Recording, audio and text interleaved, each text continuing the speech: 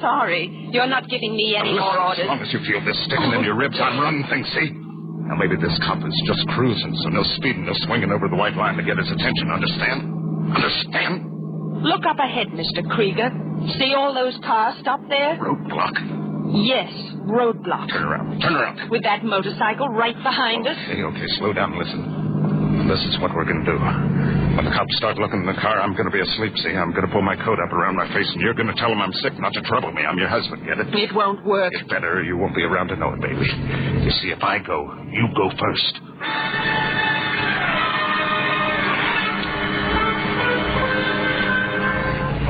For the first time, I wasn't afraid of his threats. The gas station man had read my appeal for help on the charge slip. He had warned the police. No, Krieger would not use the gun. Not now. Not when he was completely surrounded. As I slowed the car to a stop, I counted them. There were 8 officers. And I knew they were just waiting to take this killer off my hands. Now. Officer. All right, lady. Flick your headlights on the upper beam. What? Your headlights on the upper beam, please. This is a safety check. But Listen. Disappointed baby, aren't you? Officer. Don't say it, baby, or so help me, I'll pull this trigger. Oh. That's fine. Now start up your car as fast as you can, and when the officer up ahead waves his arm at you, slam on the brakes and stop fast. Well, what's so funny, lady? Watch it. Nothing, officer. Nothing at all. Well, then, go ahead, please. But, officer... I said go ahead. Oh...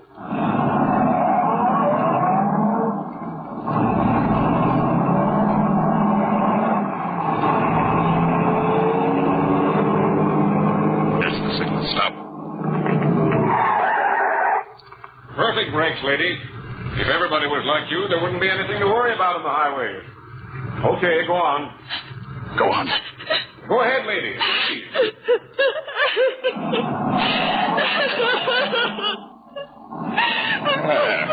You see? Just like that. Like the man said, if everybody was like you, there wouldn't be anything to worry about on the highway.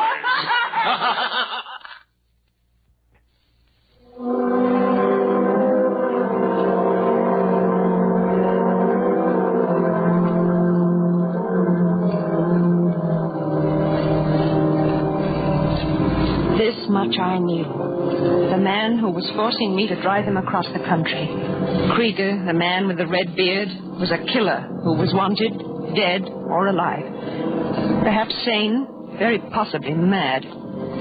When we'd reach Emeryville, Kansas, and he'd meet his friend Doc, my usefulness would be over, and he would dispose of me. But I drove on. Dayton, Indianapolis, St. Louis.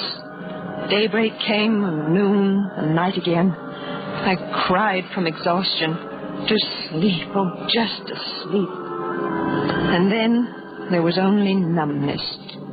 Even Krieger began to crack under the strain. His head would drop forward, and then he would rouse himself and feel for the gun. If only he would doze off long enough. Because I had a plan. A desperate gamble, but... And then, west of Jefferson City, he did drop off to sleep. Quietly, cautiously, I reached to the dashboard and turned off the ignition. Hey, what's going on? Oh, the engine, something's wrong, I guess. What's the matter with it? Well, how should I know? I'm no mechanic. Right in the middle of nowhere. I'll pull over to the side of the road. Maybe you can find out what's wrong. That don't mean I can fix it.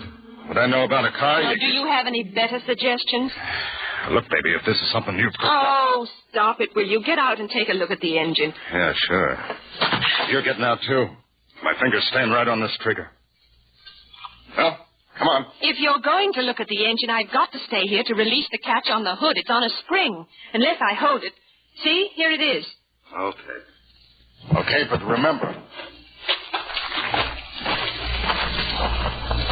Go on, open the hood. All right, but it raises on the other side of the car. He started to walk around the front of the car. His gun was ready, but so was I. He stepped in front of the right-hand headlight. Try the starter. I jammed my foot against the starter and stepped on the gas. I felt the car jolt over his body, and then I stopped to look back.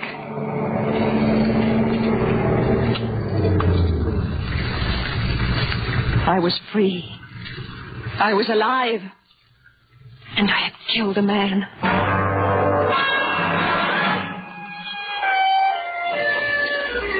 Late that night, I reached Kansas City. I wanted to go to the police and tell them. But tell them what?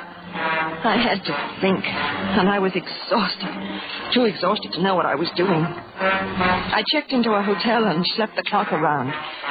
The next evening's paper said Krieger's body had been found. Now the police were searching for his accomplice. Yes, his accomplice. And wait. Maybe they wouldn't believe my story. Oh, don't get mixed up in this, Janice. I said you've been through enough. Get to Los Angeles and then forget. Yes, you did nothing wrong, except kill a man. But it was justified. Or was it, in the eyes of the law?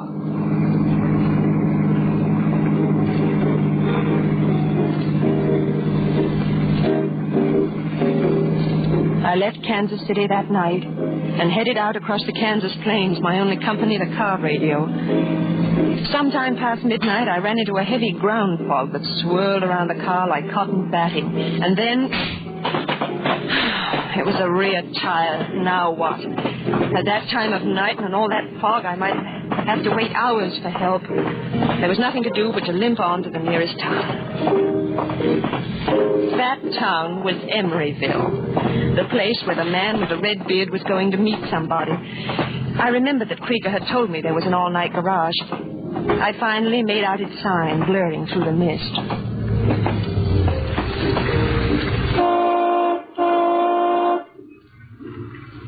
Yeah? What do you want? Can you fix me up with a new tire? Guess so. A large man in a rain slicker came toward me, dragging one foot. Then I saw his face. That same horrible, taunting face with the red beard.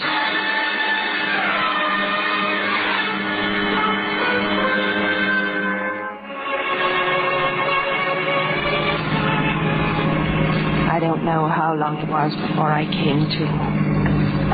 When I did, I realized it was at the wheel. Oh. When you faint, you do it up good. Oh, no. You're dead. I put a second-hand tire on the wheel. Ought to hold out to L.A. The bone in your body must have been broken. I know I killed you. Sure you did. It was even in the newspaper. But this isn't real. My brain, the dead don't come back. They don't. Can't ever get rid of me, baby. Not ever. I will. Go on. Jump out. You know what'll happen to you at 70 miles an hour? You see? You couldn't do it. I'll tell you again. You've got to die. Die. Okay, baby.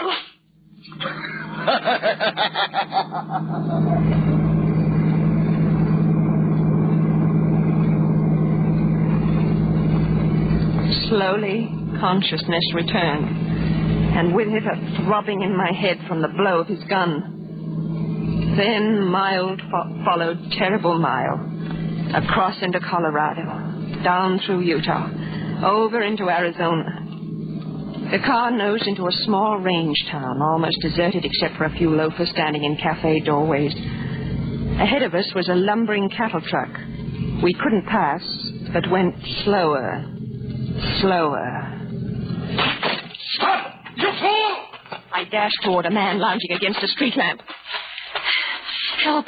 Don't let him get me. How's that, ma'am? Get me to a policeman. Please, hurry. Oh, Easterner, ain't you? Out here we call him deputy. Oh, no, you're drunk. Oh, man. Sorry, my wife's trouble in this. Oh, she ain't no trouble. Just striking up nice friendship. He's dead. I killed him, and now he's coming back. That a fact? Aye. Quite a talker, isn't she? Come on, Candy. No, let go of me. Mind if I take her other arm? She's getting kind of unsteady. Now, what to? Back to the car. No. I was kind of hoping you folks would be feeling thirsty. How about that? No, she's had enough already. Oh, can't hold the stuff, eh? Okay, Janice, you're going to drive. Oh, no, ain't that kind of chancy, friend. You'll be careful. I'll see to that. Maybe next time you can have a little faith, or maybe 2 or 3.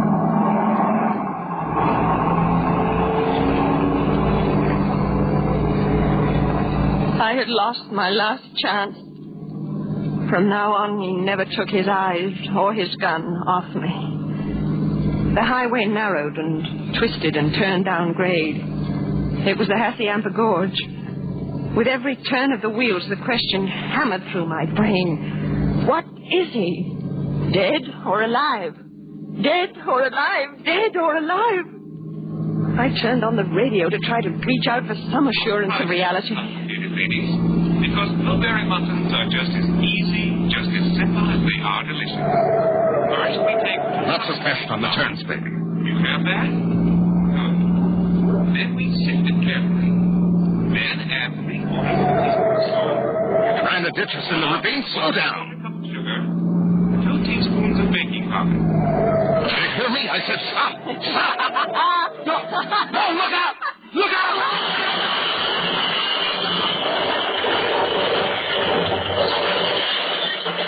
Slowly now. That's it. And now, ladies, all that's left to do. Miss Butler, Yes. the doctor says you're going to be all right. Who are you? Lieutenant Garvey, Phoenix Police. Police? Yes. I killed him. We know. But he wouldn't die. He came back. I couldn't get away from him. He's haunting me. He won't anymore, miss. He'll be doing a 20-year stretch as soon as he's out of this hospital. But he's dead, I tell you, dead. I know. I killed him. Yes.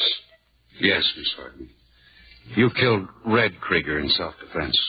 It was Doc Krieger, his twin brother, that went up the mountainside with you. Twin? That's right. Red's accomplice in the Cleveland killing. He was hiding out there in Emeryville waiting for Red. Thanks for turning him over to us. Oh. Lieutenant, Yes? my face? No scar. You sure? Would you like proof? Well, what are you doing tomorrow night? Sure. Thanks, Lieutenant. But it all depends on how long it takes me to reach Los Angeles. By train.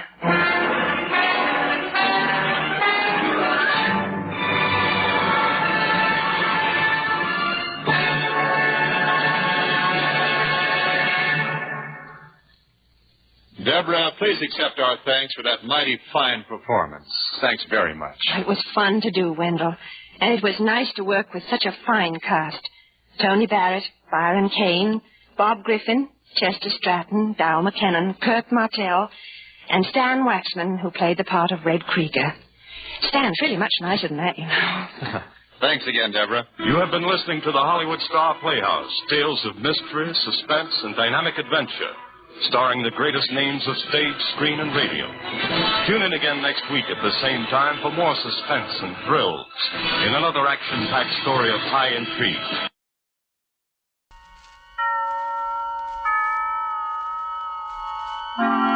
Suspense.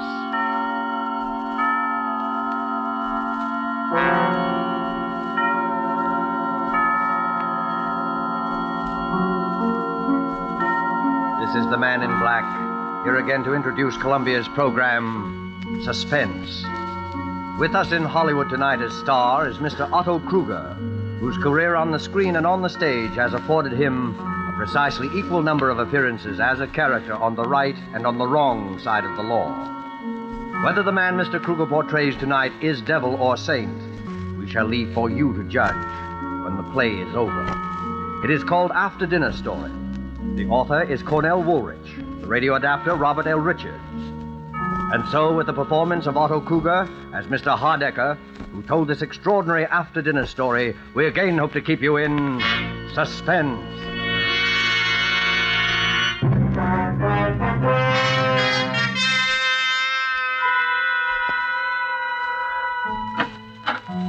Mr. Hardecker's residence?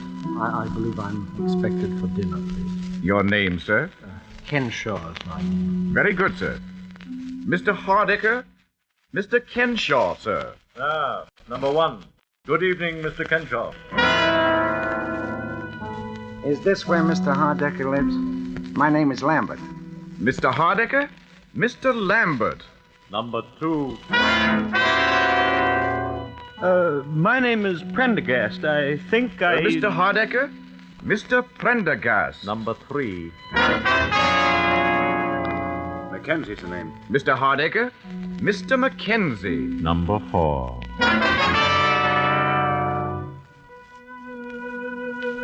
One, two, three, four. So you're all here, gentlemen? Yes.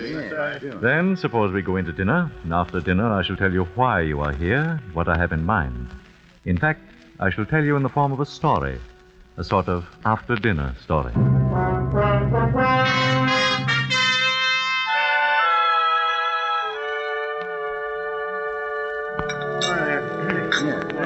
All right. You see, that's a great cup of coffee. I enjoyed it. Will you pass that, please? Well, gentlemen, did you enjoy your dinner? Yeah, it was swell. Then, if you'll excuse me for just a moment, I have certain instructions to give the servants, and after that I shall rejoin you. I shan't be long. Certainly. Well, what did that crack mean? Certain instructions to the servants. How should I know? I don't like the looks of the whole thing. Why all the mystery? Well, I suggest that you have patience, Mr. Prendergast. Mr. Hardiker clearly intends to tell us in his own good time. Yeah. And another thing. I don't eat in those fancy Park Avenue joints as a rule myself, but I've seen them in the movies. They always pass the food around to everybody. They don't bring it out of the kitchen already on your plate and just hand it to you. Well, what possible difference can that make? Well, I don't know, but I know it ain't right. Oh, none of it's right. Why does a man invite four perfect strangers to dinner? What is this thing he has in mind for us he keeps talking about? Well, all I know, he says he'll make it worth our while, and I can use a little of that worth your while stuff, the way business has been lately.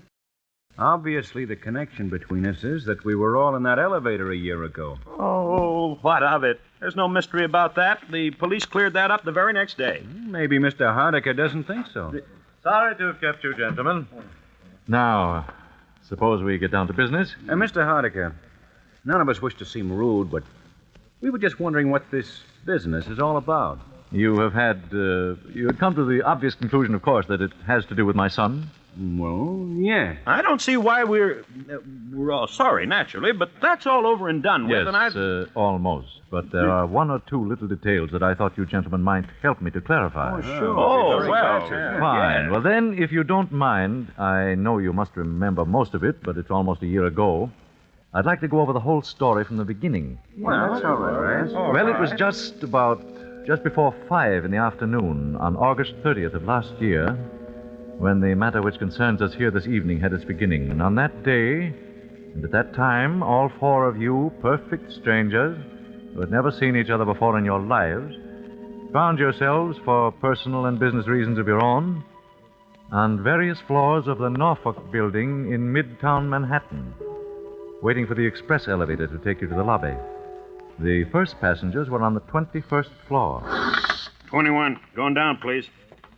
Express car. Going down. There are now 3 men in the elevator. The operator, Mr. Kenshaw and Mr. Lambert, who had gotten on at the 21st floor. 18. Going down, please. Face the doors, please. Going down. Now there are 5 men in the car. Mr. Prendergast and Mr. Mackenzie had entered the elevator at the 18th floor. 15. Express car to the lobby. Going down, please. Say hello to Eleanor for me. You bet. Bye, Dad. Bye. 6 men in the elevator. The last to enter, I had accompanied to the elevator door myself. He was my son. These things drop pretty fast. Too fast for me. Hey, this baby is moving. Hey, look! We can't stop it. We're out of control. Stop it. Look out. We're going to hit. Get off.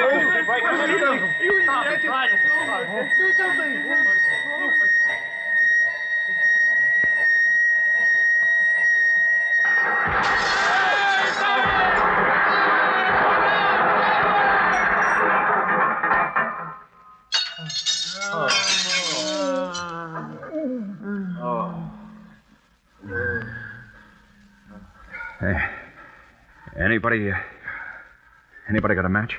I think my leg's broken. Get me out of here. I got a wife and kids. Somebody get me out of here. Get me out of here. Shut up a minute, can't you? You're not the only one with a wife and kids. Has anybody got a match? I've got to get this door open. Yeah. I don't have it. We're liable to suffocate in here. These things are practically airtight. Where's the operator? Operator, he's over here. I can feel the braid on his coat against my hand. Oh. Hey, what about it, Bud? You've got a match so I can see what I'm doing here? Hey, operator. He's dead. Dead? Why doesn't somebody come? What's the matter with him? Why did they come? Pipe down, will you? Pipe down. There, I got it. Now we'll get a little air anyway. Oh, there's a light up there somewhere. Yeah, I can hear voices. There, you hear them? Help! Help! Say, there's no use yelling your head off. They know we're down here. Yeah. I wish my leg didn't hurt so bad. Oh, let's see. Try wrapping your shirt around it tight. May stop some of the pain. Thanks. Yeah, easy. Now what? Nothing. Just sit and wait. That's all. Why don't they hurry? What are they waiting for? Why don't they hurry? Take it easy. You could be worse off. Worse off? Yeah. Like this poor guy, the operator. He's dead.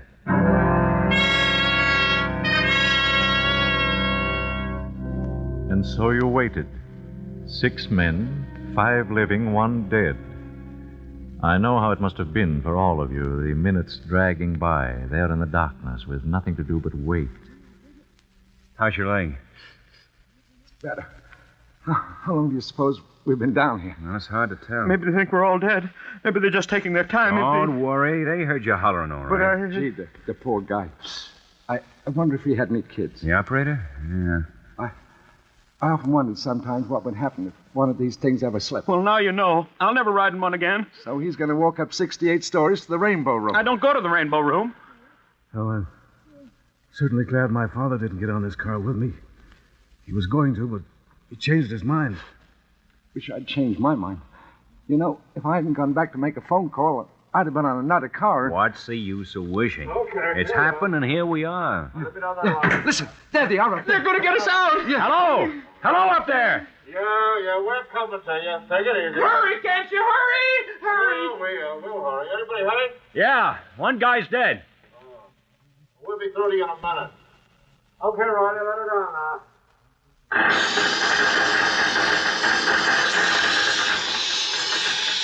Look at that light up there. Acetylene torches. Yeah, they're gonna cut a hole in the roof. What a racket. Oh, I'm nearly deaf already. Listen, you guys. We're coming through, see? Watch out for spots. Shut your rides and stand back against a wall. Okay. I never knew those things made so much noise. It's because we're closed in. What was that? I don't know. I thought I heard somebody holler. Yeah, so did I. Must have been one of those guys up above. Those sparks are enough to blind you. Well, don't look at them. They will blind you. One went right by in front of my face, right across the car. They couldn't have. They're dropping down. Did you see it? It was awful bright. Oh, just a reflection. Don't look at it. I guess they got it cut through. Phew, yeah. I couldn't have stood much more of that. They're pulling off the top. It won't be long now. All right. Stand clear down there. I'm going to jump down. Hey, cop. And no cop ever looked lovelier. All right. Pass them ropes down now. Okay, hold it. All right. Who's first now? Who's the worst hurt of you all? How about this fella? And that's the operator. He's dead. Hey, look. Those other 2 guys have both passed out. Yeah, shocking, yes. Officer, I've got to get out of here. I feel pretty bad. Hey, hold your horses. There's nothing wrong with you. But I... That man's got a broken leg there. Who's got a broken leg? I have, I think. All right. Can you sit in this rope sling here? I'll try. Now hang on with both your hands. I'll be all right. Okay. Pull him up. Well, so long, fellas. Take care of that leg. Thanks. Yeah, thanks.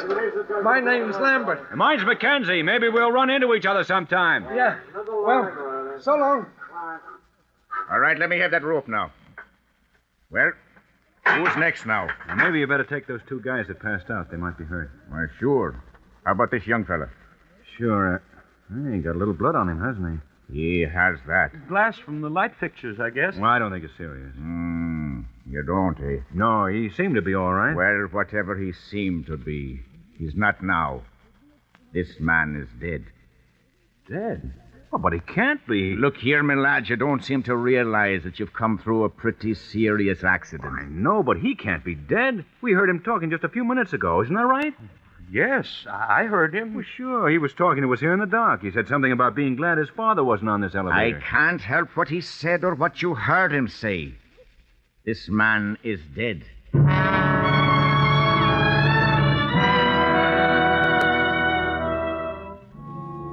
My son, who had survived the original accident without apparent injury, was dead. You gentlemen were more fortunate. You lived.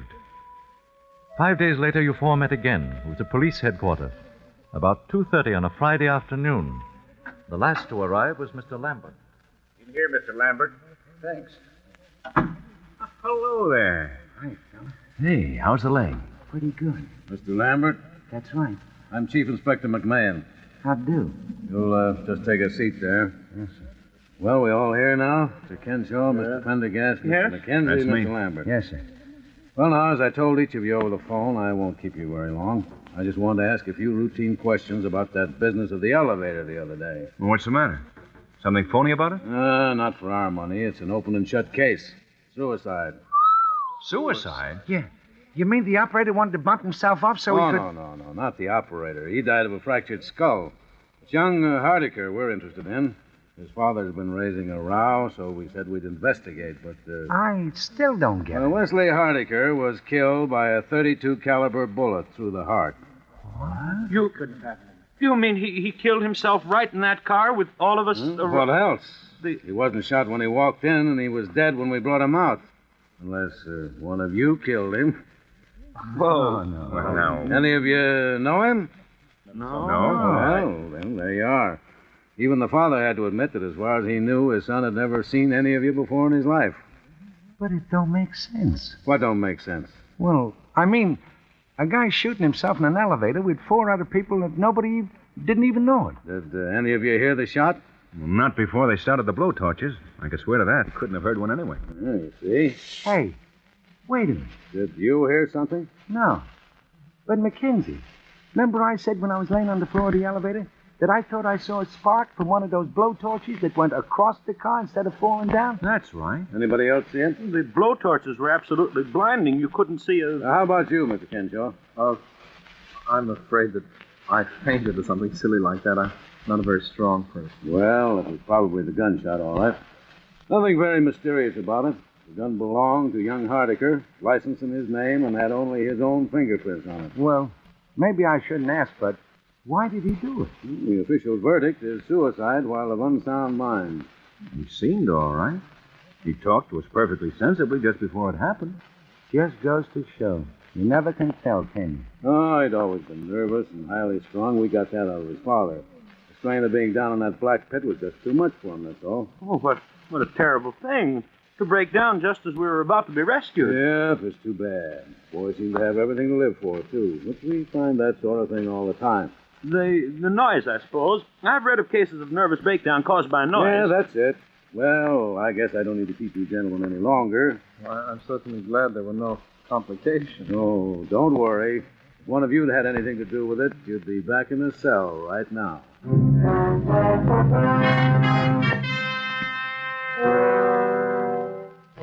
That was almost a year ago. Last week, each of you received a phone call from me. I can well understand and sympathize with the fact that you were somewhat astonished, perhaps a little suspicious of what you heard. I don't doubt that most of you debated at some length in your minds the advisability of accepting my invitation at all.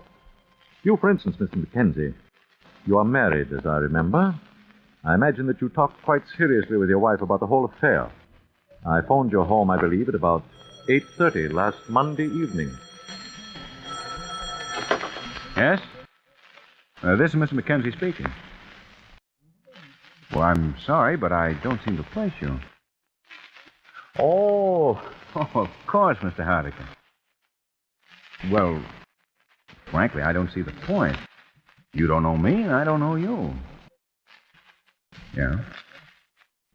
Yeah, I see. Well, all right, Mr. Hardiker. I'll be there. That's a funny name. Who was it, dear? His name is Hardiker. The father of that boy who killed himself in the elevator last year. Oh? Well, what did he want? He wants me to come to dinner with him on Saturday at his home. Why, how lovely. He's a very important man, isn't he?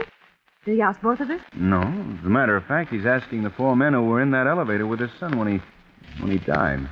What a strange idea. Seems sort of gruesome to me. Yeah, that's what I thought. Didn't he say anything? Oh, he said quite a lot. Well, what did he say? I was just thinking. Oh, now, please, Stephen, don't sit there and be so tantalizing. What did he say? Well, he said something about his son's estate. Seems his son had quite a lot of money in his own right.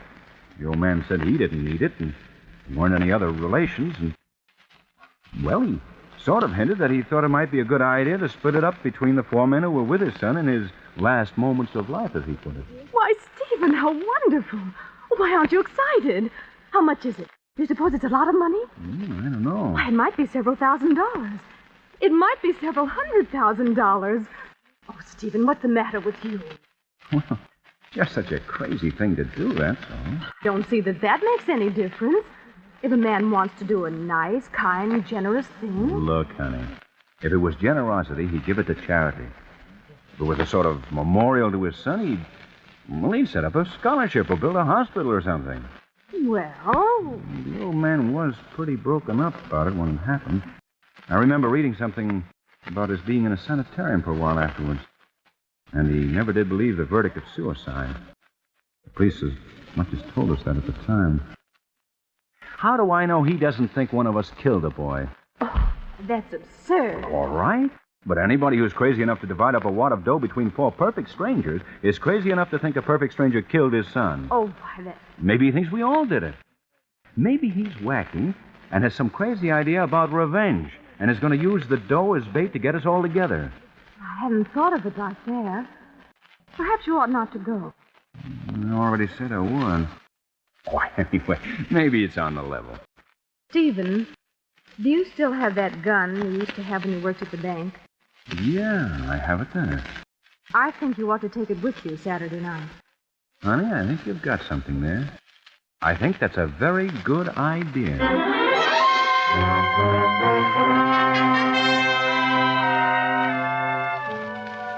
And so, gentlemen, I'm quite gratified that you all saw fit to accept my rather unique invitation, and that we are all here together this evening. By the way, Mr. Mackenzie, I'm afraid I must ask you to give me that gun that you brought along. So that's it. And, Mr. Mackenzie, you will notice that one of my servants who is standing in the door directly behind you has got you covered, is the phrase, I believe. Oh, okay. Thank you. How did you know? Why, the butler sort of patted all your pockets when you removed your coats, but aside from that, I've spent most of my waking hours during the past year looking into the backgrounds of all you gentlemen. So I was right about this setup after all. Now, look here, Mr. Hardecker. I came here tonight in perfectly good faith. I even canceled a very important business appointment. With Mr. Joseph Donahue, Celluloid Products. Yeah. All right, let's cut out the mystery. What's this all about? Yes, really, what's the idea? No, wait a minute. One moment, gentlemen, one moment. But I didn't ask you up here under false pretenses. I fully intend to divide my son's estate precisely as I suggested over the phone. I sincerely hope you don't resent my investigation of your backgrounds. Well, gee, Mr. Hardecker, my background isn't much, I guess, but... Perhaps we all owe you an apology, Mr. Hardecker, but you must admit the whole thing's been a little strange. It has indeed been very strange. I think, however, that phase of the matter is about over. Now, before we get down to business, there is one detail that I'd like you to help clear me up. Why, sure, we'll be glad.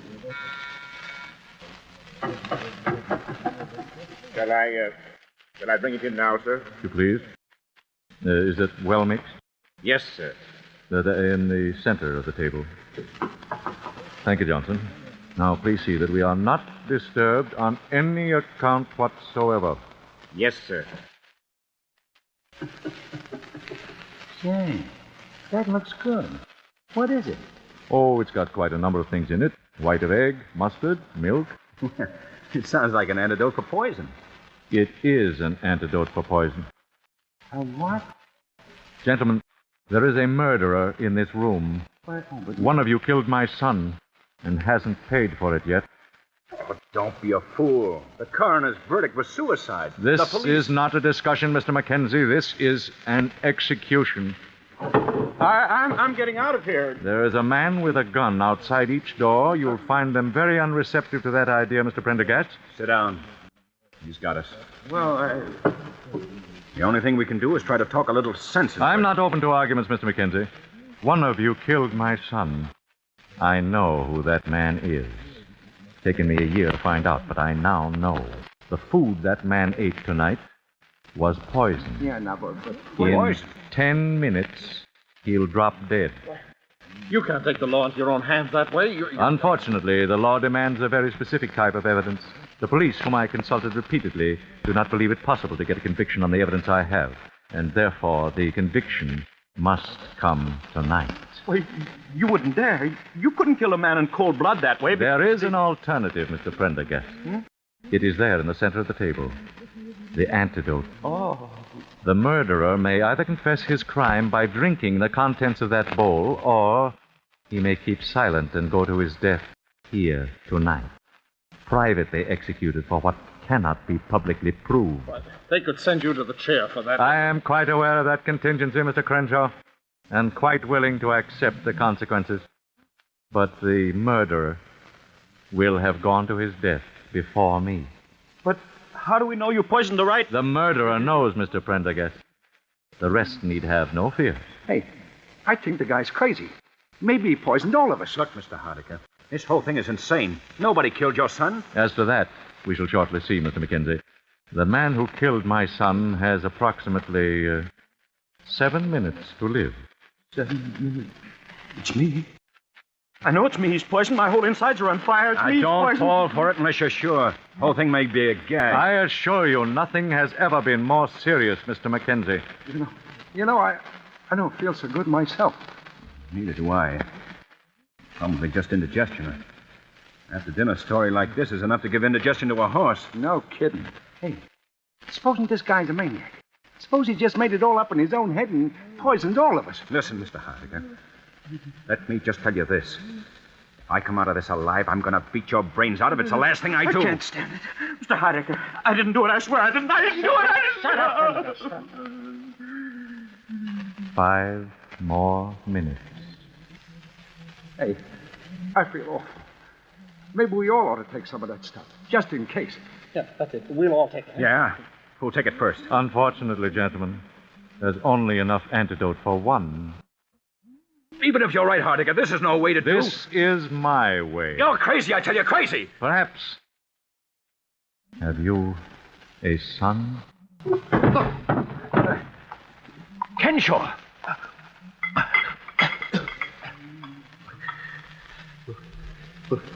Will it save me? Well, gentlemen, now you know. All right.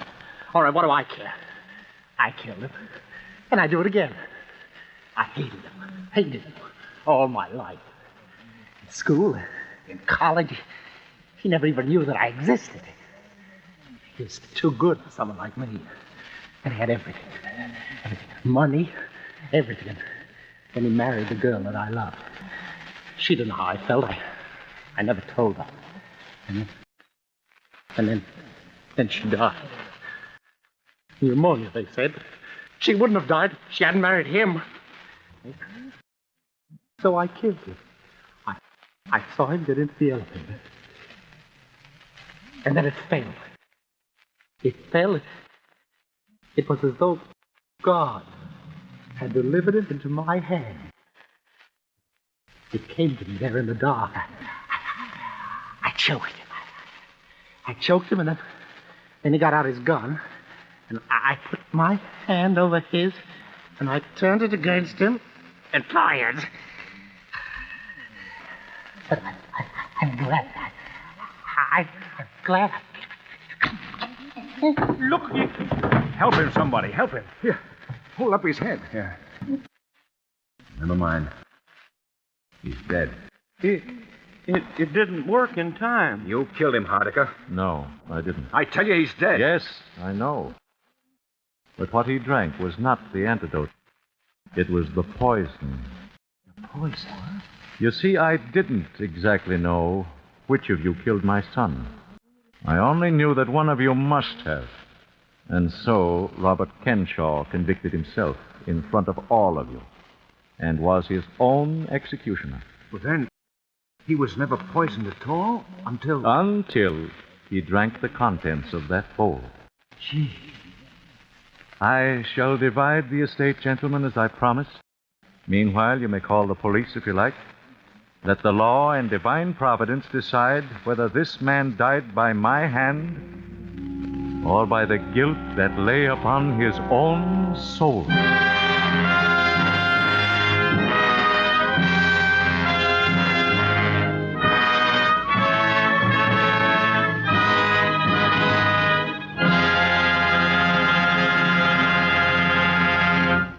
And so closes After Dinner Story by Cornell Woolrich, starring Otto Kruger. Tonight's tale of suspense. This is the Man in Black, who conveys to you Columbia's invitation to spend this half hour in suspense with us again next week, same time, when our star will be Gene Lockhart in the suspense play called Statement of Employee Henry Wilson.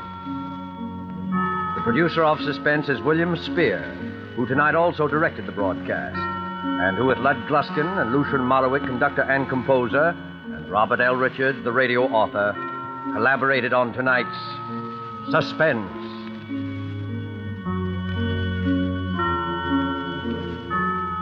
Make a note on your calendar that beginning December 2nd, Suspense will come to you on Thursday evenings at 8 p.m. Eastern Wartime, 7 p.m. Central Wartime, and 6 p.m. Mountain Wartime. Remember, Suspense will be heard on Thursday nights beginning December 2nd. This is the Columbia Broadcasting System.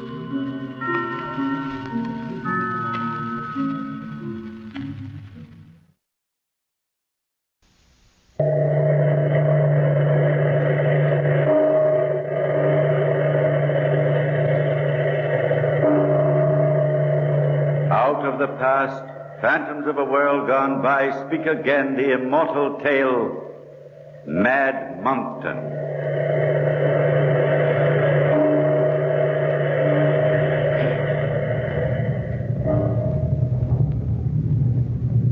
When in Wincot Vault a place waits for one of Monkton's race, when that one forlorn shall lie graveless under open sky, that shall be a certain sign of the end of Monkton's line. From mortal ken, from light of day, Monkton's race shall pass away.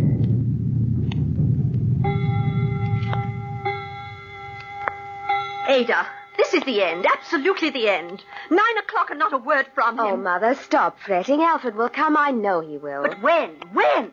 The engagement dinner was at 7, if you'll remember. But what difference does it make? Ada Elmsley, I do believe you're still in love with Alfred Monkton. Of course I am. After all the terrible humiliation he's put us to, how could you be?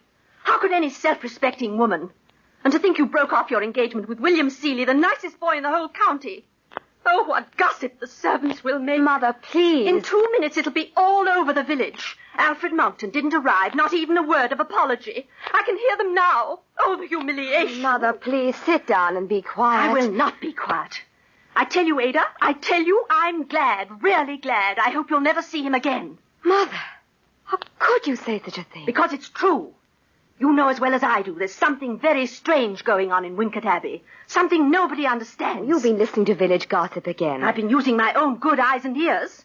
Do you know why Alfred Monkton keeps himself cooped up in that ancient abbey day after day after day, never receiving anybody, making a hermit of himself? You exaggerate. He's a scholar. He studies most of the time. That's the lamest explanation I ever heard. How you could ever be in love with such an eccentric man is beyond me. And to have him deliberately... Oh, I don't care if he has £1 million a year. I'll not allow you to marry him. Oh, we've gone over this so many times. If I don't marry him, it'll only be because Alfred doesn't want me himself. Ada! Look, a carriage on the drive. Well, it's about time. Is it Mr. Monckton? I don't know. Ada, don't see him. Send him away. Alfred, look, he's coming in. Alfred! Ada, come back. For my sake, don't see him. Alfred, you did come. Oh, I knew you would. Forgive me, Ada.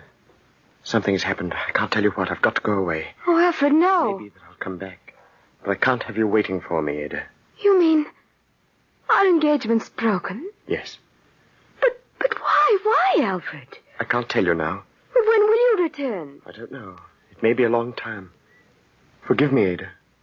Forget me. Oh, no. How could I? How could I do that? Alfred, I'll wait. Time doesn't matter. I'll wait for you. I do love you, Ada. I do. Somehow I'll come back again, I promise.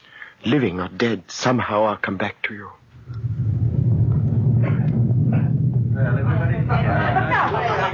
Well, William Seeley. Imagine seeing you here in Naples, of all places. And after so long, too. Has it been so long, John? Not many years. 5, I think, since Eton. It seems long. What have you been doing with yourself? Last I heard, you and Ada Elmsley were engaged. What happened? Oh, I'm afraid we just broke it off, and I've been wandering over Europe, one place to another. Well, don't tell me you're suffering from broken heart, I believe is what they call it. Oh, no. Just wanderlust, I think. At least that's what brought me here to the garden of the Villa Real. And a lucky thing, too. Let's drink a toast, shall we? I say... Oh, something the matter? Huh? No, not really. It's just that fellow over there staring at me as if I were his long-lost brother. It's rather unnerving. Where? Oh, I say, do you know him? No, I don't think so. Do you? Well, only by reputation. He's a character around these parts. Really? What's his name? Monckton, I think. Alfred Monckton. What? Oh, I say, you do know him. Well, only slightly. I haven't seen him since I was very young. We lived in the same county. Of course, I remember now. Monckton has Wincot Abbey, I believe. Yes, and also Ada Emsley. Oh, I say. Oh, you mean they're married? No, just engaged. I wonder what he's doing here. I haven't the slightest notion. Oh, look there. He's written a note. He's given it to the waiter. Yes, I noticed. Oh, and the waiter's coming to our table. Mr. William Seeley? Yes. The gentleman just leaving, the one over there, asked me to give you this. Oh, thank you. You're welcome, sir. I wonder what Monckton wants with you. Well, we'll soon see. Here, let's read it. If you are the William Seeley from Wiltshire County, England, will you do me the honor of calling at my flat this evening just before midnight? My need of a friend and confidant is urgent, and I shall be ever grateful for your compliance. My address is below. Alfred Monckton. Oh, that man gives me the creeps. Are you going? Yes, I think I will. He's tormented with some terrible fear. You can see that on his face. Maybe I can help him for Ada's sake.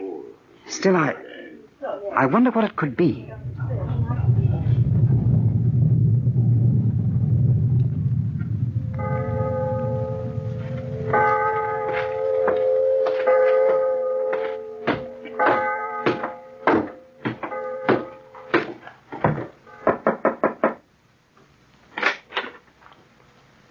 You are the William Seeley from Wiltshire. I knew it.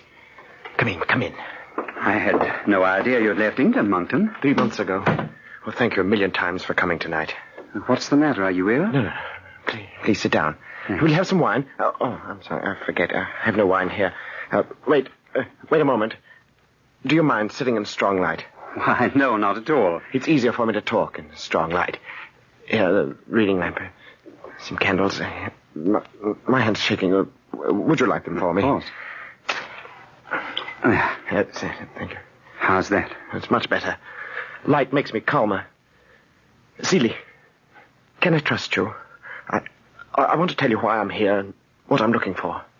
It's hard to believe, but I'd like to hear you say that you'll tell nobody the secret. Well, of course I promise, Monckton. Thank you. I can trust you. I know I can. Seeley, you were engaged to Ada Elmsley once. Yes. She broke it off soon after she met you, old man. Yes, I know. She told me. I'm sorry, Seeley. But we love each other very much. Though I can never marry her. Never. But why? Come, I'll show you. Here in this room. What is it? There's nothing here. Wait till your eyes grow accustomed to the darkness. Come here a moment.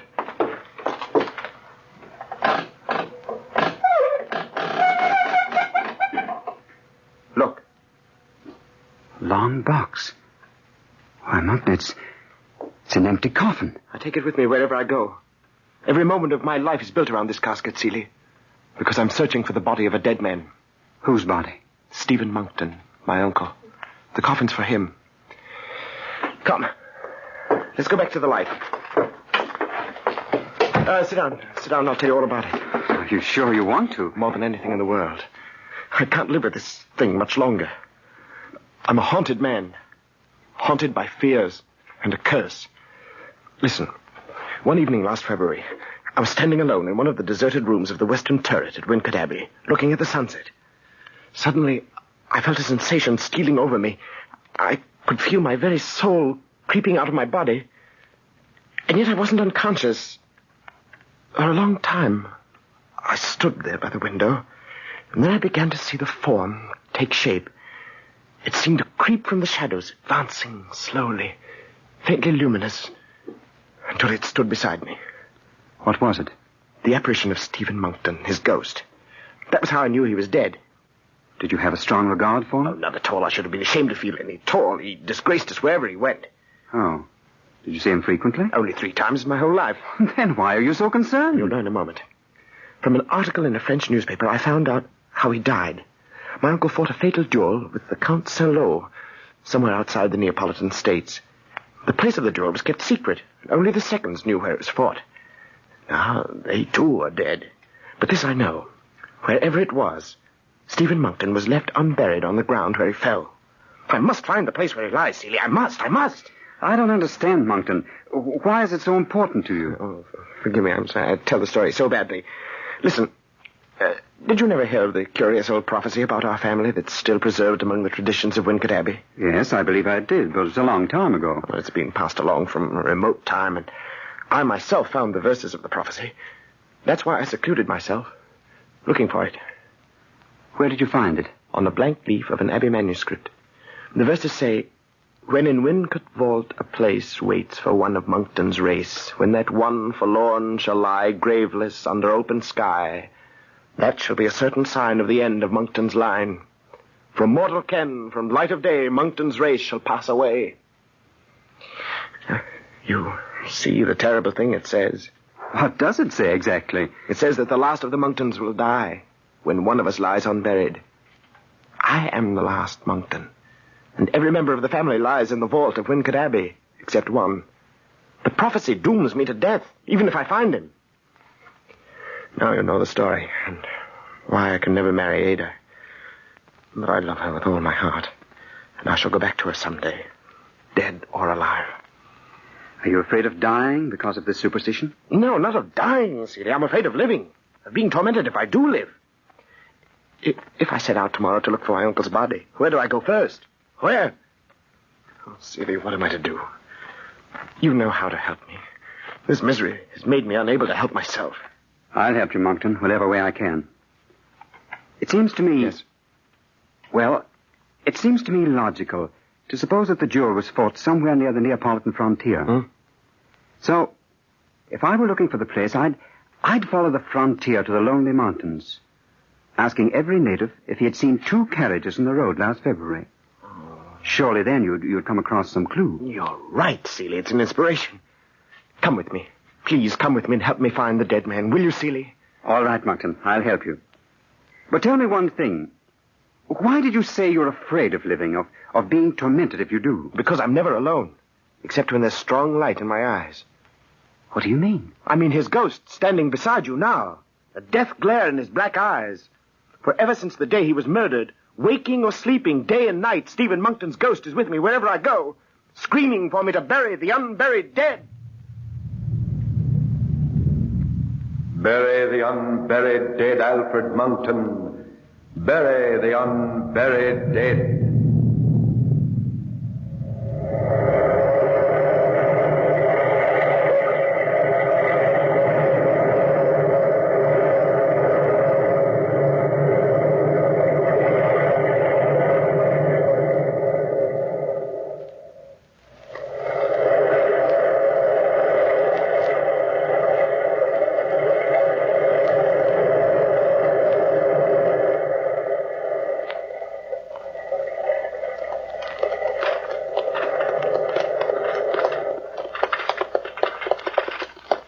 Seeley, would you take the reins for a while? What's the matter, Monkton? You look tired. Oh, it's nothing. The search just seems so hopeless. Will we ever find him? Will we ever find him? Oh, you must have patience. It's only been a week and the frontier hills aren't far from here. How's the coffin riding? The canvas covers it well. He's still with us. Always with us. The ghost, you mean? Yes. Just yonder by the roadside. Suspended. Moving ahead. Waiting for his burial. I tell you, Celia, I'd rather die 1,000,000 times than be companioned by a bleeding ghost. Look, there's an old woman on the road. She might know something. Oh, yes. Stop the wagon. Whoa there. Excuse me, Senora. Do you live here on the frontier? Si, senor.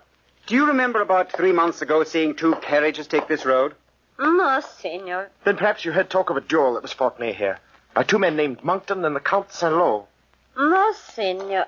But, wait. Now, I remember during February, 2 richly adorned carriages did pass my house late in the afternoon. Which way did they go? They were headed for the hills Thank you. and very fast. Thank you so much. Seeley, what luck. Let's go, quickly. Monkton, calm yourself. All day you've been tense, and I know you're feverish. I'm all right, I tell you. If we hurry, we can make the hills by sundown. Let me have the reins. Get up there! Get up!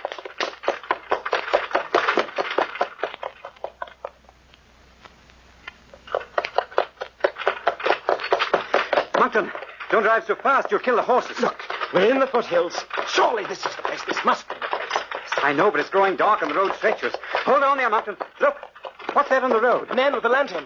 He's motioning for us to stop. Whoa! Whoa! Signori, you take this road at your own risk. Who are you?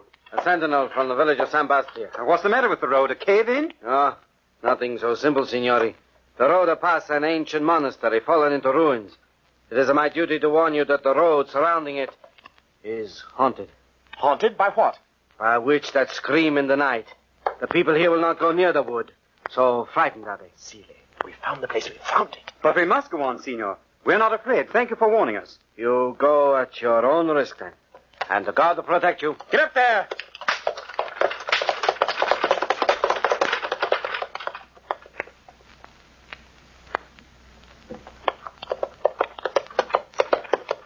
Look, Monkton. There in the moonlight. The ruins of the monastery. Oh, there. Oh, this is the place, Seeley. I know it is. Jump down. All Let's right. search it quickly. Monkton. Listen to that. You hear him too now. Stephen Monkton pleading for me to bury the unburied dead. Where's it coming from? Yonder, on the hill. Come. Do you see his ghost? Wavers in the moonlight. Beckons from the doorway of the monastery. Seeley, we found the place at last. At last. Come on. Here. Here's the door, Monkton. Yes. Here. Help me push it in. There. Come on. Come on. Come on, I lead the way. Look. The roof is fallen in. Monkton, wait. Look yonder. A slab of stone in the moonlight, looking up to the sky. The body of Stephen Monkton. Say, he looks alive. His shirt is wet with blood.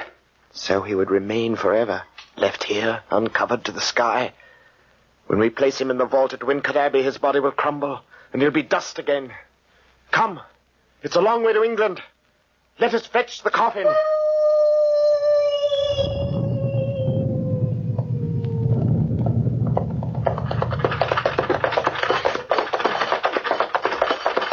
There's the ship, Seeley. There's the Flora. Yes, and that looks like our captain. Captain King? Hello there. May we see you a moment, sir? Surely you can. Always glad to oblige a fellow Englishman. Remember, Seeley, price is no object. You talk to him. All right. Well, what can I do for you, my lads? They told us at the consul's office that your ship, the Flora, is sailing for England. Right you are. On the way home again. Well, we're rather anxious to get to England ourselves, Captain. Will you take us? We'll pay whatever you ask. Well, now, can always use a few extra shekels. But I say, what's in that box on your wagon? It's an antique statue, a treasure of art, Captain. We're taking it back with us. Oh, well, now, I think we can arrange passage all right. How about £50 for the lot of you? Yes, I think that's agreeable.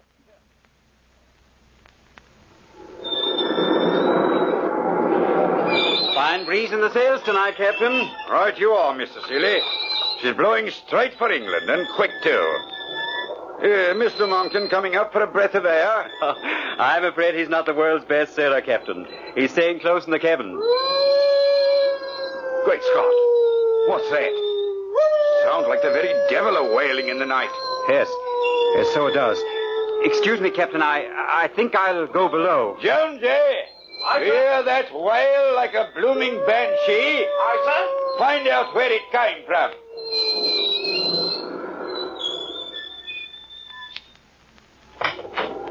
Monckton, your ghost is haunting the ship. I know, Seeley. I heard him, too. But what do we do? They'll find out there's a dead man in the casket. Those sailors are dangerously superstitious. But what can I do? He screams to be buried in Wincott Abbey, Seeley, and he'll haunt me till I lay his body there. Oh, but I never thought this way. Mr. Monckton, open the door. Seeley, that's the captain. Come in, Captain. There's something wrong among the men. They're silent and afraid. One of the Maltese boys is saying there's a dead body in that packing case there.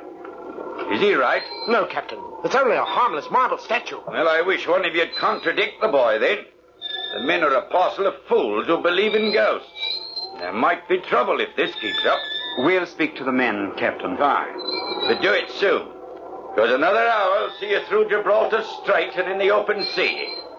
Good night. Good night, sir. Seeley, did you hear that? The open sea, then England. But the crew, the captain's right. Monckton. No, wait. Believe me, it's best to wait. Look, the sun's coming up, and the ghost will be silent until nightfall. Then we'll be in sight of England, and it'll be done, Seeley. It'll be done.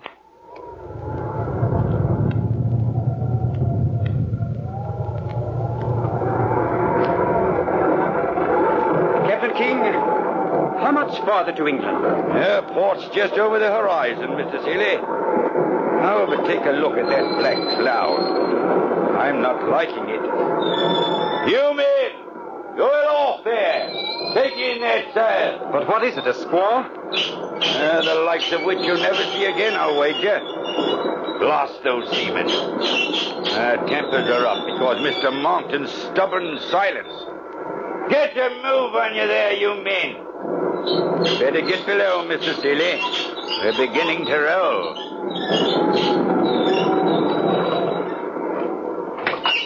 Seeley, what is it? The ship's in danger, I know it is. I've come to fetch you, Monckton. They're cutting away the foremast. The ship sprung a leak. Oh, no, I can't leave him here. Oh, what difference does the body make now? The men are already taking to the boats. Come on. No, I can't go. I can't. I'll be haunted the rest of my life. I'd rather die, Seeley. I'd rather die. Monckton, what are you doing? There's no time. Look, we can take him out into one of the boats. I must get him to England. I must. No, Monckton. No, the men will kill you. I must. Monckton, the ship broke through. Come quickly, save your own life, Seeley. Mine is gone when this coffin sinks in the sea. I've got to stay. I've got to take it back to Wincott Abbey. You'll go before it's too late. Seeley, go!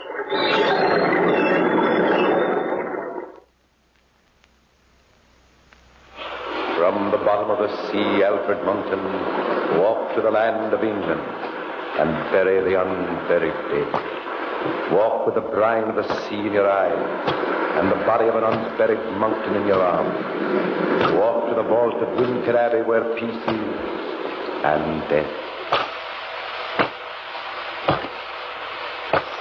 Bury the unburied dead Alfred Monckton at Wincott Abbey, at Wincott Abbey, and give my ghost eternal peace. Bury the unburied Monckton dead.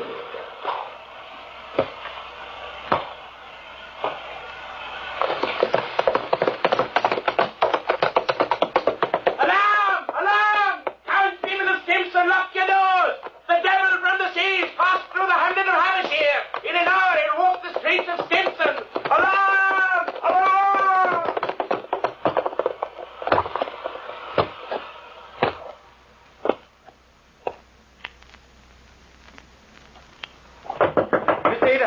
Miss Ada, open the door. It's William Seeley. William, what's the matter? Come with me quickly.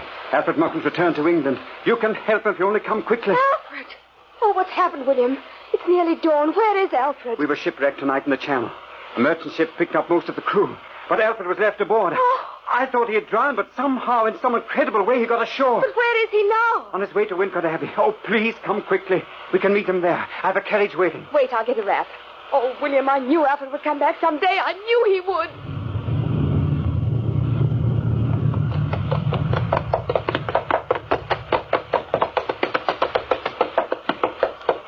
Come. He's not on the road. We'll wait for him at the Abbey vault. Why at the vault? Because he was carrying the corpse of Stephen Monkton in his arms. Come now. William, look. The vault door's wide open. He's there. Alfred's there. Alfred! Alfred! Ada, wait. Alfred, where are you? Ada, wait a minute. Don't look in there. But why, if he's here? Come. We'll go in together then. Look. Wet footprints on the floor. Alfred! Alfred, where are you? William, look. 2 coffins pulled from their narrow places, the lids open. What's it mean? He said he'd come back. Look. The letters on this one say Stephen Monkton below the family crest. What's that inside it? What's left of the corpse? A pile of sea-soaked clothes and bones. Oh, how terrible. Ada, please come away. No, the other one. Don't look in it. But I must. Oh, Alfred. Alfred. You can't help him now, Ada. I didn't know. I thought he was alive. But he was drowned in the channel. Now their ghosts will not walk the earth, screaming for a place of burial. He had to come back to Wincott Abbey. Even death could not stop him. Oh, Alfred. Why? But why? Come away and I'll tell you. Now the last of the Monktons is tormented no longer. He rests in peace. Come, Ada. Look. The sun is coming up.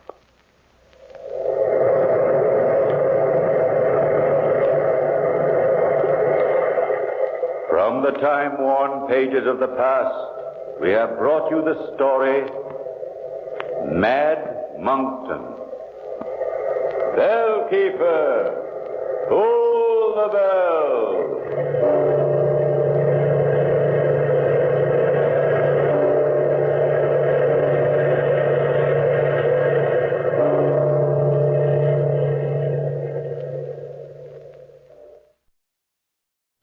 Om Mani Padme Hum.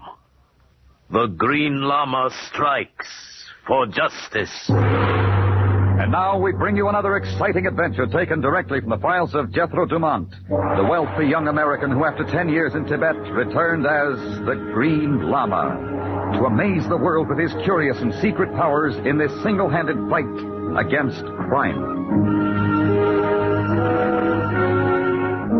I am Tulku.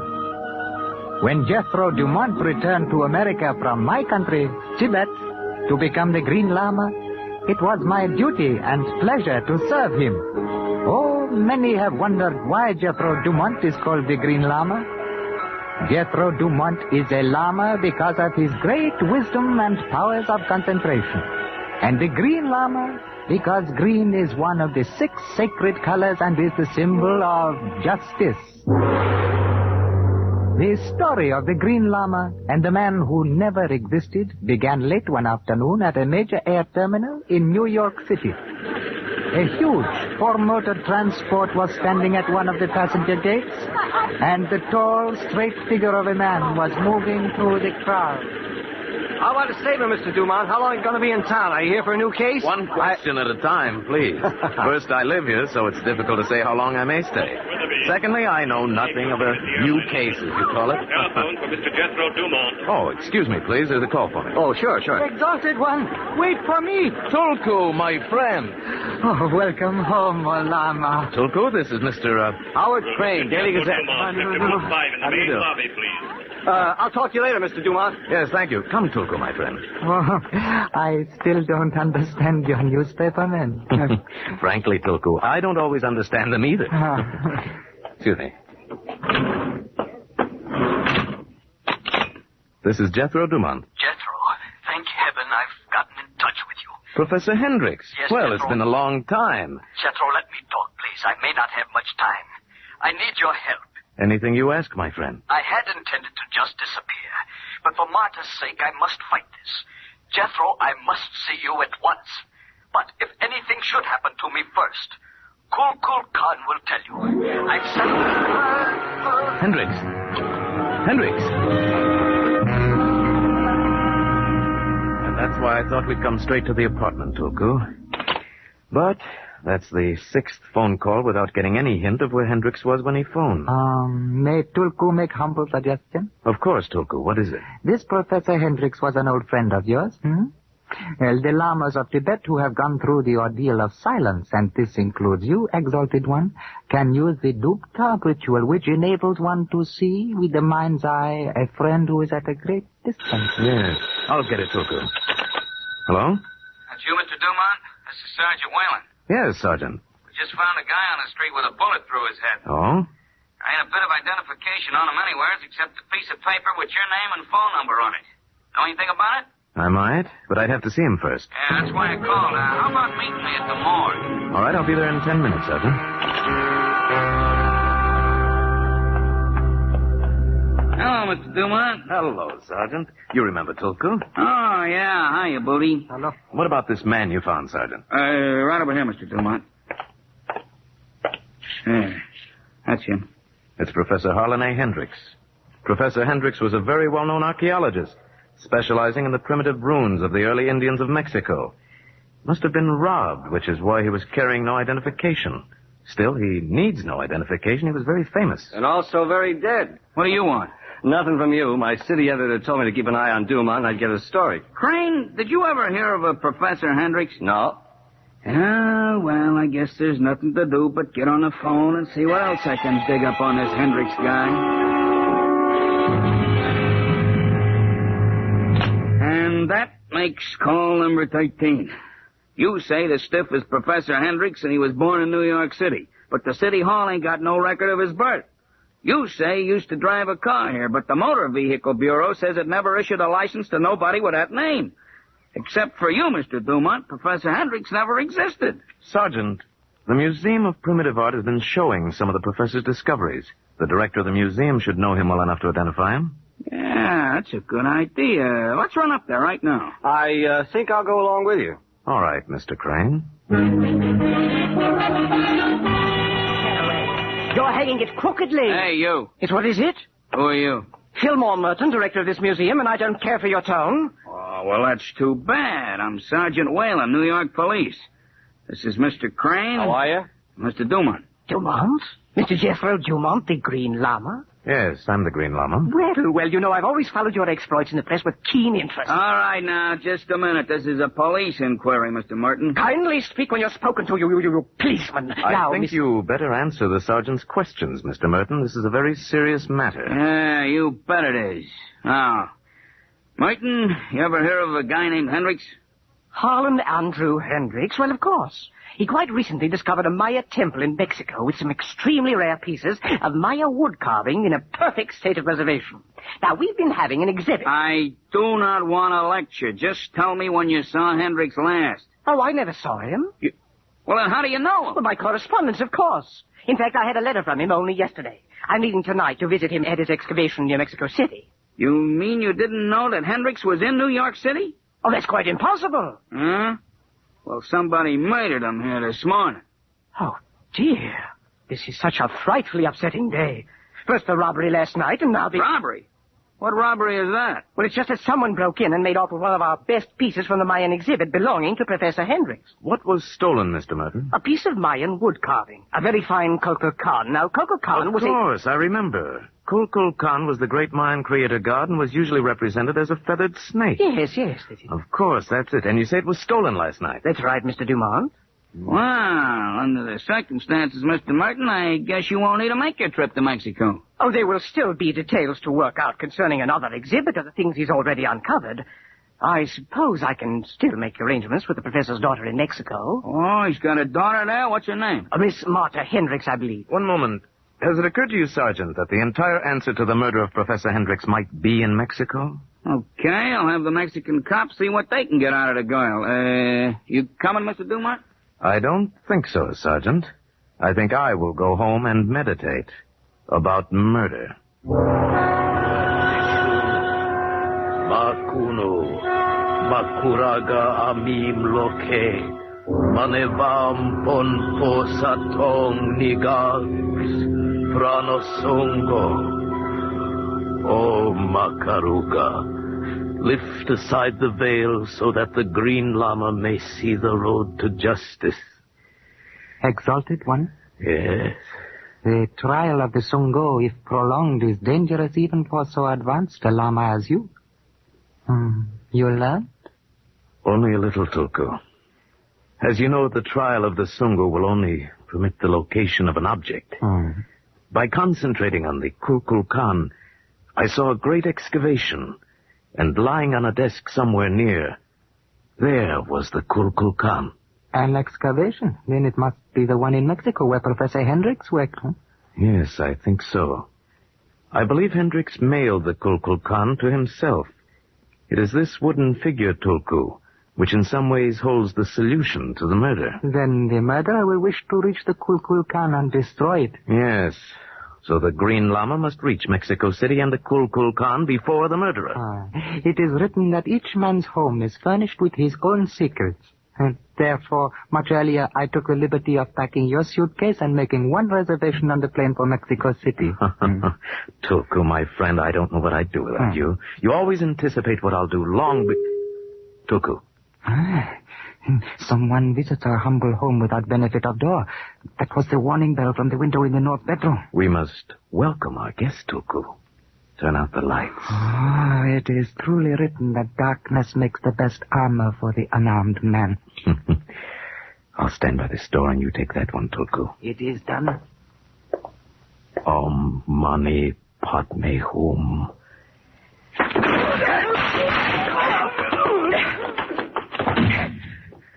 Tulku, are you all right? Yes, the Exalted One.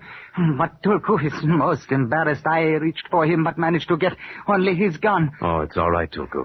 It was enough to make him fail. And having failed once, my Lama, he will try again. Well, Mr. Merton, I was hoping this would be the plane you were taking. Mind if I join you? Well, Mr. Dumont. Well, this is a surprise. I had no idea you were going to Mexico. I decided rather suddenly. Well, then this must mean that you're going to do something about the death of poor Professor Hendricks. I'm so glad. Tell me, Mr. Dumont, do you believe there is a connection between his death and the theft of the Kulkul Khan from our museum? Yes, I believe there is a connection. I think that Professor Hendricks might not have been murdered if the Kulkul Khan had not been stolen. Oh, dear me. I realize, Mr. Dumont, that I'm not the athletic type. But if there's anything I can do to help you while we're in Mexico, I shall be most happy to do so. Thank you, Mr. Merton. However, I don't think it's necessary. And it might be dangerous. Oh? Earlier this evening, someone entered my apartment and fired several shots at me before escaping. Obviously, the murderer is on his way to Mexico to destroy what he thinks is the only clue to his identity, perhaps to kill again. He may even be on this plane. Why, I believe you're trying to frighten me, Mr. Dumont. Well, after all, Mr. Dumont, there's only you and me, and... Well, surely, Mr. Dumont, you're not suspecting me. Please, What's the matter, Merton? You choke on a Kulkul Khan? Well, Mr. Crane, what are you doing here? I'm just going along for the ride. Oh, dear, I feel quite ill. I hope you gentlemen will excuse me. Perhaps the stewardess has a remedy for air sickness. There, must be a pretty big story involved if your editor's sending you to Mexico. Same old story. Of course, it'll be a bigger story if I should hit on the answer before the Green Lama does. How did you know I was going to Mexico City, Mr. Crane? Well, you know how it is. In a way, your racket and mine are alike. Oh? We both go around sticking our noses in a business that doesn't concern us. I wonder which one of us will live the longest.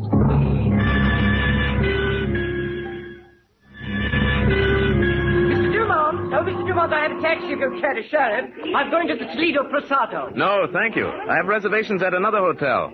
Have you seen Mr. Crane? Well, I believe he was telephoning the last time I saw him. Taxi, senor. This way, senor. Taxi all ready, very clean, very cheap, very nice. You get in, see? All right. You sound as persistent as a cab driver from Brooklyn. This Brooklyn I am not knowing, but I, Pancho, drive the best taxi in all Mexico City, perhaps in the world, senor. Take me to the Imperial Hotel, driver. Senor, hablo de mi corazón. I speak from the heart. The Imperial Hotel is not for a gentleman such as yourself. Perhaps, but I'll be the best judge of that.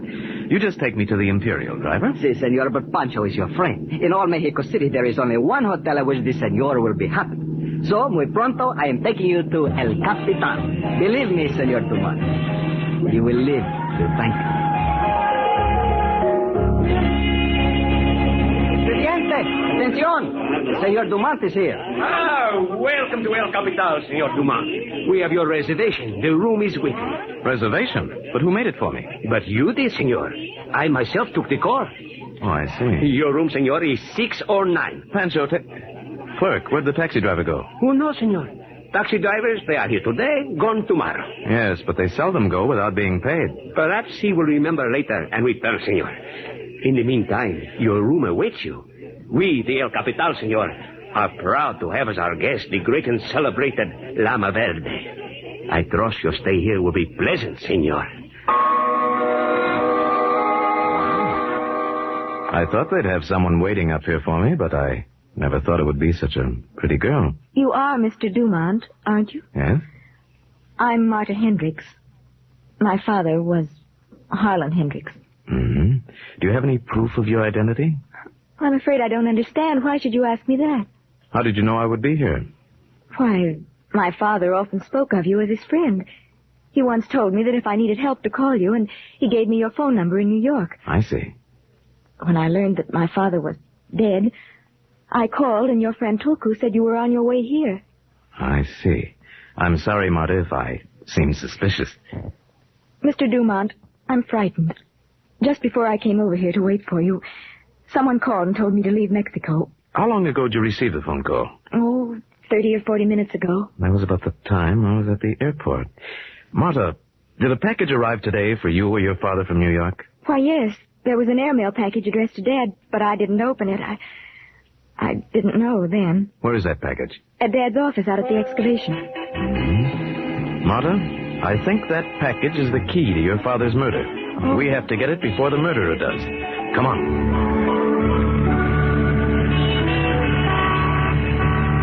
Senor, senorita? Oh, Pancho. I knew the senor would soon be looking for the best taxi driver in all Mexico City.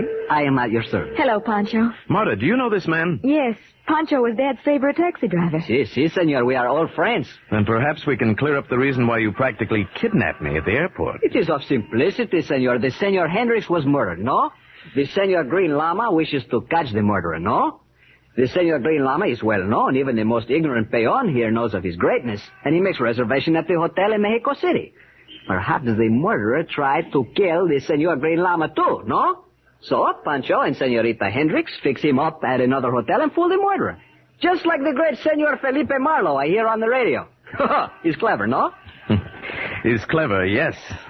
Marta, do you have a car? Yes.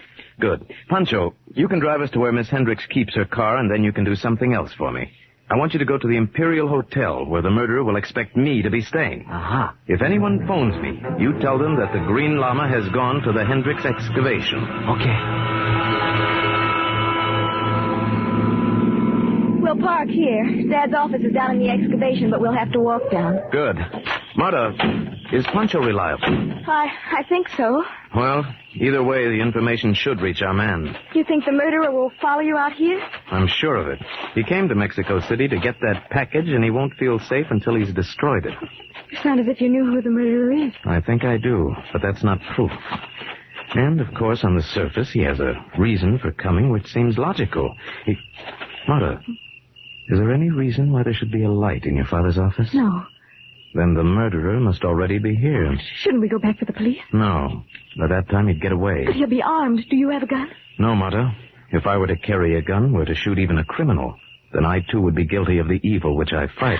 Look, the light went out. He may have heard us. All right, keep quiet now and stay behind me. Here we are. I got it covered. I've got him. Turn on the light, Marta. Oh. Crane. Dumont, I can explain everything. I'm sure you can. Who is he, Jethro? This is Mr. Crane, a newspaperman who seems to have taken up a sideline. I told you I can explain everything. Look on the floor, Jethro. That's the package that arrived this morning. And was leaving tonight if Mr. Crane had his way. Open it, Martha. It's the Kukulkan. Yes, it's had quite a history in the past few days. Why did you want to steal it, Crane? I came out here to see if I couldn't dig up a few extra angles on the story. I recognized this thing as that Kukulkan you and Merton were talking about. I thought I'd take it along on the chance it might lead to something, that's all. You didn't know that Hendricks had mailed this to himself? That means Hendricks stole it from the museum. Jethro, is he accusing my I'm afraid father? your father did steal the Kukulkan from the museum, Marta. What? But since it really belonged to him, I don't suppose it really was stealing. But why did he steal it then? And what was this business about no identification? Hendricks said something to me on the phone about intending at first to disappear. I think he went around erasing his own identity. He had a reason for feeling disgraced and intended to vanish. Then, because of Marta, he decided to fight. That's why he was killed. And this carving of the Kukulkan is a clue? Oh, yes, the Kukulkan. Intricately carved out of hickory. A wood which the Mayans never knew. Hickory? Yes, this is a very clever copy of the original Kukulkan your father sent to New York. You see, someone was copying his discoveries and selling them as the real carvings. Oh, Jethro, this man... No, Marta, Crane isn't the murderer. He's just a newspaperman with too much curiosity. But I know who the murderer is, and I have known for some time. Yes. Yes, the so clever Green Lama, who knows all and sees all. No, don't move any of you. Mr. Merton, what are you... I was wondering when you'd get here, Mr. Merton. I knew you had to try to get this counterfeit carving because it was the clue to your whole scheme. When Professor Hendricks took this from the museum to prove what you'd been doing, you killed him. But he'd already mailed it here. Yes, dear me, yes. I was quite perturbed when I discovered he didn't have it with him. May I trouble you to hand it over now? Mr. Dumont, why don't we just slap that gun out of his hand and... Please!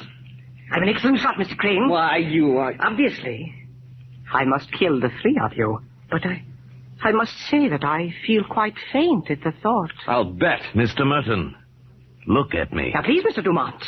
I will definitely not give you time to do any of those weird Tibetan things. Look at me. I shall fire at the first sign, really, I will. Don't you come any closer to me. The Green Lama Stay away. strike. Stay away, you hear? Don't you come...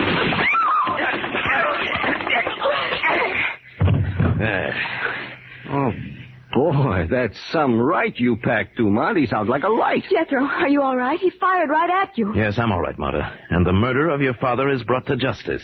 And all because of this little hunk of wood.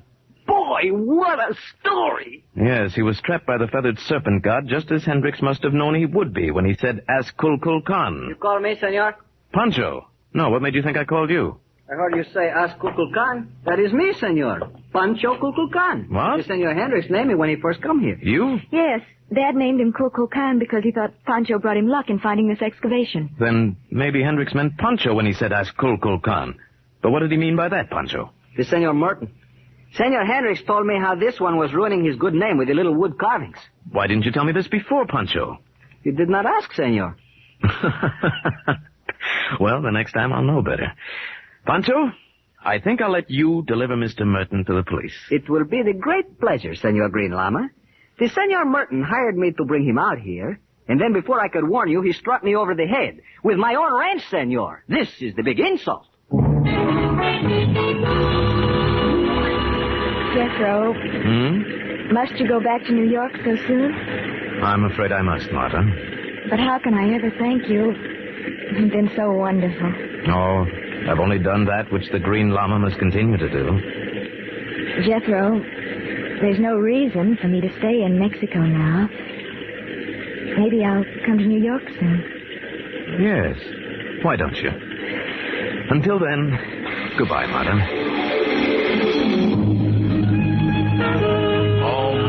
Mani Padme Hum.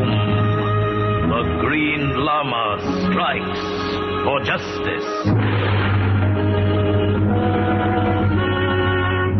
The Green Lama, starring Paul Frees, is produced and directed by Norman MacDonald. Tonight's story was by Jethro Dumont, as told to Richard Foster and William Prue.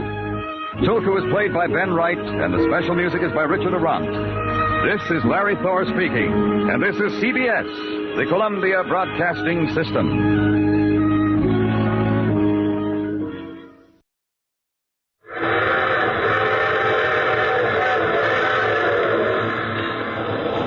to All presents The Mysterious Traveler.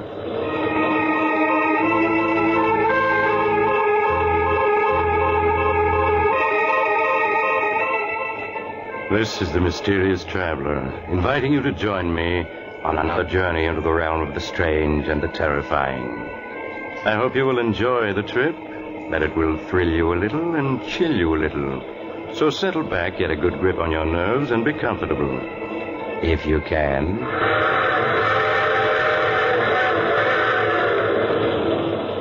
It's the end of July, and rather warm, isn't it? There's probably an insect or two buzzing around in your living room right this moment, or banging against your screen trying to get in. Before we go any further, you better get rid of it. If you do, you'll breathe easier as you hear the unusual story I have for you today. The story I call The Man the Insects Hated.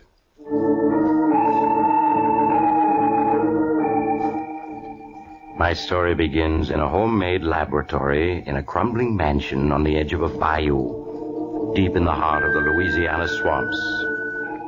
Outside, the air is filled with the strident hum and buzz of insects, uncounted swarms of them, crawling and hopping and flying in the hot, lush atmosphere. Inside the laboratory, the air is filled with the same sound as a small man with graying hair lifts a wire insect trap to a table. Listen to them, Mary. How they hate me, every one of them. The flies, the bees, the hornets, the beetles, the locusts, the spiders, they all hate me. Oh, John, they don't hate you. They're just bugs. They can't hate you. Yes, but listen to them hum and buzz when I come near. They know me. And the reason they're so upset is that they know that we're enemies. And that I'm going to destroy them. Destroy them utterly. All right, John. Oh, Mary, you look tired. This life we've been leading the last few months, it's very dreary for you, isn't it? It's all right, John. It doesn't matter. Oh, but it does. These swamps, they must seem like the last outpost of creation to you. You always did love the city and the lights, the movement, the gaiety. I'm all right. You mustn't worry about me. It's such a struggle. If we had someone to help us, it would be easier. But no one will come out here and work for us. Yes, I know, my darling. Believe me, I do. But it's only for a little while. Soon we'll be rich. I promise it. All right, John. I'll be patient. You do believe me, Mary. You know that I'm on the verge of success now, don't you? That last formula, you saw how quickly it killed every insect in the cage? Yes, I know. It was wonderful, John. Yes, and you know yourself what it'll mean to the world. The perfect insect killer, something much better than DDT. Why, it will be tremendous. It will make the worst jungle livable. It'll cut down disease and increase the crops. There's someone at the door. Yes. That's very odd. I wonder who it could be. I'll see. Perhaps it's Dr. Guernsey or Mr. Conway, the druggist. They promised to call. Good morning. Is Professor Hanson in? Why, yes, he is. Come in quickly. There's so many flies. Yeah. Seems like the air is full of bugs outside. Never saw so many in my life. What is it, Mary? It's someone to see you, John. I don't know who. Andrews, the name, Professor. Martin Andrews. Say, you really are out in the wilds here, aren't you? Thought I'd never find you. Yes, we are rather isolated, but... You're wondering who I am and what I want here. The truth is, I was in Conway's drugstore back in town, and he told me you might be able to use a handyman. Oh, a handyman? Yes, we can use a handyman. How much do you want? Oh, not very much. I guess $25 a week would do me. We can manage that, I think. But on second thought, I don't know. I'm not crazy about these swamps with all these bugs around and... Oh, please try it anyway, Mr. Andrews. My husband is engaged on some very important research, and he needs help badly. Oh. Well, when you put it like that, Mrs. Hanson... Then you will stay. Yeah, I'll stay. What have I got to lose? Maybe I'll like it better than I thought at first. Excellent, Mr. Andrews, excellent. Oh, just call me Martin, Professor. Yes, Martin, yes. Now, there are a lot of details that you can help me with. Now, take this watch. And Lunch will be ready in a minute. Oh, yes, my dear, yes. Take this watch, Martin, and you see this wire trap full of insects? Yeah. There must be thousands of bugs in there. There are. You see, I'm working to discover the perfect insect exterminator. Oh, yeah, I see. Yes, and in this spray gun, I have my latest solution, Formula 312. And I'm going to spray it just once at this trap full of insects, and you are to time how long it takes them all to die. You're gonna kill all those bugs with just one squirt from that sprayer? I hope so. And they know it, too. Listen to them hum. How they hate me.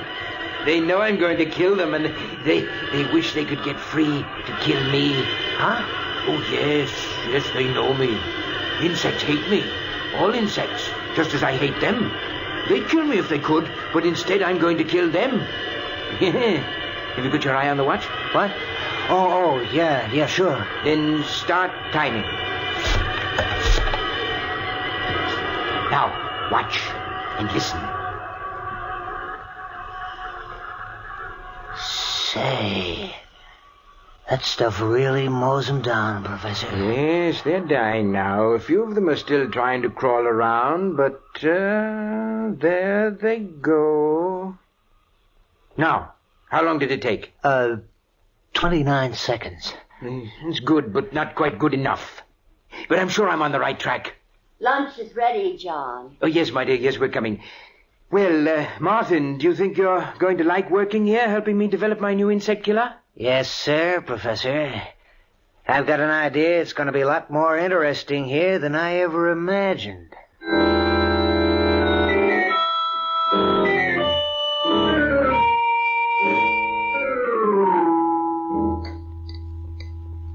Some more coffee, John? Thank you, my dear. No, I want to go back to the lab to try a new formula. And while I'm mixing it, why don't you show Martin around the place? Why, That's a swell idea, Professor. I'd like to get wise to just what you're doing here. But I'm sure that John could show you around and explain everything better than I could. No, not at all, Mary. And besides, you know how I feel about going outdoors. Well, all right, John. If you want me to. Fine. I'll get started on the new mixture right away, and when you're through, I'll have something for you to do, Martin. Okay, Professor. Well, Mrs. Hanson, I'll be obliged to you if you'll give me the lowdown on everything. Well, all right, Martin. There are things that you really should know.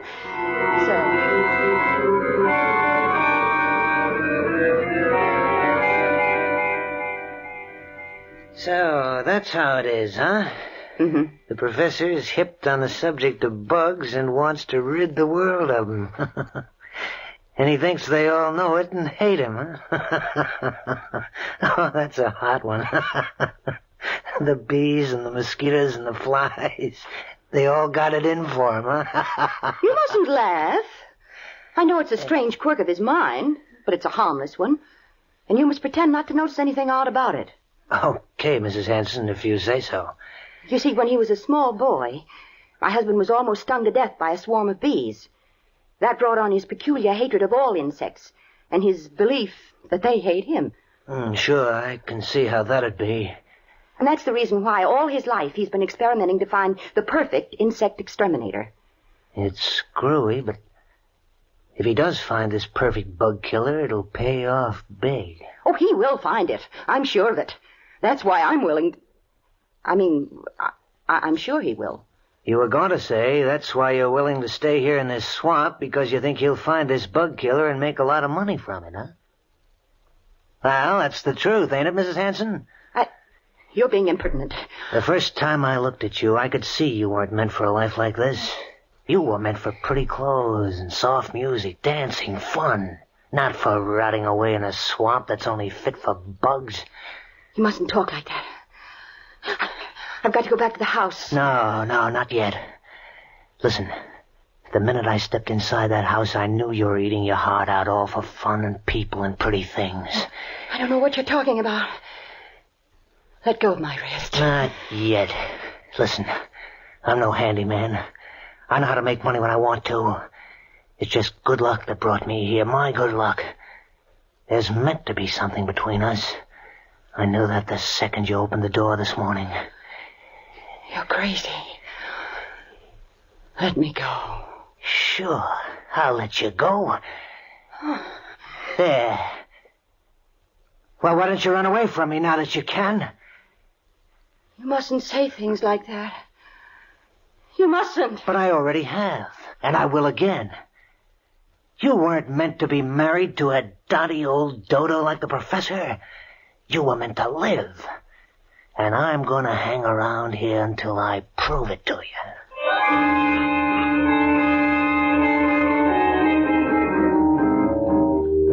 And so Martin Andrews joined the strange household in the swamps, the household where Professor Hansen plotted death for the insect world. Mary suggested to him that it had been a mistake to hire Martin so hastily without investigating his background, but her husband pooh-poohed her arguments, and she was silent, knowing she could not explain that she was both frightened and fascinated by a man whom she'd seen for the first time that day. So Martin stayed, and in the days that followed, Professor Hansen found him invaluable. With his help, the work went much more quickly. And daily, as the work progressed, the number of insects swarming about the house increased, buzzing and humming ominously as though news of the professor's success was spreading throughout the whole swamp. Then one morning in the laboratory... Time, Martin. Exactly 15 seconds, Professor. 15 seconds and every insect in the trap is dead. We've done it, Martin. Mary! Mary! Yes, John. What is it? Mary, we've done it. At last I found the formula that will kill any insect known almost instantly. Oh, John. Oh, I'm so glad. Yes, Formula 397. See, here it is. Just a few marks on this piece of paper. But it's man's final victory over the insect world. Listen to the bugs outside hum, Professor. Yes. They sound almost like they knew what you'd done. Oh, yes, they do know. But they're helpless. They're beaten and they know it. Yes, now I've got to write a note to Dr. Guernsey and Mr. Conway. Martin, wait here for me. Yeah, sure, Professor. Martin, what are you doing with that formula? Just putting it in my pocket where it'll be safe. You know how the professor is, always losing things. Give it to me, please. I'll take care of it. No, I think I'd better hold on to it. But I have something else for you. No. Let me go. Let go of me. Ever since that first day. And I've been waiting until you knew as well as I do that we were meant for each other. You mustn't say such things. You do know it, don't you? No. Maybe this will convince you. Oh, Martin. Oh, Martin. Now you know it, don't you? Yes. Oh, I'm crazy, I suppose, but I can't help it. You've got to go away, Martin. Now, today. You are crazy if you think I'm going without you. Oh, here comes the professor. We'll talk about it later. Martin, here's a note from Mr. Conway, the druggist. I've asked him to come out with Dr. Guernsey tomorrow night. Will you drive into town and deliver it to him, please? Sure, Professor. I'd be glad to. Right away.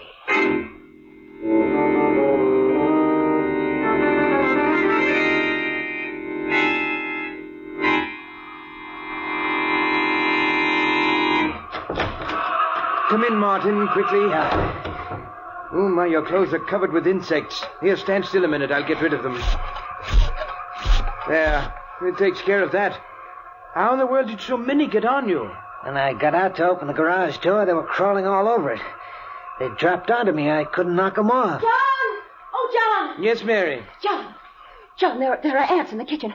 A whole swarm of giant black ants. They're monsters. Giant ants in the kitchen. How did they get in? I don't know, but they're there. And more coming all the time. Well, never mind. We'll take care of them. Come on, Martin. Bring the spray gun. Right. They mustn't get into the house. I won't let them. They want to get at me, but they're not going to. There they are, John. All over the floor. There's giant ants. The floor's black with them. And look at them come this way toward me. They know who I am. Quick, Martin. Use the spray. Yes, Professor. This'll fix them. Look at them turn up their toes. Yes. That finishes them. But how in the world did they get in? I thought I'd made this house insect-proof. Here are some more, coming through this hole in the woodwork. I'll take care of them. Now I'll plug up the hole. No more will come in that way. They're such big ants. I'd never seen any that big before. And they were after me. But we've taught them a lesson. Professor, you've almost convinced me you're right. About the bugs hating you, I mean. What are you saying? It's the truth. You never saw so many bugs in your life as there are outside right now. When I got back from town, I could hardly see the house for the beetles and the flies and the hornets that are buzzing around it. And a couple of times the car ran over columns of ants so thick I thought they were going to clog the wheels. Columns heading this way. Is that so? I must go over to the window and see for myself. Yes, good heavens, the screen is so covered with insects I can't see out. I'll give them a dose of your bug killer. That'll make them move on. There. That cleared them off. Now, take a look outside, Professor. Did you ever see anything like that in your life? Oh! Good Lord, the sky is black with insects. Look at that swarm over the trees. Flying beetles, wasps, bees, I can't identify them all. Yeah, and just listen to them. Listen to that song of hate. Don't say that. It's just a natural phenomenon. These swamps breed insects by the millions. Yeah, I know. And every one of those millions is headed right for this spot. But that's ridiculous. No, it's not. All the way to town, I didn't see a single bug. Because they're all gathered right around here, right around this house. You mustn't say that. He's right. They know what's happening here, and they want to stop me. No, John, no. If you want my advice, the thing to do is make up all the Formula 397 we can. If those bugs ever get into this house, we're gonna need it.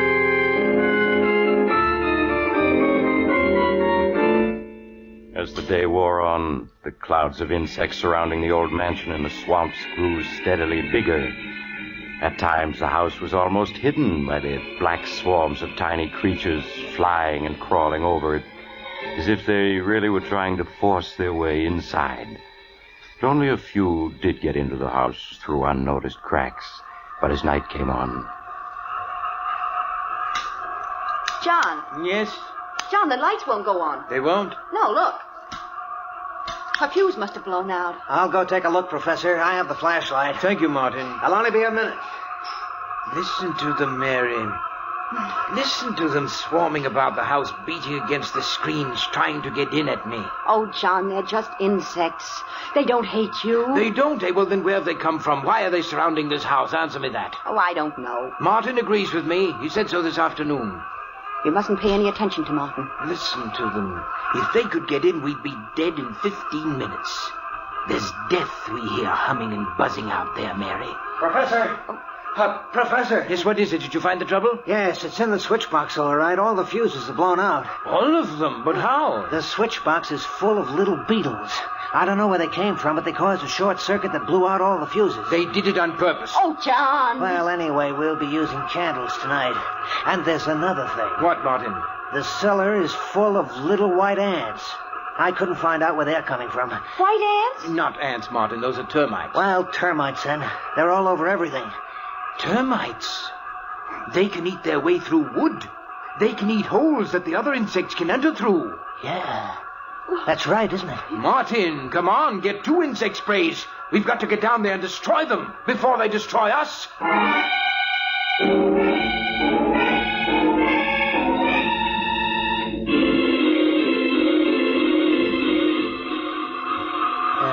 Listen to them. There must be billions of bugs out there. Crickets, bees, flies, hornets, wasps, ants, every kind of insect there is. It's a good thing you put tight screens on this house. John! What is it, Mary? I thought I felt the house shake then. Ah, don't let your imagination get you. I didn't feel anything. No. You must keep control of your nerves. I suppose I imagined it then. Oh, John, it's almost midnight. Are they ever going to go away? Maybe not. If the professor's right and they're after him, they'll just hang around until we starve to death. Or until they get in and finish us off. Oh, Martin, stop it. Martin is right. We've used up all the Formula 397, and if they ever do get into the house, we're doomed. I was just thinking that myself. We have got to get help. Go out of the house? Yes. Oh, no, John. Not all of us. But maybe if I were to take the car and make a dash for town, they might follow me. John, that's madness. In the sedan with all the windows shut, they couldn't get at me, and in town I could get help. Yeah, you could. I could make up more Formula 397 at Conway's drugstore, and he and Dr. Guernsey can come back with me. And if we used a big pumper spray, we could destroy every insect that's outside. No, you mustn't try it. It sounds like a good idea to me. I'd go, only I couldn't mix the formula. No, John, you mustn't go out. Yes, I'm going to do it. If those ants ever get at the car, they'd cut the tires to shreds, and then we would be at their mercy. I've got to go for help while I can. Then let's all go. We can all get in the car. It'd be safer to stay here. This house will hold them off for a good while yet. I think the professor's scheme is the best. All right, Martin. Now, I'll get ready. And then you come downstairs and help me with the garage doors. And you're going to have to open and shut them awfully fast when I take the car out.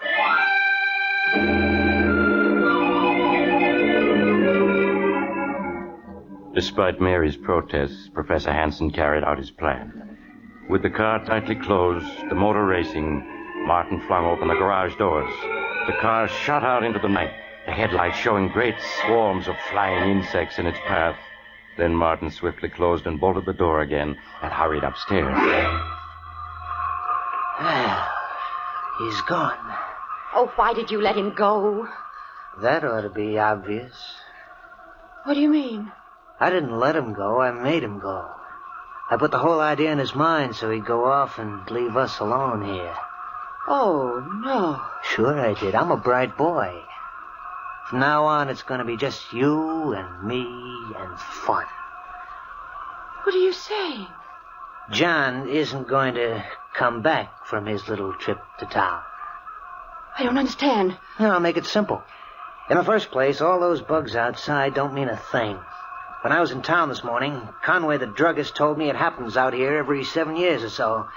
There's something about the way the wind blows that makes millions of bugs come out of the swamp to swarm around this house in certain years. Oh, but then why did you pretend to believe John when he said it was because they were after him? Just so as he'd go to town for help. Those bugs are harmless. As soon as the wind shifts, they'll be gone. But then... Right this minute, John's driving to town as fast as he can go. And any second now, the steering gear is gonna bust. Martin. No. Yes, baby, because I fixed it to. And when that steering wheel goes, it'll be curtains for John. The car'll hit a tree, and you'll be free to marry me. We'll have Formula 397 and all the dough it'll bring in. That's murder. No, it isn't murder. It's being smart. You've murdered John. And I'm guilty, too. Because I didn't make him send you away. Oh, you never really wanted me to go. I ought to loathe you.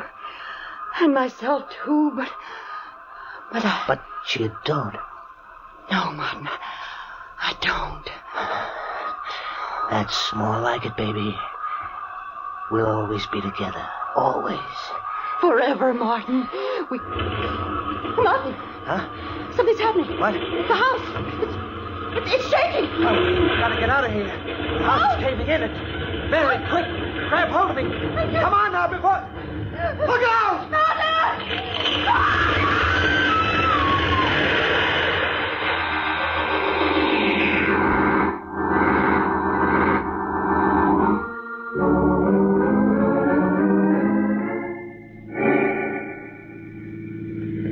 Mr. Conway, can't you drive faster? We must get back to the house. I'm driving as fast as I can, Professor. Professor, you must control yourself.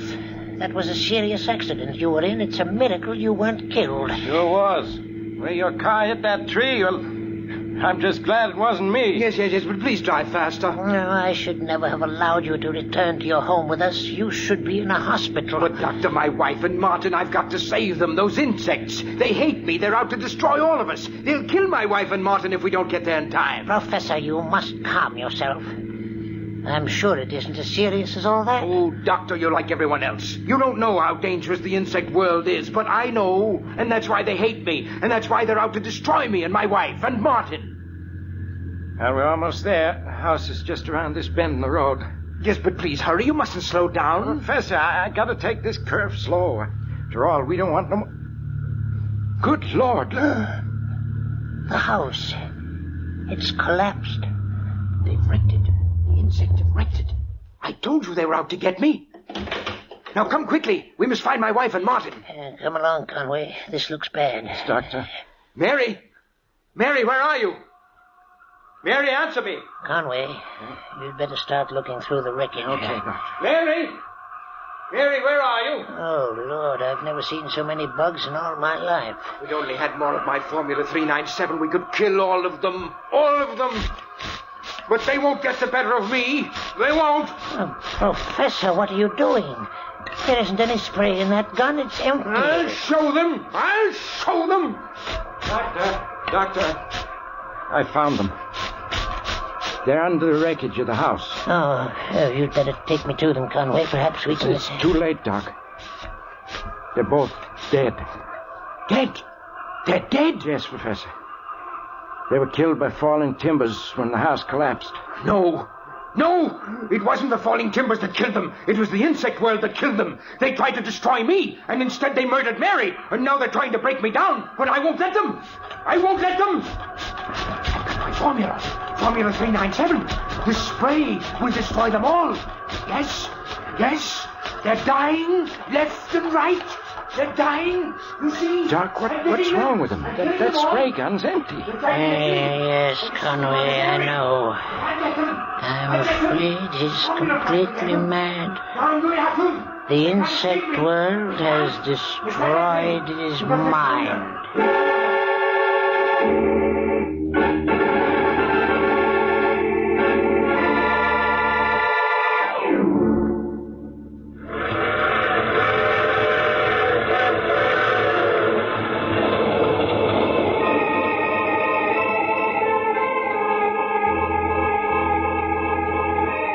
This is the mysterious traveler again.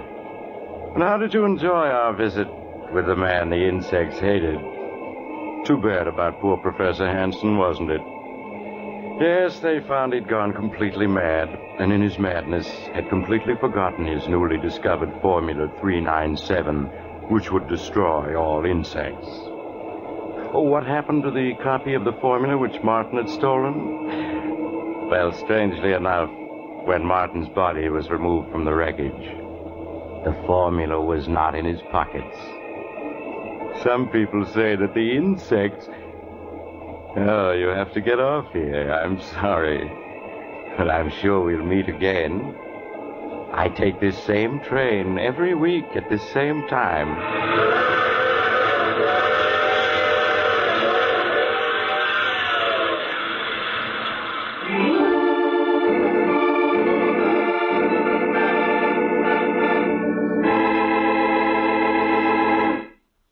You have just heard The Mysterious Traveler, a series of dramas of the strange and terrifying.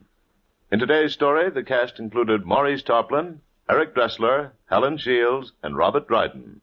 Original music was played by Gene Perazzo. The Mysterious Traveler is written, produced, and directed by Bob Arthur and David Kogan.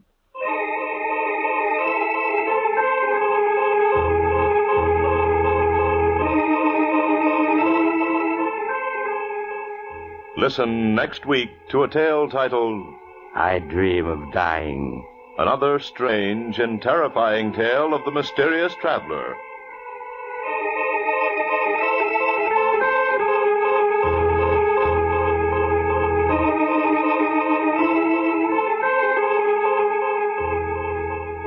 The Mysterious Traveler has come to you from our New York studios. Carl Caruso speaking.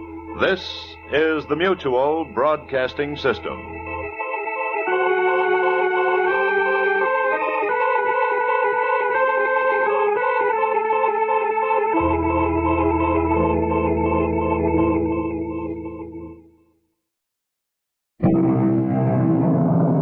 Come in.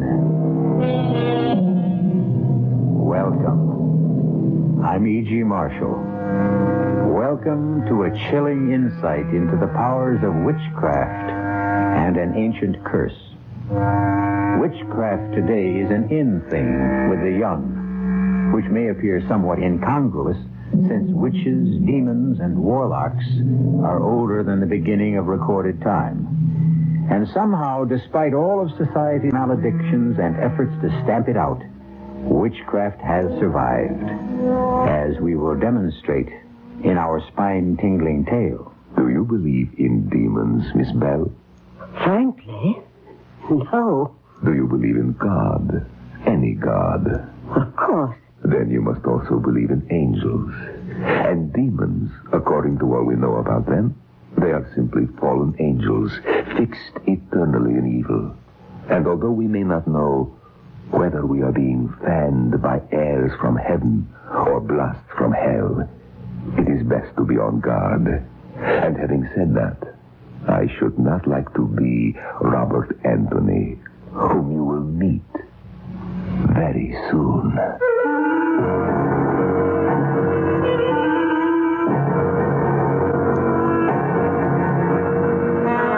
Our mystery drama, This Will Kill You, was written especially for the Radio Mystery Theater by Murray Burnett and stars Norman Rose and Larry Haynes.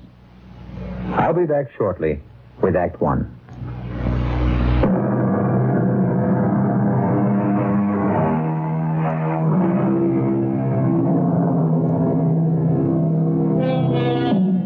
Rage, my friends, is one of the curses of mankind. Rage thickens the blood, assails the eardrums, racks the body with a mad urge to destroy. It has been said that whom the gods would destroy, they first make mad. And that applies to all of us, even if some are on speaking terms with God or the devil. Witness a man who is consumed with rage. Theodore Rackazzi. Obviously, you couldn't have heard me come in here. What are you breaking things for? Are you thinking of redecorating? This is the wrong time to try to be amusing, Liz. Well, what should I do? Ask if you've gone crazy? Evidently, you have not read this filthy, ignorant, arrogant, vicious review of my book. Oh, of course I have. That presumptuous idiot, Robert Anthony, to write such a review. Oh, come off it, Ted. You know, you sound like you're back to the Middle Ages. What are you going to do? Challenge him to a duel? I have other powers, other resources. You're serious. Serious? After this review, let me read just one part to you. Mr. Ragozzi, possessor of an awesome reputation as an expert on witchcraft, in this unnecessarily long book titled Demons and Demonology, has gathered the wildest concoction of old wives' tales, superstitions, and demons ever brought before the public. And, what is worse, he has given credence to them. To take witchcraft as seriously as Mr. Ragozzi does is simply childish. Ted, he's just another writer-reviewer trying to be clever. Yes, at my expense. At anybody's expense. You just happen to be the target of the day. Mm-hmm. And now he is my target. For what? The nasty letter to the editor? For death. Oh, sure. If you thought this review was bad, wait until you see the ones you get after you kill him. I will not kill him. Oh, that's a relief. Liz, pick a date. What? Pick a date.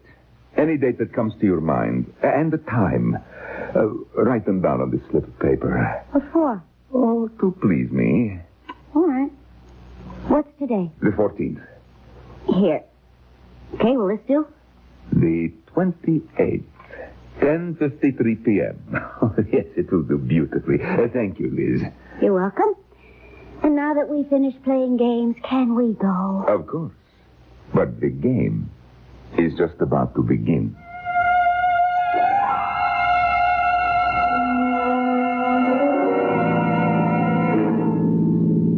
Have I ever remarked how well you drive, Liz? Often, thank you. I think that's what attracted me to you in the first place. Your driving and your legs. I'm happy to see that you're feeling better. Yes. Due to you, as usual. Oh, I haven't done a thing. Oh, yes, you have. You know that date you wrote down for me? Yes? Well, that is the exact date and time that Robert Anthony will die. Oh, sorry I asked. You don't believe me? Oh, I thought you'd forgotten about that silly review. Where are you going? To the party. Ted, why did you ask me to write down the date? Oh, a whim. It amused me to leave the amount of time that Anthony has left to live to mere chance. Well, suppose I'd picked a date Next year. Well, that would have given Anthony more time. That's all. You sound so certain. I am. What's the matter with me? Why am I talking as if there were any possibility that you have the power to kill another human being? Why, indeed. I can almost understand why Anthony wrote about your book the way he did. Of course. Like Mr. Anthony, you also are a dabbler in the occult. Like him, you are an innocent, naive, playing like children with forces you neither understand nor respect. How about a bet? On what? On me and my powers against Robert Anthony. Don't be ridiculous. Oh, yes, you're afraid to trust your skepticism. It's very simply proven. If Anthony dies on the day and at the exact time we both know, then I win. If he doesn't, you are the victor. And you know once and for all that Theodore Ragozzi is a fraud and a cheat. That part tempts me. Then I have your word. It is a bet. What are we betting? Your soul.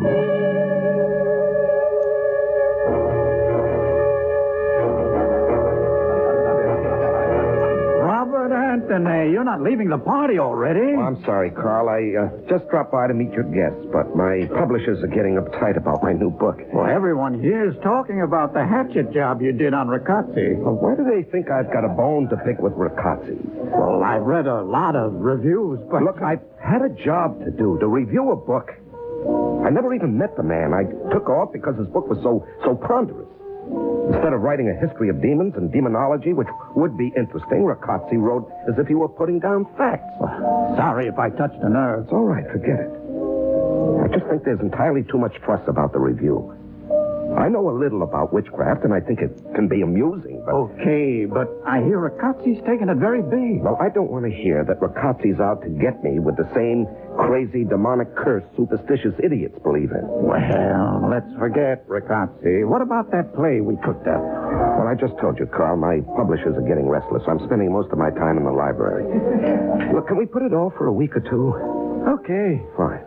I've got to run. But I'll call, Carl. Just to let you know I'm still alive.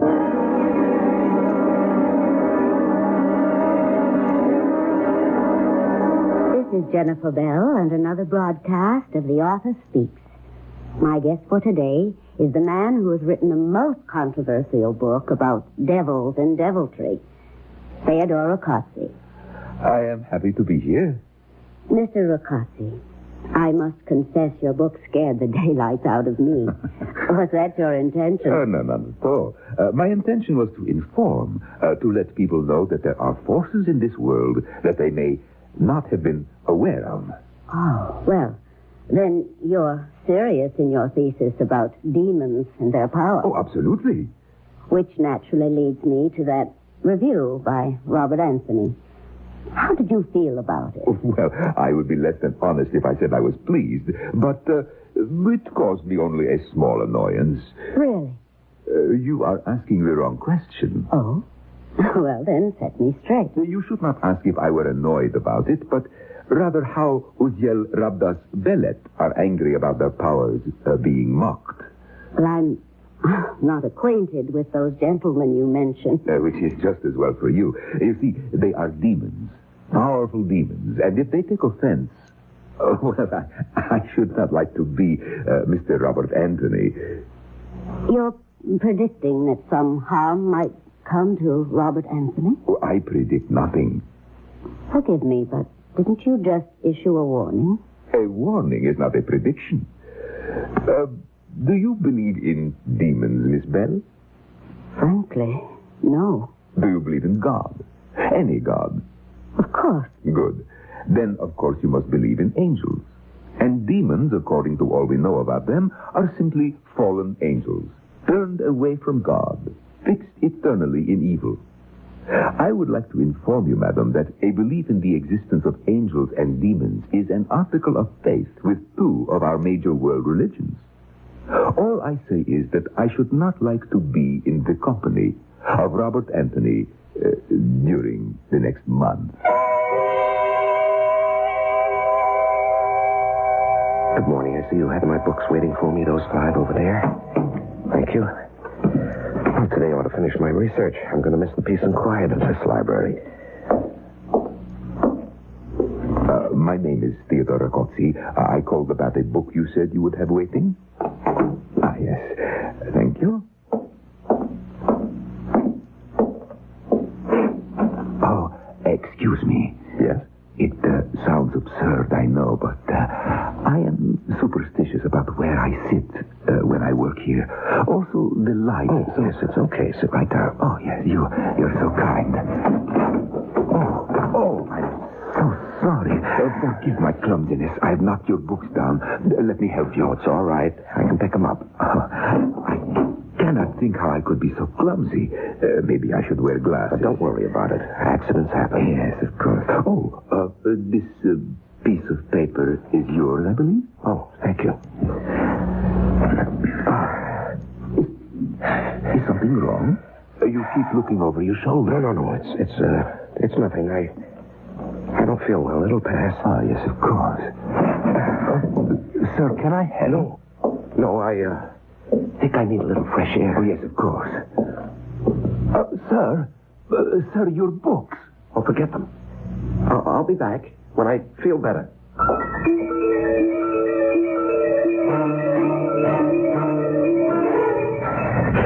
got to slow down. I must slow down. There's nothing following me. Nothing. That's better. Get some control. What's the matter with me? Why do I feel I'm being followed? I'm gonna get away. Oh, Carl, What's with you? Trying to get yourself killed? I guess it looked like it, didn't it? Well. No, it's nothing. Carl, believe me, I was in the library and suddenly I had a crazy impulse to start running. Pa, what's the trouble? Nothing. There's no trouble. It's just that, What do you expect to find over your shoulder? Nothing. If I didn't know that your last novel sold over 1 million, I'd say you just held up a bank and were running away. Look, forget the jokes, huh? But, I'm sorry. I really am, Carl. But leave me alone.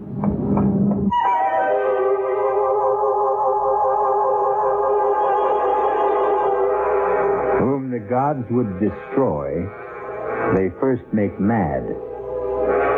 But are the gods desirous of destroying Robert Anthony, or the demons?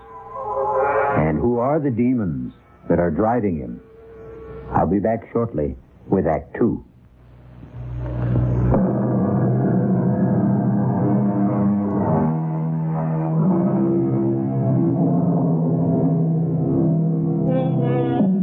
I am back to lead you along the dark roads of witchcraft. The demon-ridden Robert Anthony has turned to the 20th century remedy against magical spells, psychiatry, and is attempting to explain his terror to an eminent psychiatrist. How can I make you understand, Doctor, how intensely real this fear is? I'm not imagining it. It's there. I feel it. Every minute I feel it. It's at my shoulder, behind my back, pressing in on me. Of course. Have you ever heard of anything like this before? Nothing exactly similar, but fear is quite common. Most people are afraid of something. But don't they know what they're afraid of? They sometimes think they do. And what do you tell them? I think it would be best if you talk about yourself. You say you first felt this way about a week ago. Yes. I was working in the library, and I suddenly felt I just had to get out and run. Had anything happened that day to upset you? Anything out of the ordinary? No, nothing, Doctor. Have you felt this fear before? I mean, early in your life. Well, just the usual, Doctor. You know, when my friends would dare me to jump over a large hole in the ground or something like that. But wait. Yes, I just remembered. When I went to college, there was a suspension bridge, a shortcut from the campus to my dormitory. Everyone took it. Well, one night I was with some friends, and we came to the bridge, and it was out. There was only one single plank, and this was a deep chasm, Doctor, maybe 100 feet. Yes. Well, I wanted to go back to walk around it, but the others voted against that. They all walked across. And I can remember how terrified I was. I got down on my hands and knees and crawled across the single plank with the water roaring below me. I was terrified. You're afraid of heights? Well, I'm not comfortable with them, but... Would you say that today you're somewhere near the height of your profession as a writer? Oh, come on, Doctor. This has nothing to do with any fear of heights. This is... Well, this is... Yes? This is witchcraft. Interesting. Why do you say that? Look, we've been through it. The review you wrote on the Riccozzi book, Demons and Demonology? Right. Are you sorry you wrote such a scathing review? No. No? Well, I don't know. I think you are. Well, if I was wrong, and possibly there are such demons and spells as Riccozzi describes in his book, that would or might account for this fear of mine, wouldn't it? You mean you think Riccozzi might have put a spell on you? Well, it's possible, isn't it? Can't you think of another explanation? Can you? Yes. Let's examine what you've told me. On the one hand, you believe that Riccozzi has put some sort of a spell on you. Am I correct? That's all I can think of, Doctor. Why would he do that? Well, because he... Exactly. Because you have hurt him severely. So your statement that he wasn't injured by your review is false, isn't it? Well... Or illogical. All right, it would seem so. Very well. If you admit that to yourself, and then think that as a sensitive man, you've satisfied your own ego with a review that you think might be unfair. Where does that take us? Doctor, do you believe that I feel so guilty that I run through the streets pursued by shadows? That I can't sleep because I feel a presence in my room? That I feel threatened every second of the day and it's getting worse by the minute? Do you really believe that? It's a possibility. Oh, no. You'd rather believe in witchcraft. Why? Doctor, you're not helping me. If you'll examine your motive as to why you insist that Riccozzi has some power to cast a spell over you, then I think... All right, I'm getting out of here. That won't help. Neither do you. I tell you, I feel that I'm going to die, and you talk about guilt? I'm getting out. Desperate men take desperate measures, and Robert Anthony was desperate. As he ran from what he thought pursued him, he held on to the last of his sanity. In his dabbling in witchcraft, he had heard, as had everyone interested in diabolism, of Professor Thurman Anderson, an outstanding scholar and acknowledged authority in the field.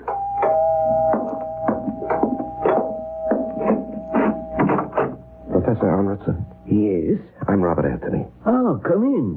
I've been expecting you. You have? Why? Because I read your review and I know Riccozzi. Oh. Then you think he might have done something to me? I think it probable that he has tried. I won't know until you tell me what's happened. Come in and sit down. Thank you. Professor, do you think you can help? First, tell me why you think Riccozzi has cast a spell. Because as I sit here talking to you, I'm eaten up by fear. I have a feeling that something is following me, Professor. Something so terrible that I can't even imagine what it is. But I'm certain that it's going to kill me. How long have you had this feeling? About a week. And can you remember when you first felt it? Oh, yes, very vividly. It was in the library. Do you know Riccozzi? No. No spell can be put upon you unless the Creator has some contact with you. Did you meet him by chance, perhaps? Well, I don't know. No, I don't think so. I haven't been very social this past week. I can't even begin to think what it could be unless you give me something to go on. Did you have a chance encounter with anyone? Did a stranger bump into you, perhaps? No, I... Oh, wait. Yes?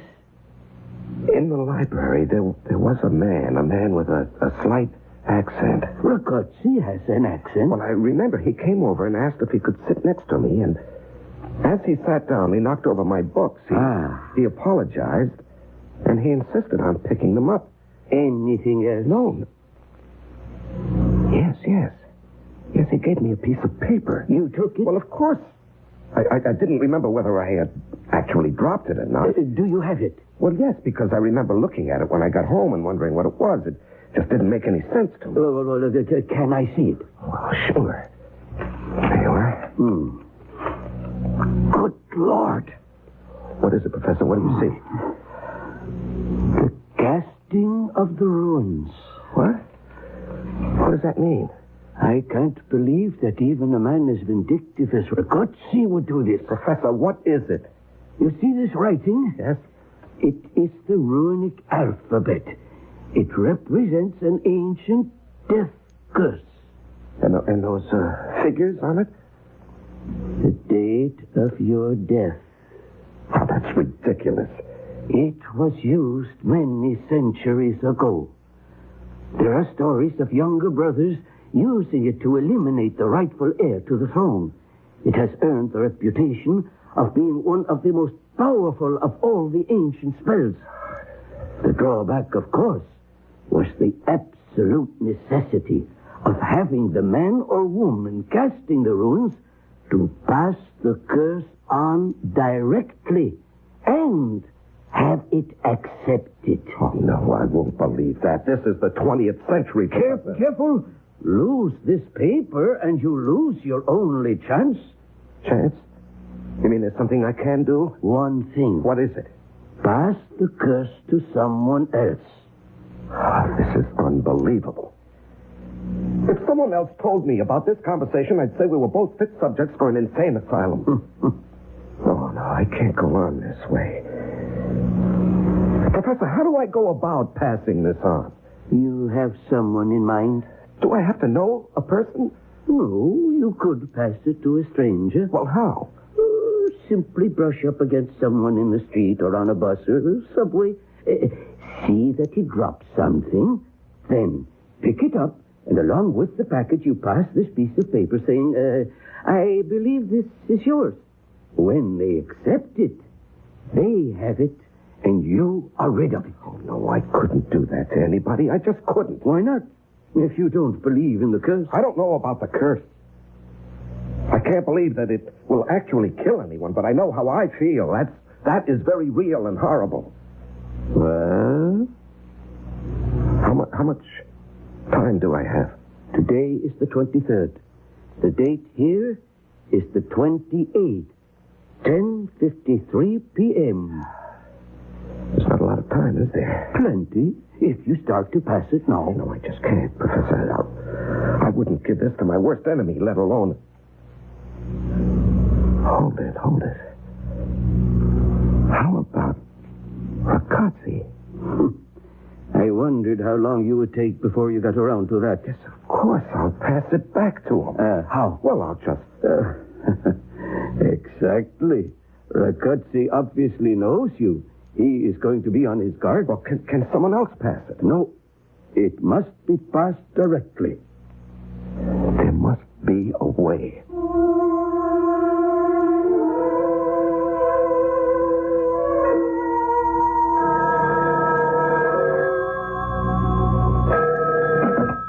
Hello?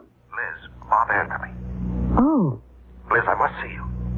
I don't understand. I hate to sound like an old-fashioned melodrama, but it really is a matter of life and death. All right. Where shall we meet? Someplace where we can talk. How about, Sherry's? Oh, I don't think we should be seen together. Well, that's not the kind of talk I had in mind, Liz. I know. I still don't think we should be seen together. You know?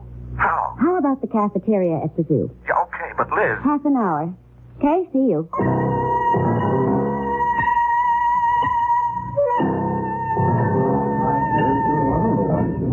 Sir, I'm late. Oh, you're not. I'm really. What would you like? Oh, just coffee. All right, I'll get it for you. No, I really don't want anything. Why did you call me? Liz, you wouldn't be surprised and go all girlish on me if I tell you it's because of your relationship with Ragozzi. No. Okay. This is going to sound crazy. Well, try me. Liz, I have to know everything you know about Ragozzi, not personal things, but his schedule, his plans, that sort of thing. Oh. It's terribly important, Liz.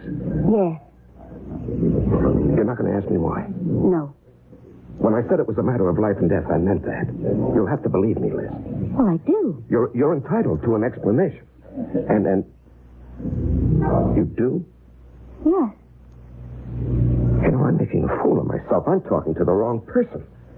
I just never even considered for a moment that you'd be in it with him. I'm not. not. But you know what I'm talking about. Yes? Well, how? I'd rather not discuss it. Well, you've got to, Liz. Don't you see that? Isn't it enough for you to know that I realize you're in trouble and I want to help? All right, now it's my turn to ask why. No comment. But, Liz... You're wasting time in arguing. What can I do? I've already told you. But don't you see that I'll feel better if... If you can trust me? Yes, exactly. This isn't just fun and games for me, Liz. It's... Your life. Then you are in on it, huh? Look, I know about it. I'm involved, but I have as much to lose as you. Maybe more. And that's all I'm going to say. Do you think he can do it? More important, what makes you think he can? Everything I know tells me he cannot. But everything I know, everything I've learned, everything that science says doesn't help stop the terrible feeling I have that something is after me, Liz. It's just waiting until it has 10:53 p.m. on the 28th. That's the date. What makes you think I can help? I have one chance to break whatever spell Rakatsi has put on me. And what's that? It's just a slim chance, Liz, but a chance. Just take my word for that. If you do want to help, get me the information I want and need. I'll try. How do I reach you? Here, this number, anytime, day or night. If I'm not there, I'll get back to you in 5 minutes. I'll try. Thanks. And Liz? Yes? We haven't got much time.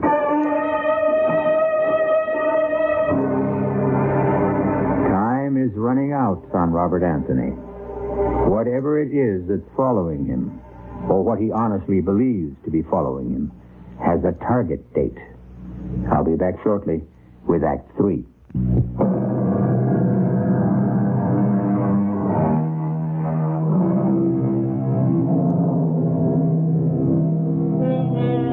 Let us get back with Robert Anthony under a spell and convinced that he has now only 24 hours to live.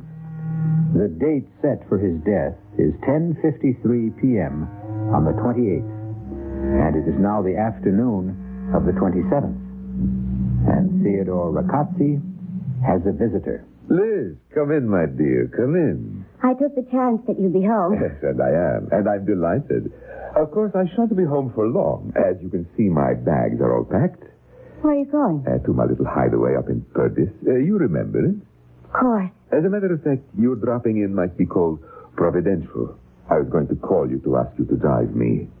When are you leaving? Tomorrow night, fairly early. I think it would be wise for me to be out of the city when Anthony meets the demons. Oh, call it off, Ted. I beg your pardon? I'm asking you to call it off. Call what off, dear Liz? You're much too modern and liberated a young woman actually to believe in demons. Or even more fantastic, that I can control them. Don't fence with me, Ted. Call it off. I wonder if I talked with Anthony today, would he write the same review of my book all over again? Or would he have a more open mind? Why don't you ask him? Well, I would like to. I would very much like to, but, well, it's not practical. By the way, you haven't said you would drive me up to Perdis. I cannot. I'm sorry. Ted, I really want... Liz, have you forgotten our little wager? No. Don't you think you might owe it to me to be with me when we hear the news of Anthony's death? Ted, I'm asking you to call it off. Your bet or... The whole thing. My dear, I would like to. I would really like to please you. Well, then... There are others involved. I don't understand. When you call upon these forces for help, you're taking a very serious step. It is understood that you're not indulging a whim.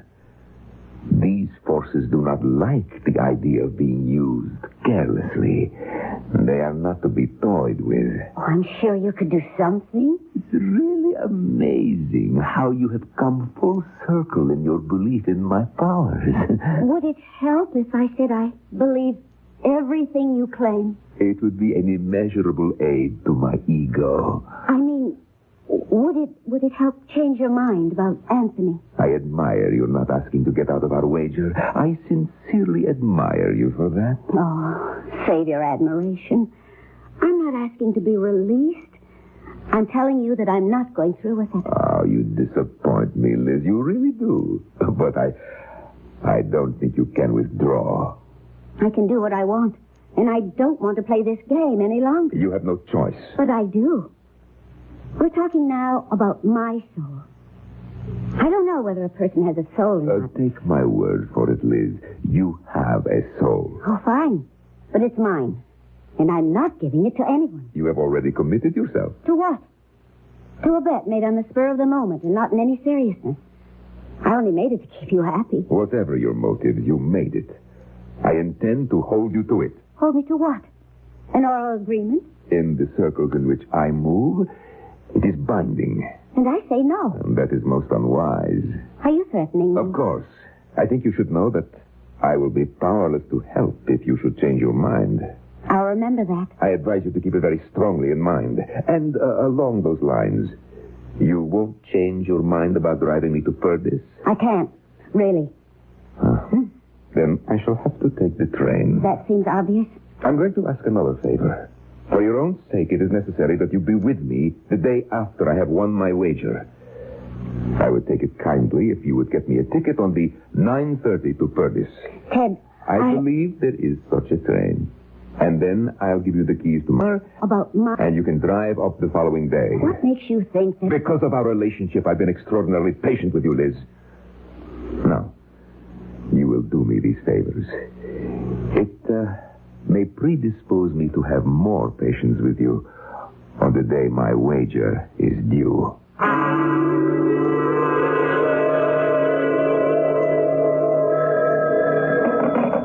Hello? Bob? Oh, Liz, I've been waiting for your call. Do you have anything for me? I don't know whether or not it helps, but he's taking the 9:30 train to Purdy's on the 28th. 9:30? That doesn't give me much time. For what? For what I have to do. Liz, that makes it so close. Are you sure about the train and the time? Positive. I bought the ticket myself. 9:30, huh? Yes. Wow, that's going to be awfully close. Did he give any reason for picking that particular train? Well, first he asked me to drive him up. I said I couldn't. And then he told me to get the train ticket. He said... What? What did he say? It's not important. Liz, everything is important. What did he say? He said that he wants to be out of town when it happens. Oh, yeah, sure. That makes sense. Bob? Yes? It isn't going to happen, is it? Liz, I'm trying. Do you have, what do you honestly think of your chances? A lot better now than before you called. Is there anything else I can do? Yes, pray for me. And you for me. What? Why? How are you involved? Forget I said that. How can I forget it? Believe me if I tell you that my problem has... Well, it has something to do with you. But I'll be okay if you're okay. Oh, you sound like a book title. Well, at least you can joke. I hope it isn't gallows humor. Liz, I've got a lot to do. I have a plan. I don't know whether it'll work, but it's made me feel that I can do something. And I'm going to do it. Good luck.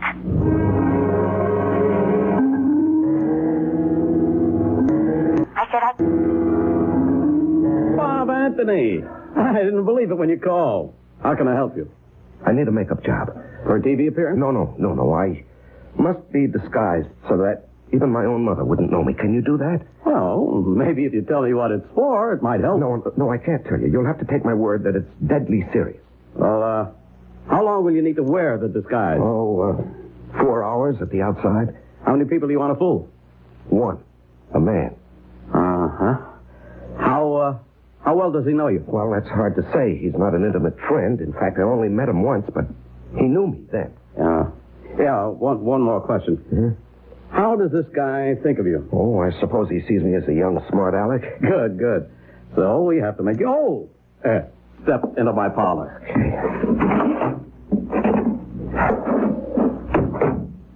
Aren't you going to lock it? Okay. Sit in that chair over here. Yeah. Now, relax. You're too tense. I'm sorry. See, now, the hairpiece is no problem. Your head and hairline are easy. But the eyes, The eyes? Exactly. With the hair you have, you can't have those alert brown eyes. Now, let me see. Watery blue with little veins running through them. Yeah. Okay, now. Ever wear contact lenses? No, of course not. You'll love them. Slight effort. There. How's your vision? Well, I can see. Good. The wrinkles come last, and I think a little goatee. Yeah. Bushy beard wouldn't be right. Now just put your head back.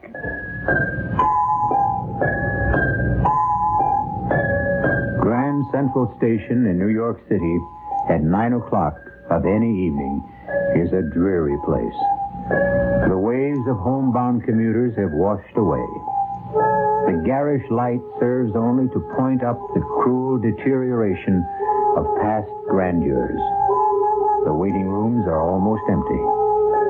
It was 9:20 exactly that Robert Anthony, carrying a small suitcase and disguised as an old man, walked slowly up to the ticket window. Mount Kisco, one way, please. Anthony walked slowly to the station platform where the 9:30 was about to depart.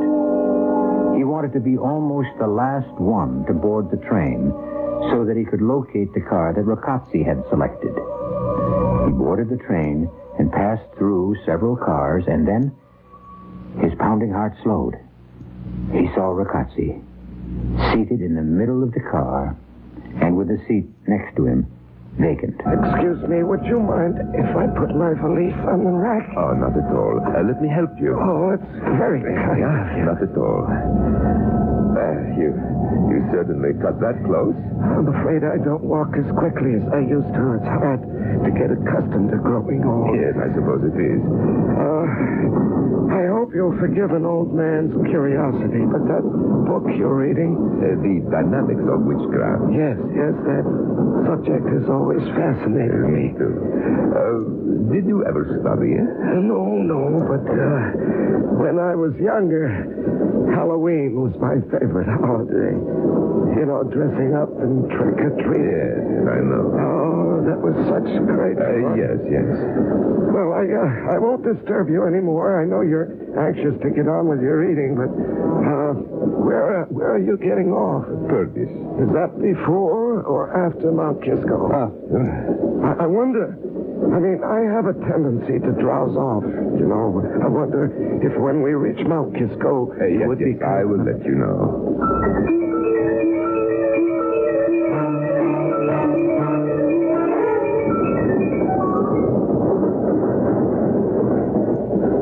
Excuse me, is it... It's the next station. Did you have a nice nap? Oh, yes, very refreshing, thank you. I do hope my nephew will be at the station. Yes, I'm sure he will. What time is it?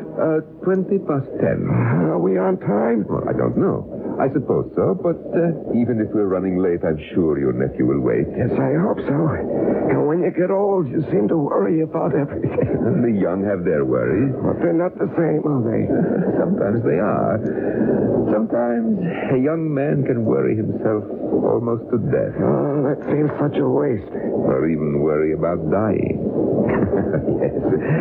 I have known some young people who are simply terrified of dying. Oh, I didn't think the young gave much thought to death. Oh, some of them do. Some of them do indeed. Take my word for it. That seems strange. Strange? Old man, I could tell you stories that are beyond belief. Stories that... Well, I seem to be talking a lot. Well, I enjoy it. Thank you, but we're coming into Mount Kisco. Oh, well, I've enjoyed talking to you. And now I'll just get my luggage from the rack. Oh, my. Look what I've done. I've dropped my bag. Here, let me help you. No. It caused you too much trouble. I'll be able to... Oh, your book. I just seem to make things worse. If you would let me do it, it would be much simpler. Oh, yes. Thank you. But do let me return your book. I believe this is yours. Yes. And now you'd better start if you want to get off and meet your nephew. Yes. Goodbye, and thank you. Wait, what? You blasted the paper. Please, let go Help me, my nephew. Stop acting. You're Anthony. I know it. Yes, you're right. And I'm getting off here. Not until you tell me where you hid the curse. That paper you passed to me. Missed your train. Damn the train. Where is it? The paper. I'll do anything. But you know how close it is. This very little time. I beg you, please, for the love of God, tell me where you put that paper. It's in the book. I slipped it in the book when I gave it back to you. The book. Where? Oh, my God. Catch it. Catch it, Anthony. Grab it. No way, Ricote. Get it yourself. It's blowing away. You know I'm lost if I don't get that paper. Come back. Come back. I'll get you. Ricote! Look out! The train!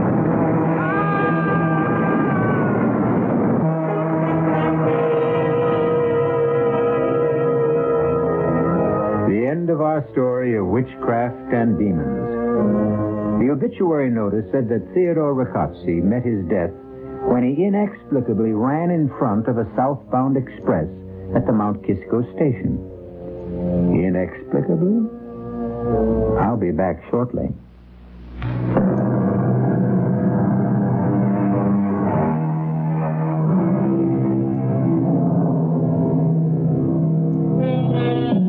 I'm sure we all know what the forces were that made Theodore Ricozzi run in front of the train that killed him. He panicked because of a superstitious belief in the supernatural. That, of course, is the explanation. Or is it? Our cast included Norman Rose, Larry Haynes, Evie Juster, Roger DeKoven, and Gil Mack. The entire production was under the direction of Hyman Brown. This is E.G. Marshall inviting you to return to our Mystery Theater for another adventure in the macabre. Until next time, pleasant dreams.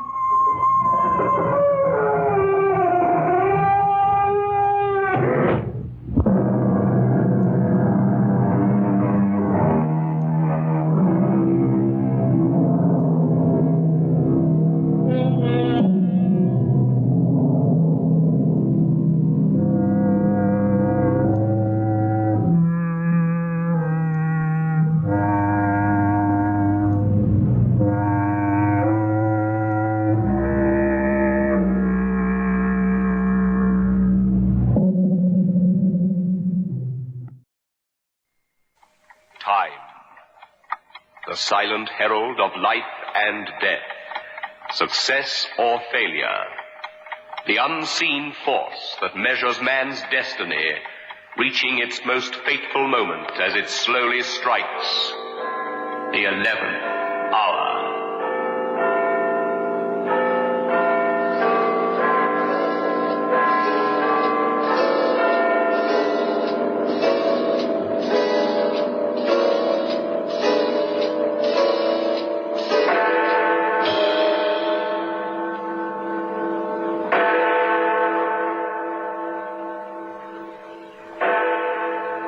You're late. Sorry, Steve. Got held up. I'm not sure of the buses from the other side of the town. How are you liking the job? Oh, don't even ask me. I can't see myself staying there very long. Oh, why? Well, it's weird, Steve. It really is. I suppose it's natural for a couple of middle-aged spinsters to lead a restricted life. But Clara and Anne Pettigrew are the oddest pair I've ever met. Oh, but don't let's talk about it. It's my half day off, and I don't want to spend it talking about them. How are things with you? A bit in the doldrums, as a matter of fact. Nothing doing at all. Your favorite reporters without an assignment. No crimes, no thrills, no scandals. That's right. Everyone in this part of the world's too darned law-abiding. As a matter of fact, you may be able to help me. Me? Help you? In what way, Steve? Well, I was talking to the editor this morning, and I've got an idea for a sort of human interest series, written around old crimes and the people who committed them. You know, this sort of 30 years after. This is what the results of the crime have been, and these are the people who were involved. But where do I come in? I mean, you said that I could help you. Well, it's to do with your present new employers. The Pettigrews? That's right. I was looking through all the old cases of 20 years ago when I got this idea. Now, you won't remember it, and I was just a kid when it happened. But the Pettigrews were notorious at the time. You see, originally, there were 3 sisters. Anne, Clara, and a younger sister named Nancy. Oh, and then what happened to Nancy? Did she die? Yes, she died. She was murdered. Anne battered her to death with a hatchet one summer's afternoon.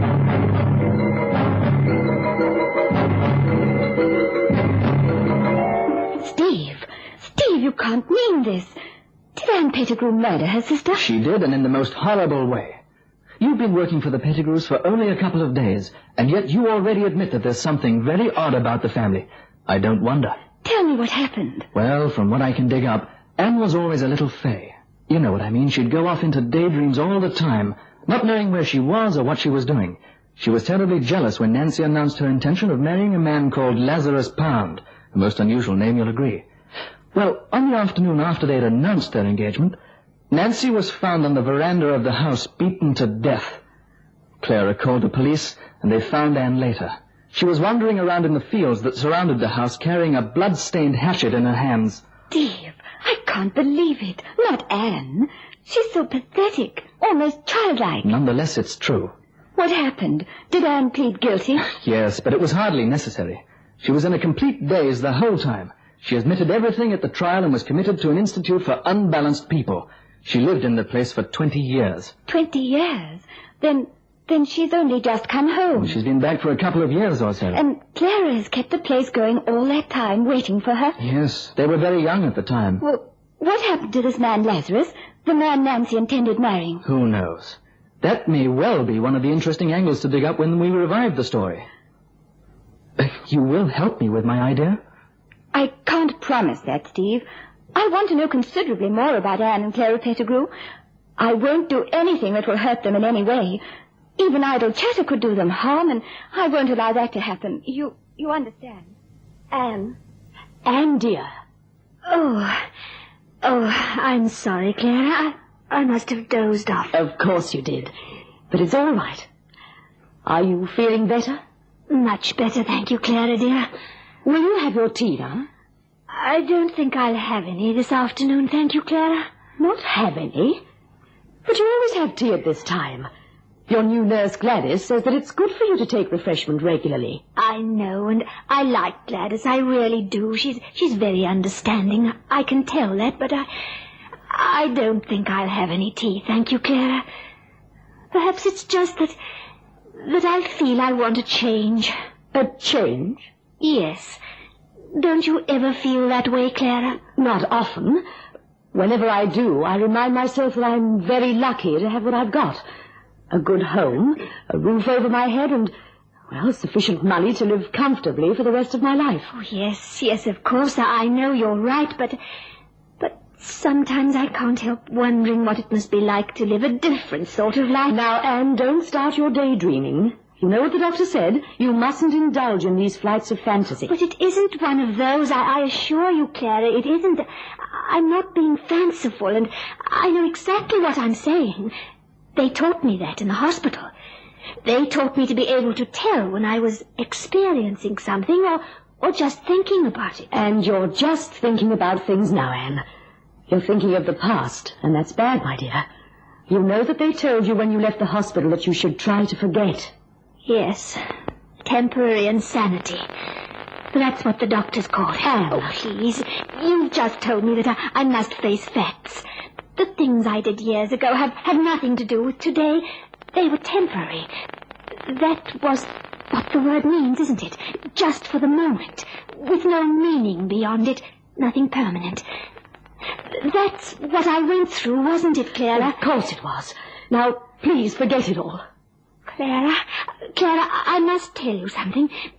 You mustn't think I'm fanciful or silly or just dreaming, but I want to talk to you about Lazarus. Anne, please. I know we haven't talked about him for ages, but, well, I must. Now, look, Anne, this is foolish. No, it's not. It is.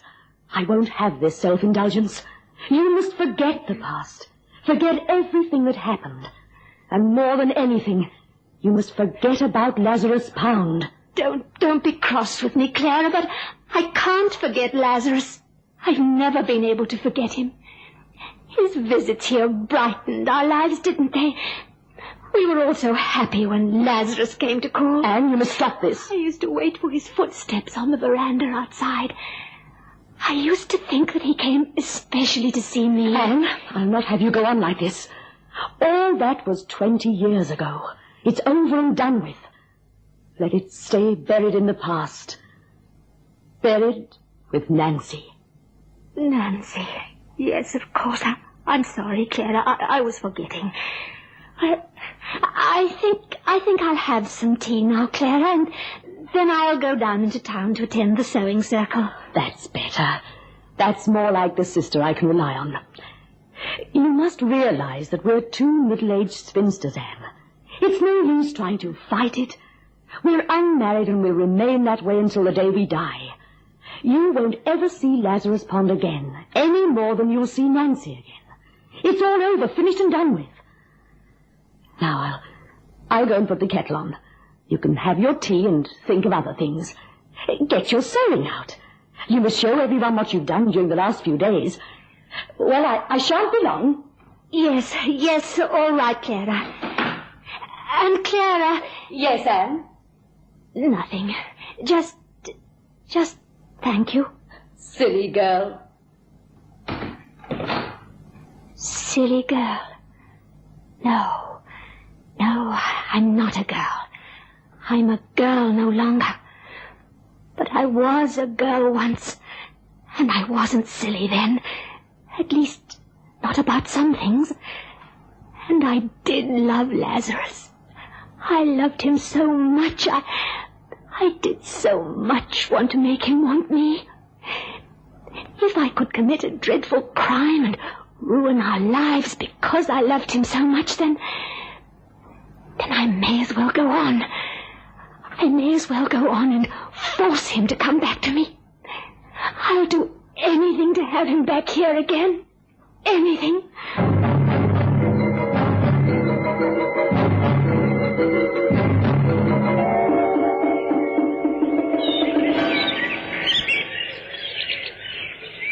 It's time that you took your milk, Miss Anne. Oh, Gladys. It's already quite late.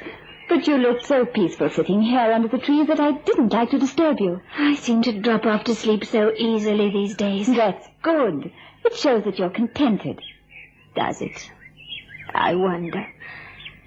Perhaps it's just an indulgence.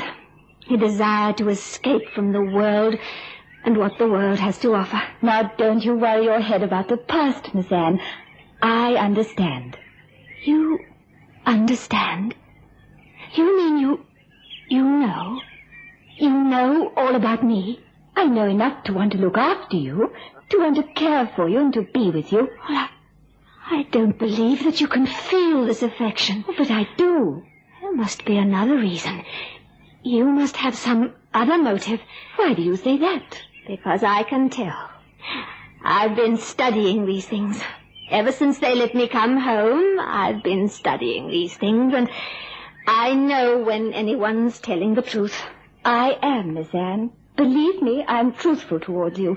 I want to help you.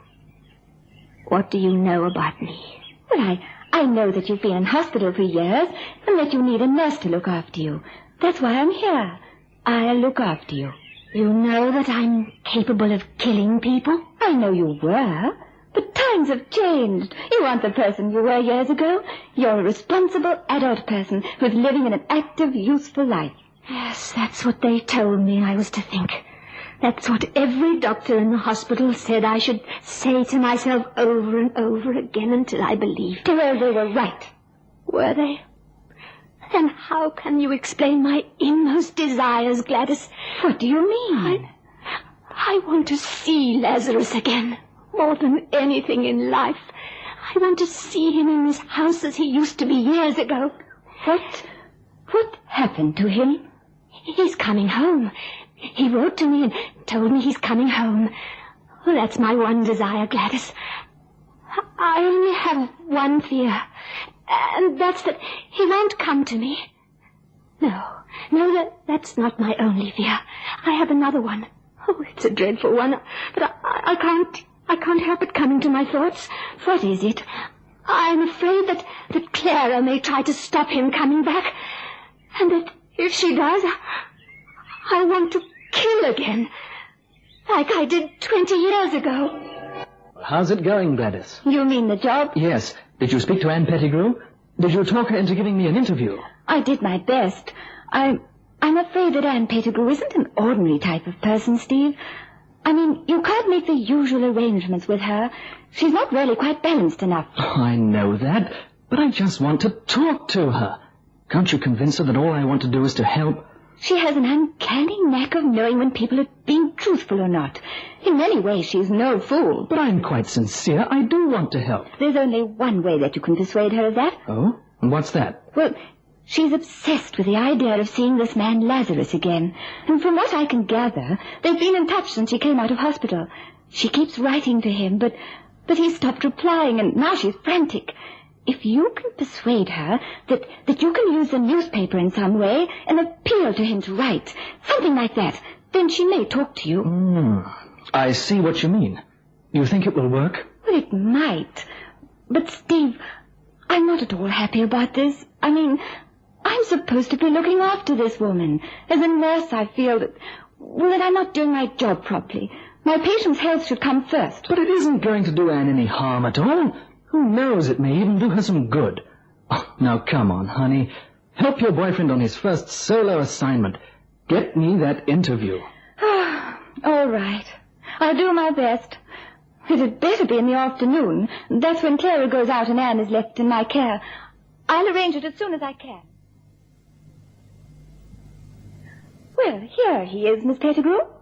Oh, so you're Gladys's boyfriend, are you? That's right, Miss Pettigrew. My name is Stephen Rayner. I work on the Clarkdale Gazette. Yes. Gladys has told me something about you. Do sit down, young man. Now, don't tire, Miss Pettigrew, Steve. I'll slip into the house and arrange for your tea, Miss Anne. Thank you, my dear, thank you. Shan't be long, Steve. And when I come back, you'll have to go. All right. I only called for a moment to pay my respects, Miss Pettigrew, that's all. Oh, then you don't think you can help me? Help you? In what way? Gladys was telling me that you might get a sort of appeal put in your paper. An old friend of mine, a very old friend, said he would come and visit me, and he hasn't. But it's really so disappointing. Now, please, don't let it upset you. I'm sure that if you tell me everything, I will be able to help you. Oh, you think you could? You really think you could? Of course. Now take it all slowly, and I'll try to think out the best way. Tell me everything. Absolutely everything.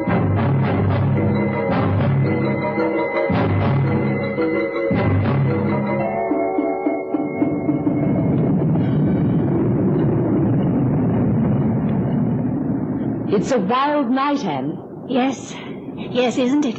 You aren't upset by it? No, not at all. But thunderstorms always upset you. I'm no longer afraid of such things. In fact, I rather welcome them.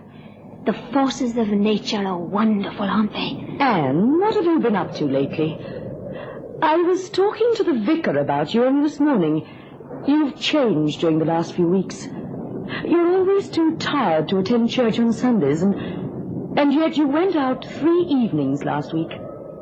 What is this fellowship group you've joined? I mentioned the name to the vicar, and he'd never heard of it. I've told you, Clara. It's just a group we formed at the sewing circle.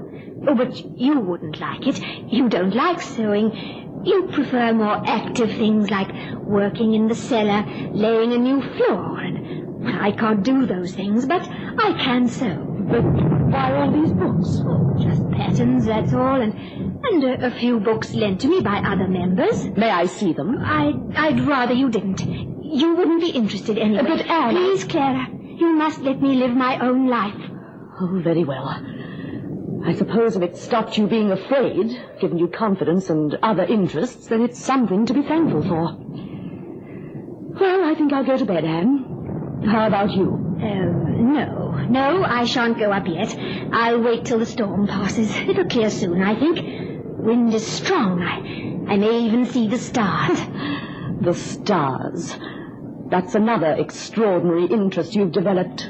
Stargazing. Astronomy is a very great science. I've no doubt.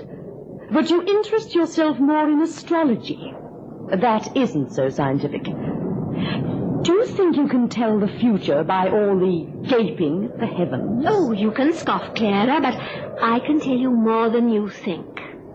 Tonight is Thursday the 22nd, and Venus is in conjunction with Saturn. Do you know that this evening is the Sabbath of... What was that? It doesn't matter. Go to bed, Clara, and leave me alone. I'm all right. Oh, dear, you've been in some strange moods lately. Oh, all right, Anne. And don't forget to turn the lights out when you come up.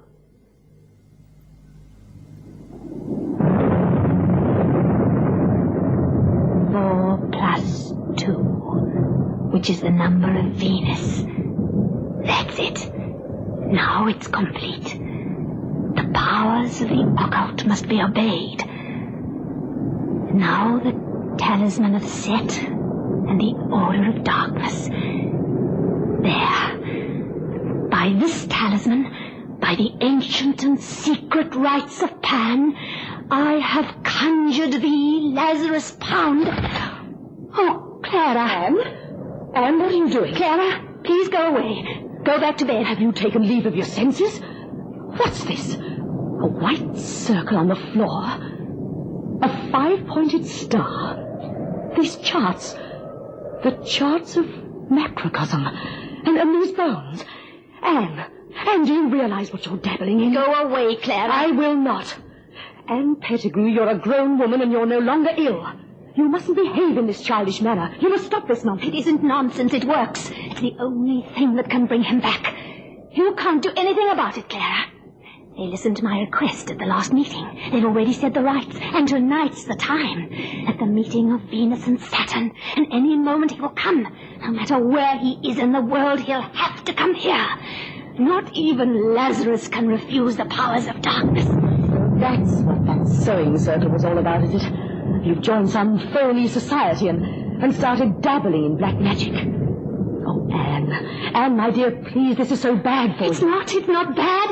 Nothing's bad that brings Lazarus back to me.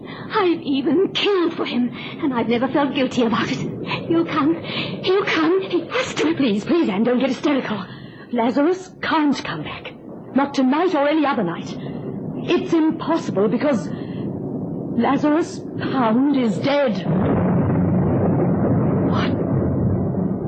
What did you say? I'm sorry, my dear. I didn't want to tell you, but it's true. Lazarus died only a short while ago. I had a letter from his employers. It came in answer to the ones you sent to him. I don't believe you. It's true. It isn't. It can't be. You're lying to me. You've been keeping my letters back, haven't you? You were afraid that I'd get Lazarus in the end. You were jealous of me and my determination to get him. Well, it's too late now. You can't stop this. Anne, you're becoming hysterical. He's coming. Listen. You can hear the footsteps on the veranda. It can't be. It's Lazarus. I'd know that walk anywhere. No, it can't be. Lazarus is dead. No, he's alive. Anne, come away from that door. But he's there. He's here. It can't be. It can't. I forbid it. No. Let go to him. You shan't. Stay away. Do you hear me? Keep away. Lazarus. No. Don't you understand? Even his name, Lazarus. Don't open it. You'll be opening that door to a dead man.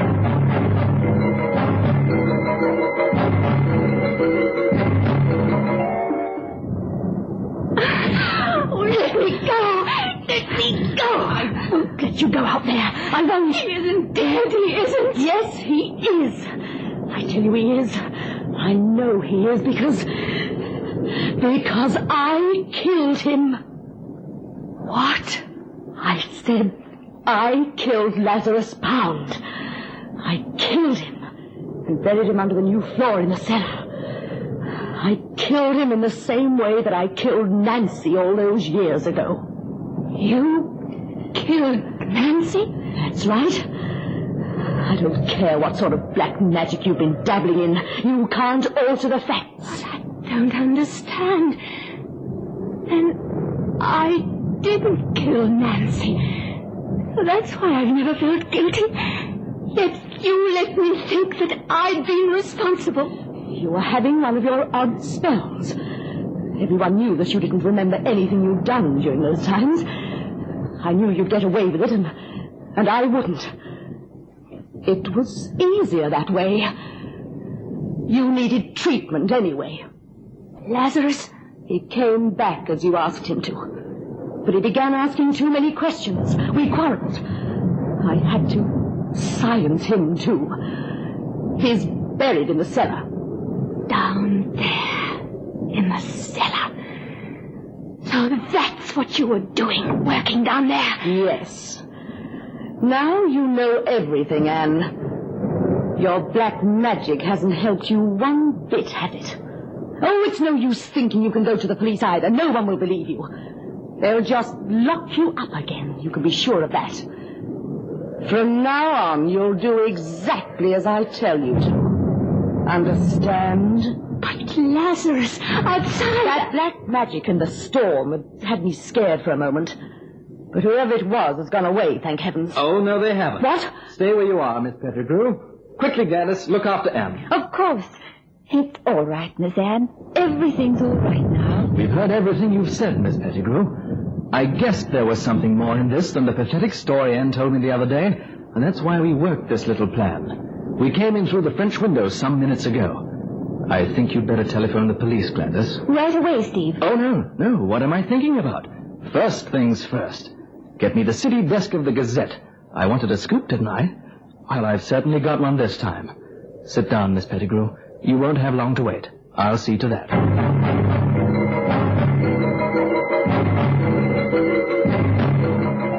Time. The silent herald of life and death. Success or failure. The unseen force that measures man's destiny, reaching its most fateful moment as it slowly strikes the 11th hour.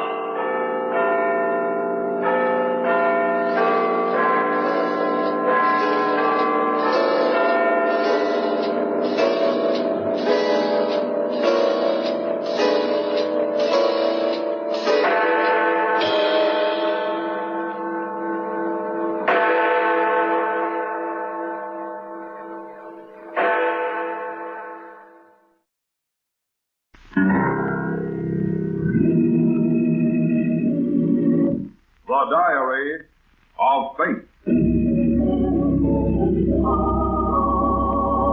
Fate plays no favorites. It could happen to you.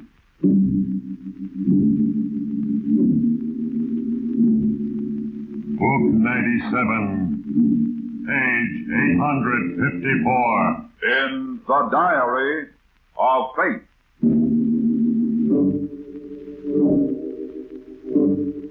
Yes, here it is. The name Walter Vincent. Occupation chemist. Yes, Walter. For 4 years you have been an employee of the Randall Foundation for scientific research. And in that time, you have come to realize how wrong you were to select science as a life work. Although you were diligent and accurate, you lack inventiveness. And many times during recent months, your wife Carol has pointed out in no uncertain terms the long and fruitless road which lies ahead of you. This realization brought you to temptation and a choice. Now for a moment, I, Fate, look ahead to a single instant in your life. An instant of decision. I don't intend to give up everything now, Walter, no matter what it means. Good. We still have a chance if we work together. You see, Kramer is going to give Philip that letter at the masquerade. I don't understand, Walter. And that means just one thing. I'll have to go to the masquerade in his place. And I'll have to get rid of Philip.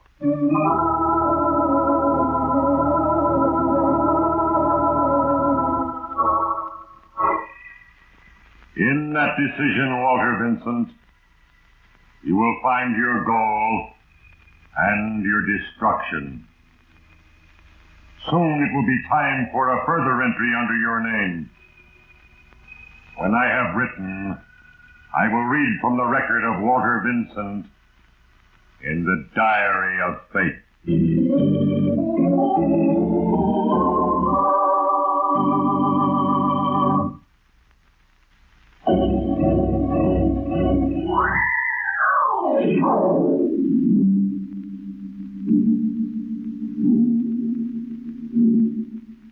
the life of Walter Vincent, an infamous decision was made. Yet in the final analysis, it was a little thing, seemingly insignificant, that determined the inevitable outcome. It is ever thus. Remember, Walter Vincent, where it all started? You were driving home from the funeral of Professor Rudolph Teigman, an associate of the Foundation, who had died suddenly of a heart attack. Your wife and Philip Webb, also a chemist at the Foundation, were talking as you drove through the heavy rain. He was a great scientist, old Teigman. The Foundation is certainly going to miss him. Strange, isn't it? How suddenly and unexpectedly it can happen. Just like that, and it's all over. Yeah, that's right, Carol. I only hope I can achieve half as much in my life as he did in his. I'd consider it a lifetime well spent. What? How can you say that, Philip? Professor Teigman was a lonely old man. He never really lived in his whole life. He never had any money or fun. Just work and more work. That's all he knew. Yes, but look at all the splendid things he accomplished. And where did that get him? I'll bet he wished plenty of times he'd enjoyed life more as he went along. Believe me, I'm not going to stake my happiness on a future I may never see. Oh, excuse me, Carol. This next corner will be fine, Walter. Oh, okay, Phil. Glad to drive you on home, though. No, thanks. But there is one thing. Yeah? I'm going out to Teigman's lab tomorrow, and I'd appreciate it if you'd come along and sort of help me put his things in order out there. Why, sure, Phil. Glad to. Fine. See you tomorrow, then. Goodbye. Goodbye. Walter, I meant what I said about that future. I'm completely fed up with the way we live. Oh, Carol, darling, don't talk like that. We'll get our chance one of these days. One of these days can be a long, long time. I'm not going to wait much longer. Well, you won't have to, honey. With Teigman gone, there are openings all down the line. And I'm almost a cinch to head my department. Well, we'll see, Walter. We'll see.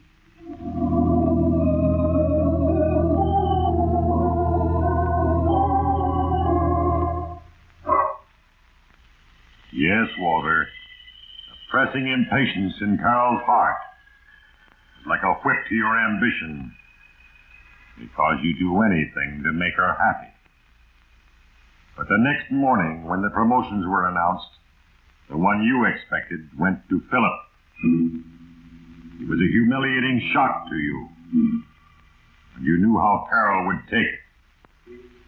By the time you arrived at Teigman's remote laboratory, you had regained control of yourself, and nothing was said at the promotion as you helped Philip pack the clutter of apparatus, supplies, and papers. And then, Walter, a little thing happened. I guess you can get most of that stuff in this box, Walter. Yes, I think so. By the way, what was Teigman working on, Phil? Do you know? I have no idea. I used to be his assistant, but for the last 6 months, they had me back in the office. I hope there's something in these papers that'll tell us. Yeah. Well, I'll make a list of everything I put in this box. Fine. I'll go get something to carry the books in. Yeah. Oh, blast it anyway. What happened? Oh, my pen had leaked. I smeared ink all over. Oh, there's probably a blotter in that bottom drawer of the desk. Be back in a minute.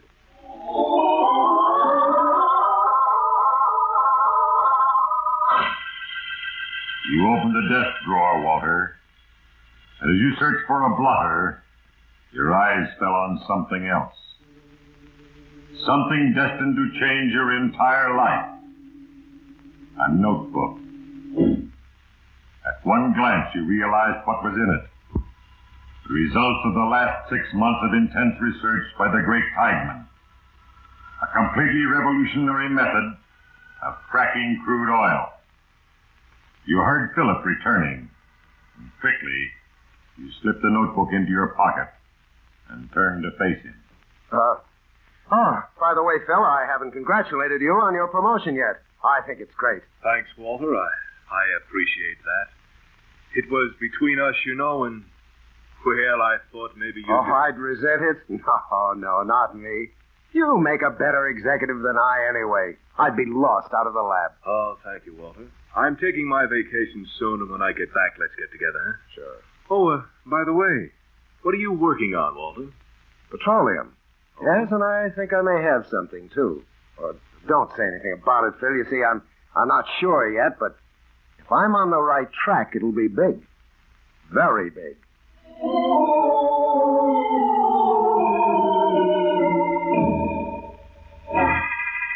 Yes, Walter. Because of a leaking fountain pen, you alone had found Tigeman's notebook. You could have turned it over to the foundation, but you had other ideas. In the days that passed, you made certain that nowhere else among Tigeman's papers was there a hint of what he had been working on. You checked and tested his formula. It was complete and accurate. Then, at last, you were ready. The startling announcement came out that you, Walter Vincent, had devised a new and revolutionary method for refining crude oil. This is amazing, Walter. As the director of the Randall Foundation, I congratulate you.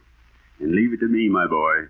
I'll see to it that you get a position at once where you can really exercise your ability. Well, thank you, Dr. Kramer. And congratulations, Walter. Thank you. It's great publicity for the outfit. And say, I want you to pose with Dr. Kramer here, and then we'll get some individual portraits, some action shots of you in the lab, too. You know, the papers are going to eat this up.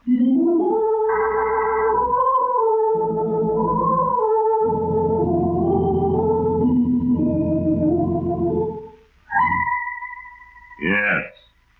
Just 3 short weeks after you had stolen Professor Tigeman's notebook, Walter, your world was completely changed. You had a new job at more than double your old salary. You were known in scientific circles as a very promising young man. And Carol, of course, was delighted. But the change, Walter, had been brought about by your choice for evil.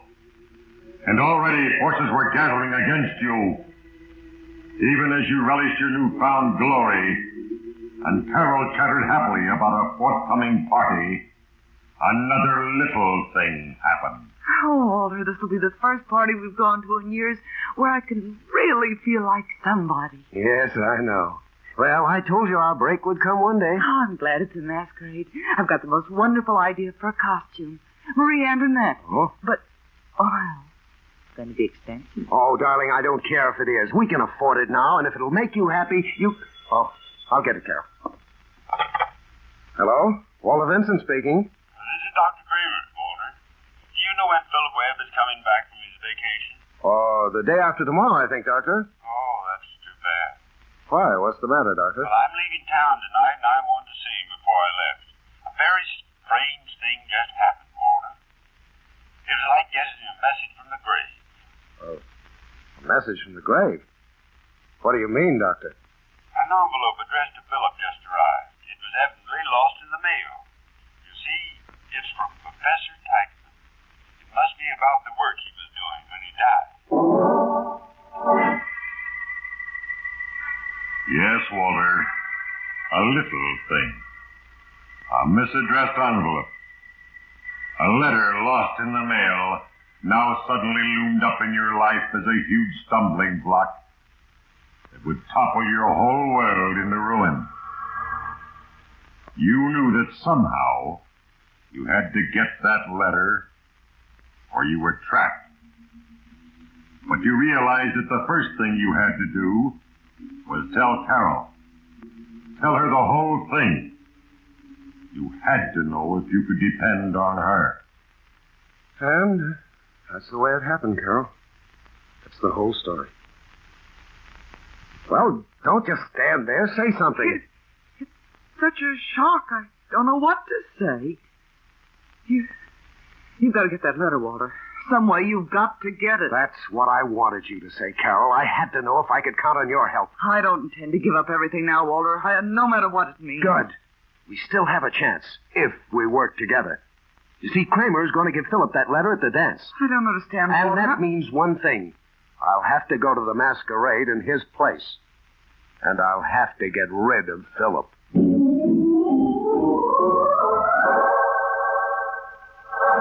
Yes, Walter, because of a fountain pen that leaked.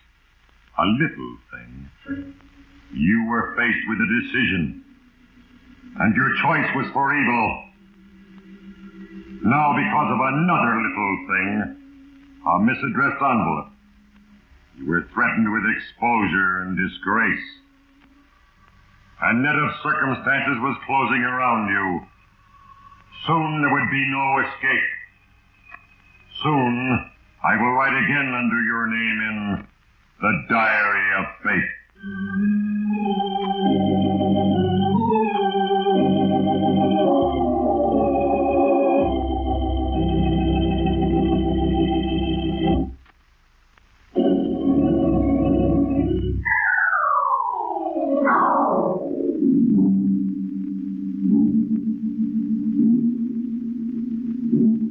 It was 3 days later, 3 tense, worried days later, that you, Walter, finally added the last detail to your method of murder. Philip had returned from his vacation, and you had talked to him. Then you explained your scheme to Carol. Oh, Walter, I'm afraid. Are you sure there's no other way? Positive. I've looked for that letter every place I possibly could since Kramer's been gone. I can't find it. There's nothing else we can do. All right, Walter. Now listen, I've talked to Philip. He's going to the masquerade as Pinocchio. He's got a mask that covers the whole head, and it'll fit me. I told him today that I had to go to New York, so he thinks you're going to the dance with him. I want to be sure a lot of people know that. That'll be easy. Then what? Saturday evening, I'll get on the train here and get off when it stops at Maplewood. You meet me there with a car. And bring you back here? Yes. Then I'll take care of Philip. We'll go to the dance, get the letter from Kramer, and leave. I'll catch a plane. I've already got the reservation under the name of Jones. I'll overtake the train and get back on it. All you know is that Phil was a little high when he took you home. Oh, Walter, what if something goes wrong? Nothing can go wrong, I tell you. Not if we're careful and use our heads. The hardest time will be the dance. We'll really have to play our parts there. And play them well.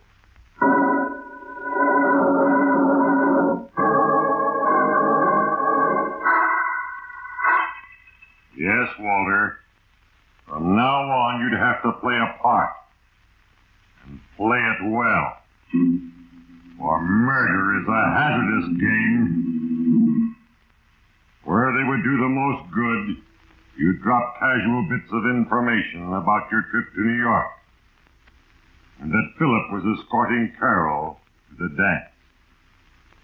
And finally, on Saturday night, you even fixed it so David Sloan, the Foundation's public relations man, was at the station with Carol to see you off.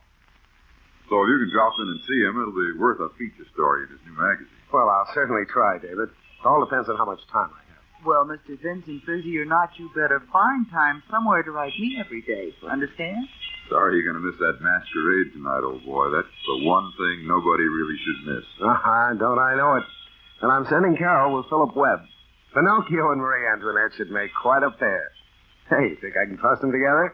I think so. Pinocchio's made of wood, you know. Yes, but there are no strings on him either. Well, I'll keep an eye on them, Walter. Have a good time in the city and hurry back. I will, David. Better get aboard, Carol. Now, don't forget 1 block south of the station at Maplewood. And don't be late. I won't, don't worry. I'll get rid of David and leave right away.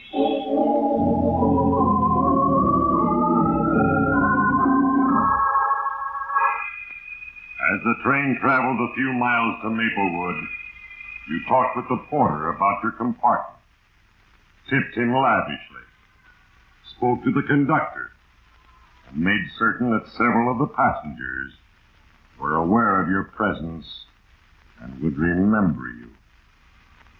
Then, as the train pulled to a stop in Maplewood, you stepped off quickly, quietly, melted into the crowd. And a few minutes later, you were with Carol in your car, speeding back the way you had come. Better slow down a little, Carol. We have to hurry, Walter. Slow down, I said. All we need right now is to be picked up for speeding. That'd fix things fine. When we get to Phillips, shall I wait for you? No. Go on home, put on your costume. I'll pick you up in his car. All right. We're almost there. It's down on the next block. Okay, turn here and stop. I'll walk the rest of the way.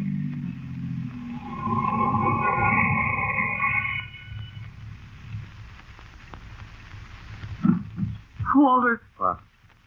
Walter, be careful. Don't worry, this will be easy. The tough part's going to be that dance afterwards, and don't forget that for a minute. Now go on home and get dressed. I gotta get going.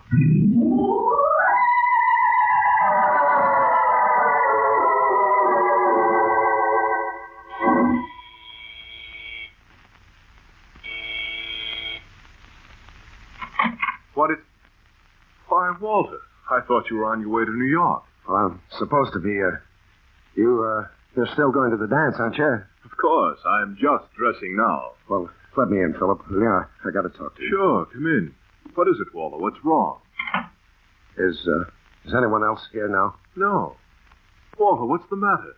Philip, are you going to be alone tomorrow? Why, yes. Yes, I am. All day? You're not expecting anyone? Not going out? No, not until 9 tomorrow night. Why? Oh, that's fine. Philip, I'm in a jam.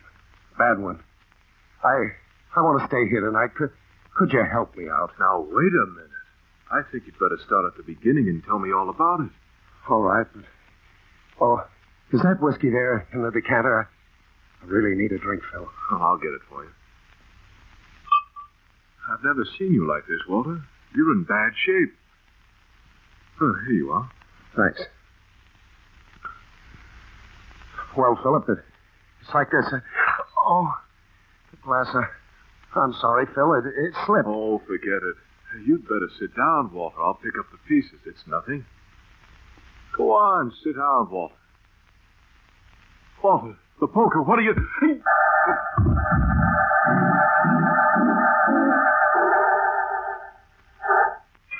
Yes, Walter. Killing Philip was simple. For a moment you stared down at him, lying dead in front of his fireplace. Then you moved quick. You took his keys from his pocket, set his watch ahead to midnight, and smashed the crystal. Arranged the room to look as if he had fallen, and struck his head while replacing a light bulb in the chandelier. Then you entered his bedroom. When you came out again, you were Philip Webb, fully dressed in the bizarre costume of Pinocchio. A few minutes later, in Philip's car, you picked up Carol and drove to the masquerade. Walter, you're sure everything's all right? You didn't make any mistake. No, I didn't. Now stop worrying me, will you? You keep watching me in there, and just as soon as I get that letter from Dr. Kramer, you fake a headache so we can leave. All right. And don't let me get stuck with anybody where I have to talk too much. I won't. All right. Better go on in. And for heaven's sake, act like nothing's happened. Everything depends on this now.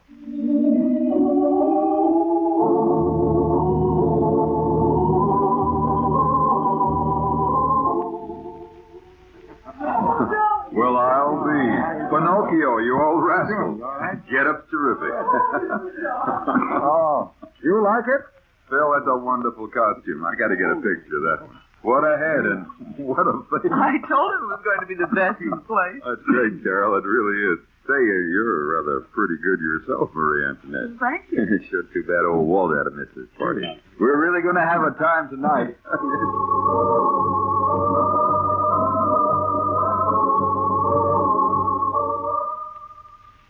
Kramer hasn't shown up yet, Carol, but he should be here any minute. How am I doing? Heard you comment? You're doing fine. I don't think anybody suspects a thing. Just keep it up. Don't worry, I will. We can't slip now. Oh, Philip, pardon me, folks. Phil, Dr. Kramer just came in. He wants to see you a minute. He's back there in the corner. Oh, thanks a lot, David. I'll go right away. Oh, how is he here? Well. Hello there, Philip, or should I say Pinocchio. That certainly is a fine costume. Oh, hello, Dr. Kramer. What I wanted to see you about, Philip, is a letter. It was lost in the mail, I presume. You see, it's for you from Professor Teigman. From Teigman? Yes, I have it here. Did you want it now? I can just easily keep it until Monday. No, I'll take it now, Doctor, and thank you very much. Oh, Philip. Excuse me, Doctor.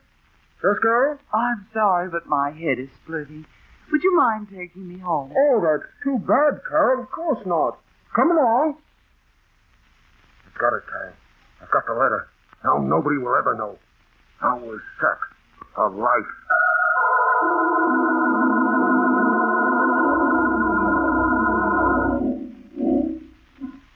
Yes, Walter, it was all over now. You had the letter. The perfect alibi for murder. All you had to do was leave the dance, get back on the train, and you were safe. But take heed, you who listen, lest you think fate unjust, a conspirator in evil. In a few moments I will write for the last time under the name Walter Vincent. When I have written, I will read from the Diary of Fate.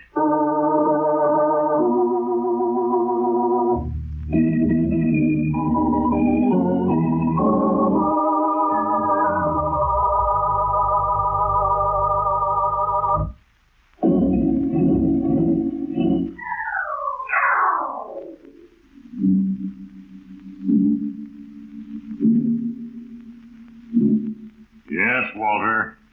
As you and Carol moved toward the door of the ballroom, you were confident that your masquerade had been successful. Yes, your impersonation of Philip Webb had been perfect. And now safety lay only a few feet away. But then, Walter, another little thing happened. Let's get going, Carol. Oh, my heel. Carol, what's the matter? The heel of my slipper is broken, caught in my skirt. Let me get it. Attention, ladies and gentlemen. Here's the high spot of the evening. Yes, friends, this has been a wonderful party, and now... Hey, wait a minute. Don't let that Pinocchio get away. Hey, hold it. I got a big surprise for you. You can't leave now. I've got to leave. The Judges Committee has selected the outstanding masquerader of the evening, none other than Pinocchio. Now, folks, it's midnight, and you're bursting, boy, so remove your mask, Pinocchio, and take a bow, Mr. Philip Webb. Remove my mask? No! Come on, folks. He's back. We'll give you a hand, Phil. Come on, take your hand. I got it all. Why, it's not Phil Webb.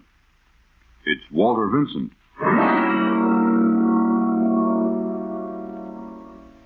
Yes, Walter.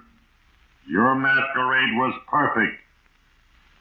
So perfect that you won first prize and destroyed your own alibi.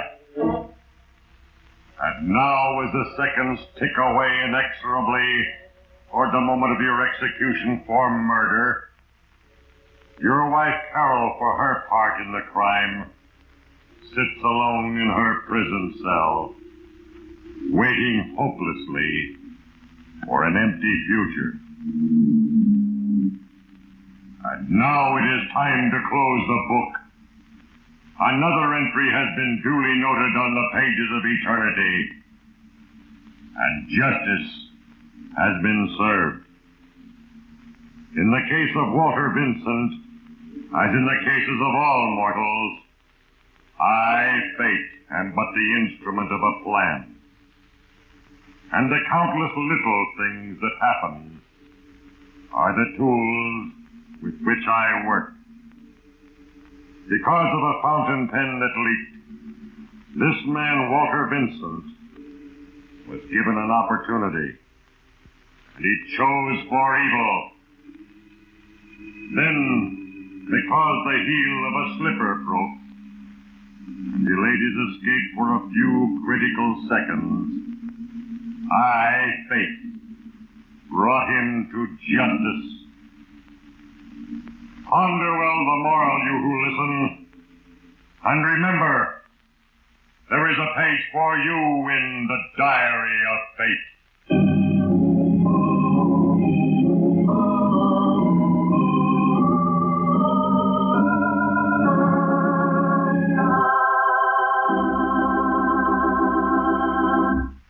The cast included Herbert Litton, Tom Brown, Gloria Blondell, Peter Leeds, John Arthur, Ray Erlenborn, Ivan Ditmars, and Hal Sawyer. Diary of Fate is a Larry Finley transcription. Brought to you from Hollywood.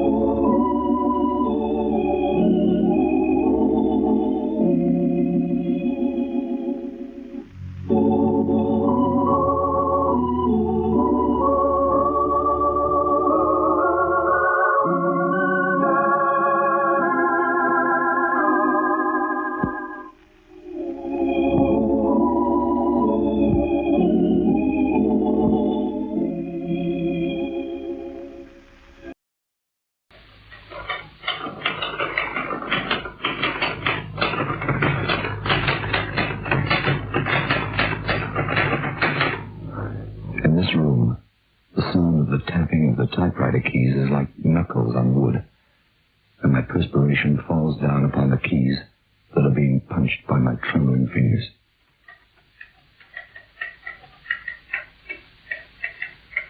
A mosquito circles above my bent head. There are flies buzzing and colliding with the wire screen. Around the naked yellow bulb in the ceiling, a bit of torn paper that is a moth flutters. An ant crawls up the wall. I watch it, the ant, with bitterness. How mistaken we three were. Susan, and I, and William Tinsley. Whoever you are, wherever you are, if you hear this, do not ever again crush the ants upon the sidewalk. Do not smash the bumblebee that thunders by your window. Do not annihilate the cricket upon your hearth. You see, that's where Tinsley made his colossal error. You remember Tinsley. You must do. He was the man who threw away $1 million on fly sprays and insecticides and ant killers. I was this man's secretary just after the Second World War. I was with him when he wandered into a web and became lost forever from human eyes beyond midnight.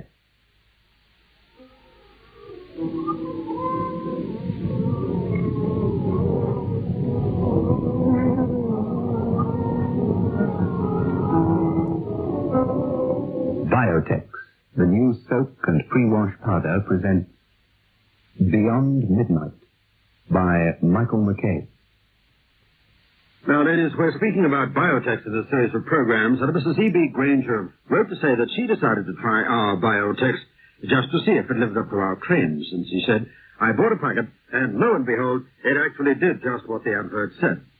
I'm so proud of the children's white shirts, the hankies, and the underwear, that I want to say it will be Biotex for me every washing day from now on. Some of my family's accessories were left with slight stains, but now, thanks to Biotex soaking, they come out white, and the stains do go away, as you say. Now, that is the statement from Mrs. Granger of Heathfield of the Cape, and it bears out what we have been saying to you ladies ever since Biotex first came on the market. We said to you, it is different to any washing product that you've ever used before. We claim that the stubborn stains will vanish, and people like Mrs. Granger bear out our claims. Remember, Biotex. There was never a spot for a fly or a mosquito in Tinsley's office. Tinsley destroyed anything that buzzed or flew. Destroyed it instantly with one stroke of his magnificent fly swatter. I shall never forget that instrument of death. Tinsley carried the swatter to work with him one morning in July 1946. By the week's end, if I happened to be in one of the filing alcoves out of sight when Tinsley arrived, I could always tell of his arrival when I heard the swicking, whistling passage of his fly swatter through the air and the thump as it landed. People, I reckon, have a right to be as eccentric as they please. But Tinsley was ridiculous.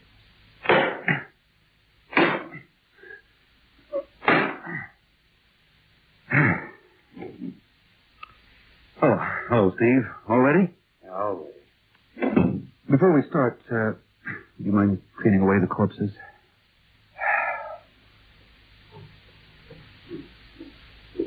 All right, to S.H. Little, Philadelphia, dear Little. We'll invest money in your insect spray. $5,000. Stop. 5,000. 5,000. Advise immediate production. Sincerely. You think I'm crazy? Eyes on a PS, sir. Are you talking to me? Oh, did you get that check for $1,000 off to the termite control company? One thing I like about my office is all iron, cement, solid. Not a chance for termites. Blast it, Steve. Has that been there all the time? Come on, help me find it. What? Why? Quickly, Steve. Systematically. Don't just sit there. Hold on. Stay out. Don't open that door. Don't come in. Come and help me, Steve. Listen, I'm a secretary and a right-hand stooge, not a spotter for high-flying insects. I haven't got eyes in the back of my head. And neither have they, so you know what they do? They? Who are they? Never mind. Forget it. Don't talk about this to anyone. Bill, You should go and see a psychiatrist about... Sure. And the psychiatrist will tell his wife, and she'd tell others, and then they find out. They're everywhere, don't you understand?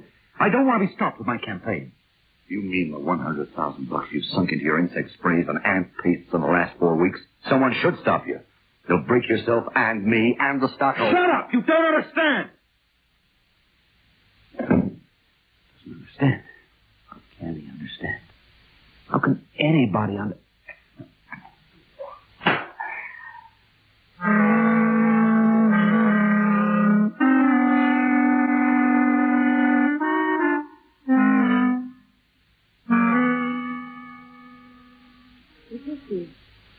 Well, look, I may be a psychiatrist, but I wouldn't stand a chance unless Tinsley came to see me. I couldn't help him unless he wanted help. I'll look him over for you if you insist, though, for old time's sake. But I'll have the fights last if the patient won't cooperate. You've got to help me, Susan. He'll be stark raving in another month. I think he has delusions of persecution. And besides, I need him. I need my job. It won't do for the guy. The first date worked out well. We laughed, we danced. We dined at the Brown Derby. Tinsley didn't suspect for a moment that the slender, soft-voiced woman in his arms was a psychiatrist, picking his reactions apart as they waltzed. We drove home that night in a happy mood.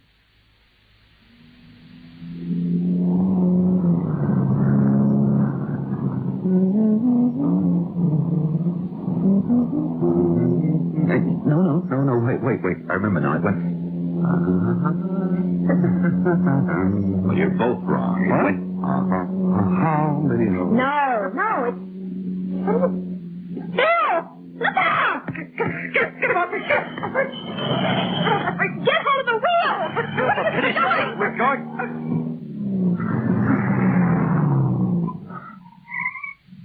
Mark. Did you see it? Got in my face. Well, I crushed it. There, do you see? Against the dash. 99% of all life in the world is insect life.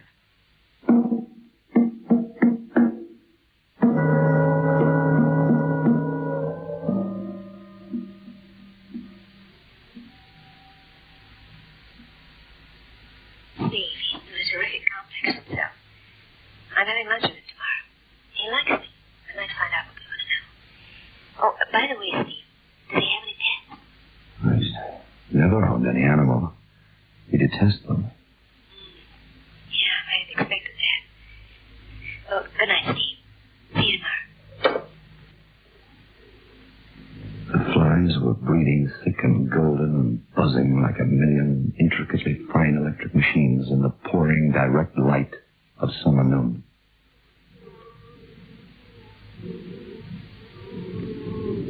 I went to see Lawyer Remington, who'd been Tinsley's family representative for 30 years, even before Tinsley was born.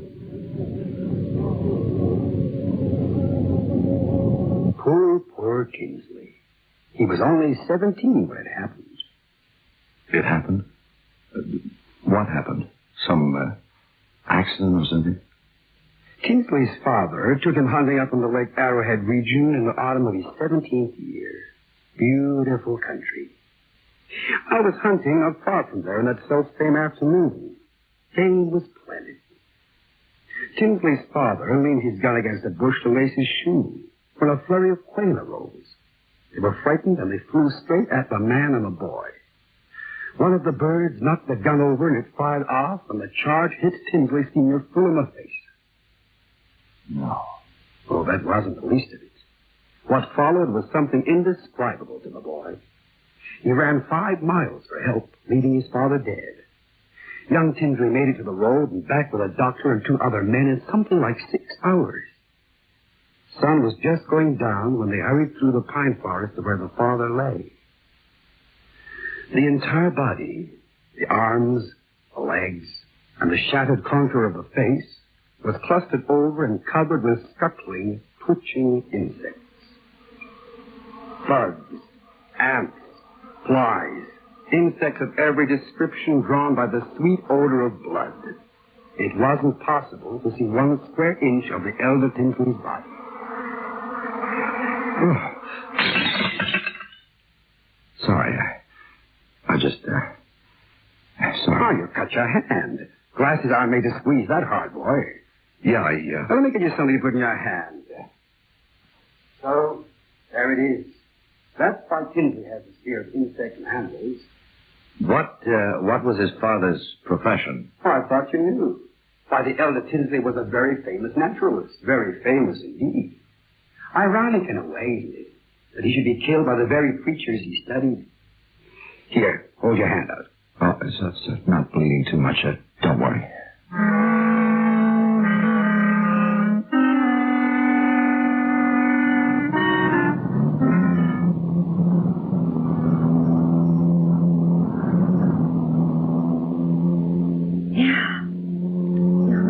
Pretty well puts the finger on Tinsley where he's been brooding. Oh, look around.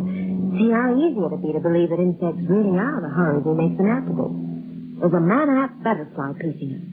Is it listening to our every word? Oh, it's gone now. Couldn't keep it up. Tinsley the elder was a naturalist. And what happened? He interfered, busybodied where he wasn't wanted. So they who control the animals and insects, killed him. Night and day for the last 10 years, that thought's been on Bill's mind. Well, I can't say I blame him. My father had been killed in like fashion. He refuses to talk when there's an insect in the room. Isn't that so, Steve? Yeah. He's afraid they'll discover what he knows about them. Well, you can see how silly that is yourself, can't you? Well, he couldn't possibly keep it a secret, granting that butterflies and ants and houseflies are evil. Because you and I have talked about it, and others, too. But he persists in this delusion that as long as he himself says no word in their presence... Oh, well, he's still alive, isn't he? And if they are evil and fear his knowledge, wouldn't they have destroyed him long ago? Maybe they're playing with him. You know, Susan, it's strange. The elder Tinsley was on the verge of some great discovery when he was killed. It fits a pattern.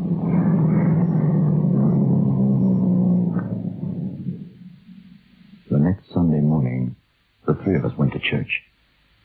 On the back of the bald head of the man in the pew in front of us, a fly crawled. For the first time in my life, I felt a strange interest, a foreboding almost. And I had to resist a temptation to crush the insect there and then on the man's head. That Sunday afternoon, we went for a picnic. Bill Tinsley, Susan, and I. She tried to get him to talk about his fear, but he merely pointed to the column of ants straggling across the tablecloth towards the jam, shook his head angrily. I felt, however, that he was near breaking point, and would confide in us pretty soon if we were only patient. We didn't have to wait long. 2 days, in fact.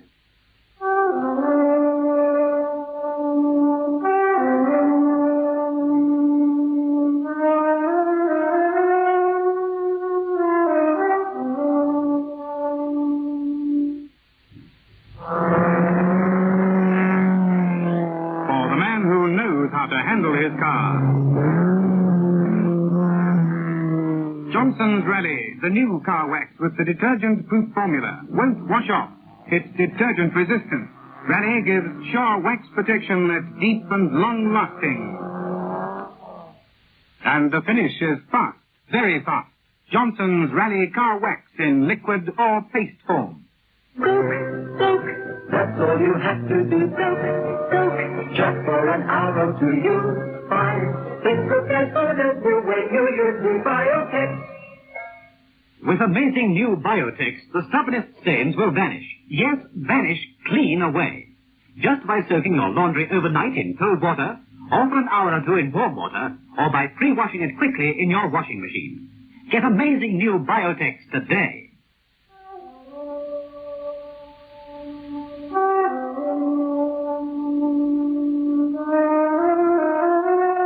Tuesday evening, inside the locked study of Tinsley's house. He strode up and down. Susan and I, we stood, cocktails in hand.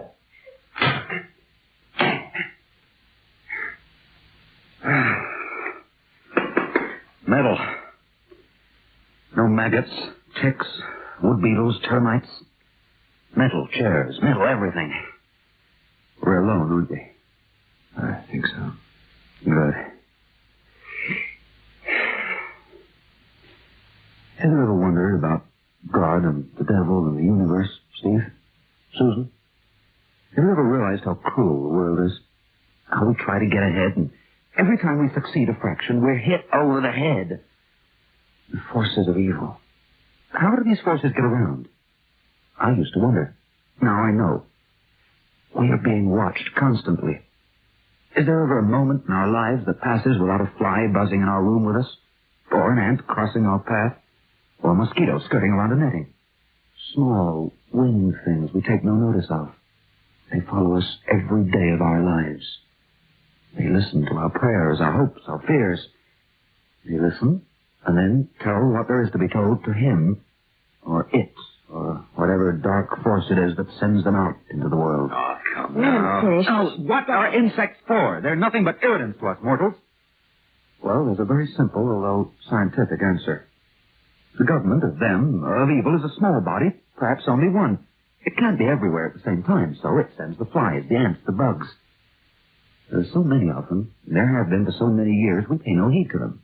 Familiarity has blinded us to them. No, I don't believe any of Let me finish before you judge. Think of it.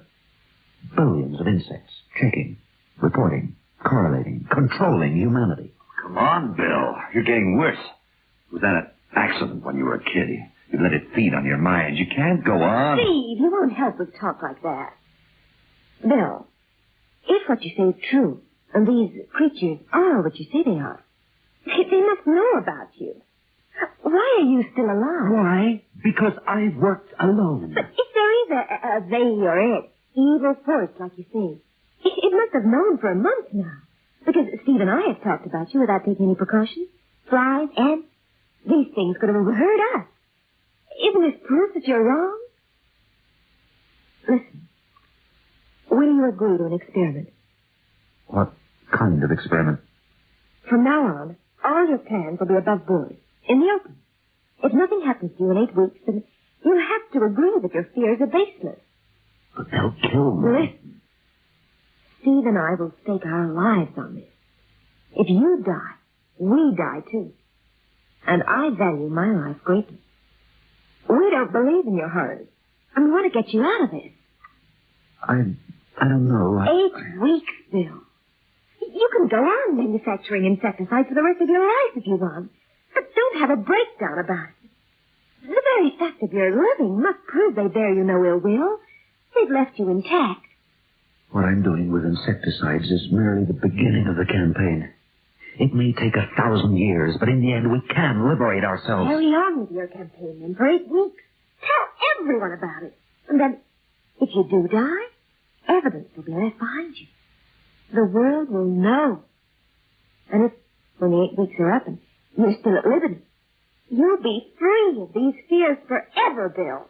Won't that be wonderful? Susan, Steve, there, quick, above your head, Steve. What? I got the darn thing. I got it. I don't know why. You'd stake your lives on this? With me? All right, then. 8 weeks.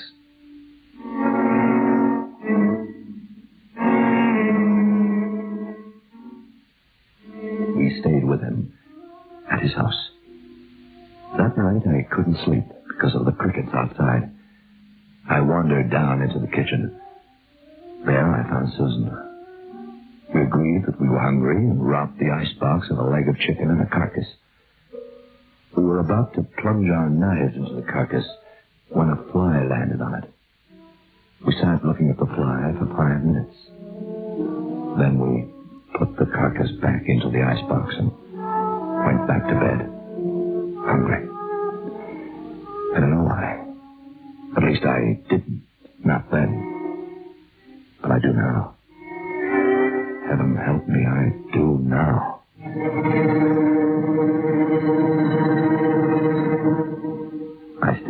asleep. And then something happened that put sleep out of my mind forever. I don't mind hearing a woman scream occasionally, but a man's scream is so strange and is heard so rarely that when it comes, it turns your blood into an Arctic torrent.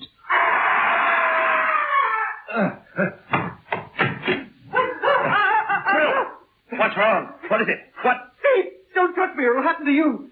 I was wrong, but so near the truth. So near it doesn't matter. Keep away, Steve. Steve! He's not dead for certain this time. He's gone out. He's been in the shower. He's soaking wet. He's barely dressed. I know. His shower's stolen. He must have burned himself. He hit the car. Peter, the godfather. Bill?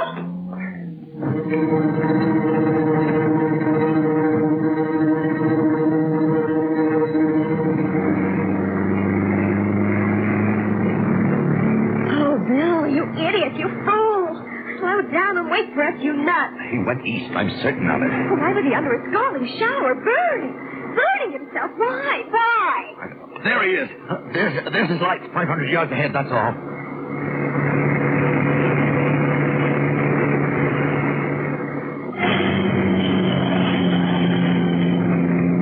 And then suddenly it happened. Bill Tinsley's car slowed right down suddenly. Steve? Something's wrong. He stopped. Stay here. Hear me? Stay here.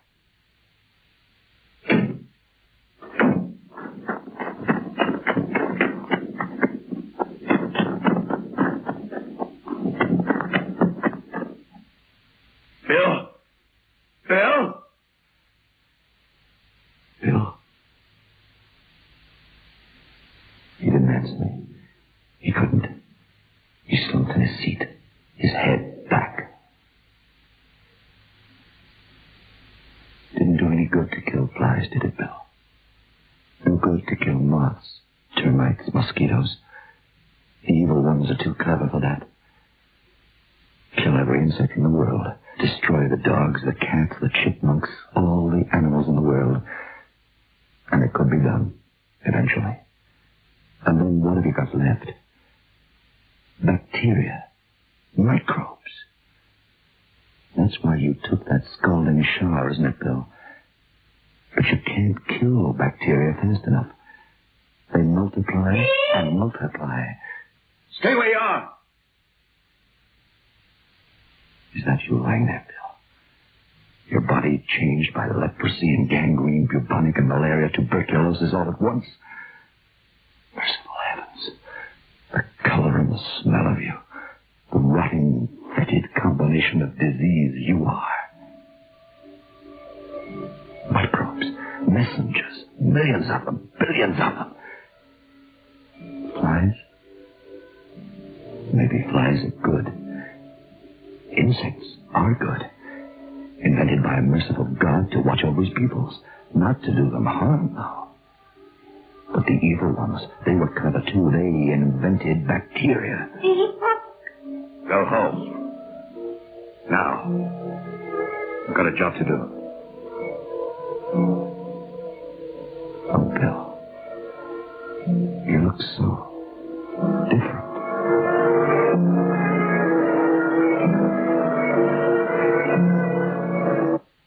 I drove Bill's car into the ditch and set fire to him and it. Susan drove away, not looking back. Now, tonight, a week later, I'm typing this out for what it's worth, here and now, in the summer evening, with flies buzzing about my room. Now I realize why Bill Tinsley lived so long. While his efforts were directed against insects, birds, and animals who were representatives of the good forces, the evil forces let him go ahead. Tinsley was unaware that he was working for the forces of evil. But when he comprehended that bacteria were the real enemy, then the evil ones demolished him. In my mind, I still remember the picture of the elder Tinsley and his terrible death. Why would the quail, representatives of the good, kill him? The answer to this is clear now. Quail, too, have disease, and disease disrupts their natural setup. This caused them to strike down Tinsley's weapon, killing him. And the ants in columns over the dead man? Perhaps they were bringing solace to him from his maker. The game of chess continues, good against evil, and I am losing. Tonight I sit here writing and waiting, and my skin itches and softens. Susan is on the other side of town, safe from this knowledge which I must set on paper, even if it kills me. Even as I write, the skin of my fingers changes color and loosens. My face is wet and slippery. My tongue tastes bitter and acid. My stomach...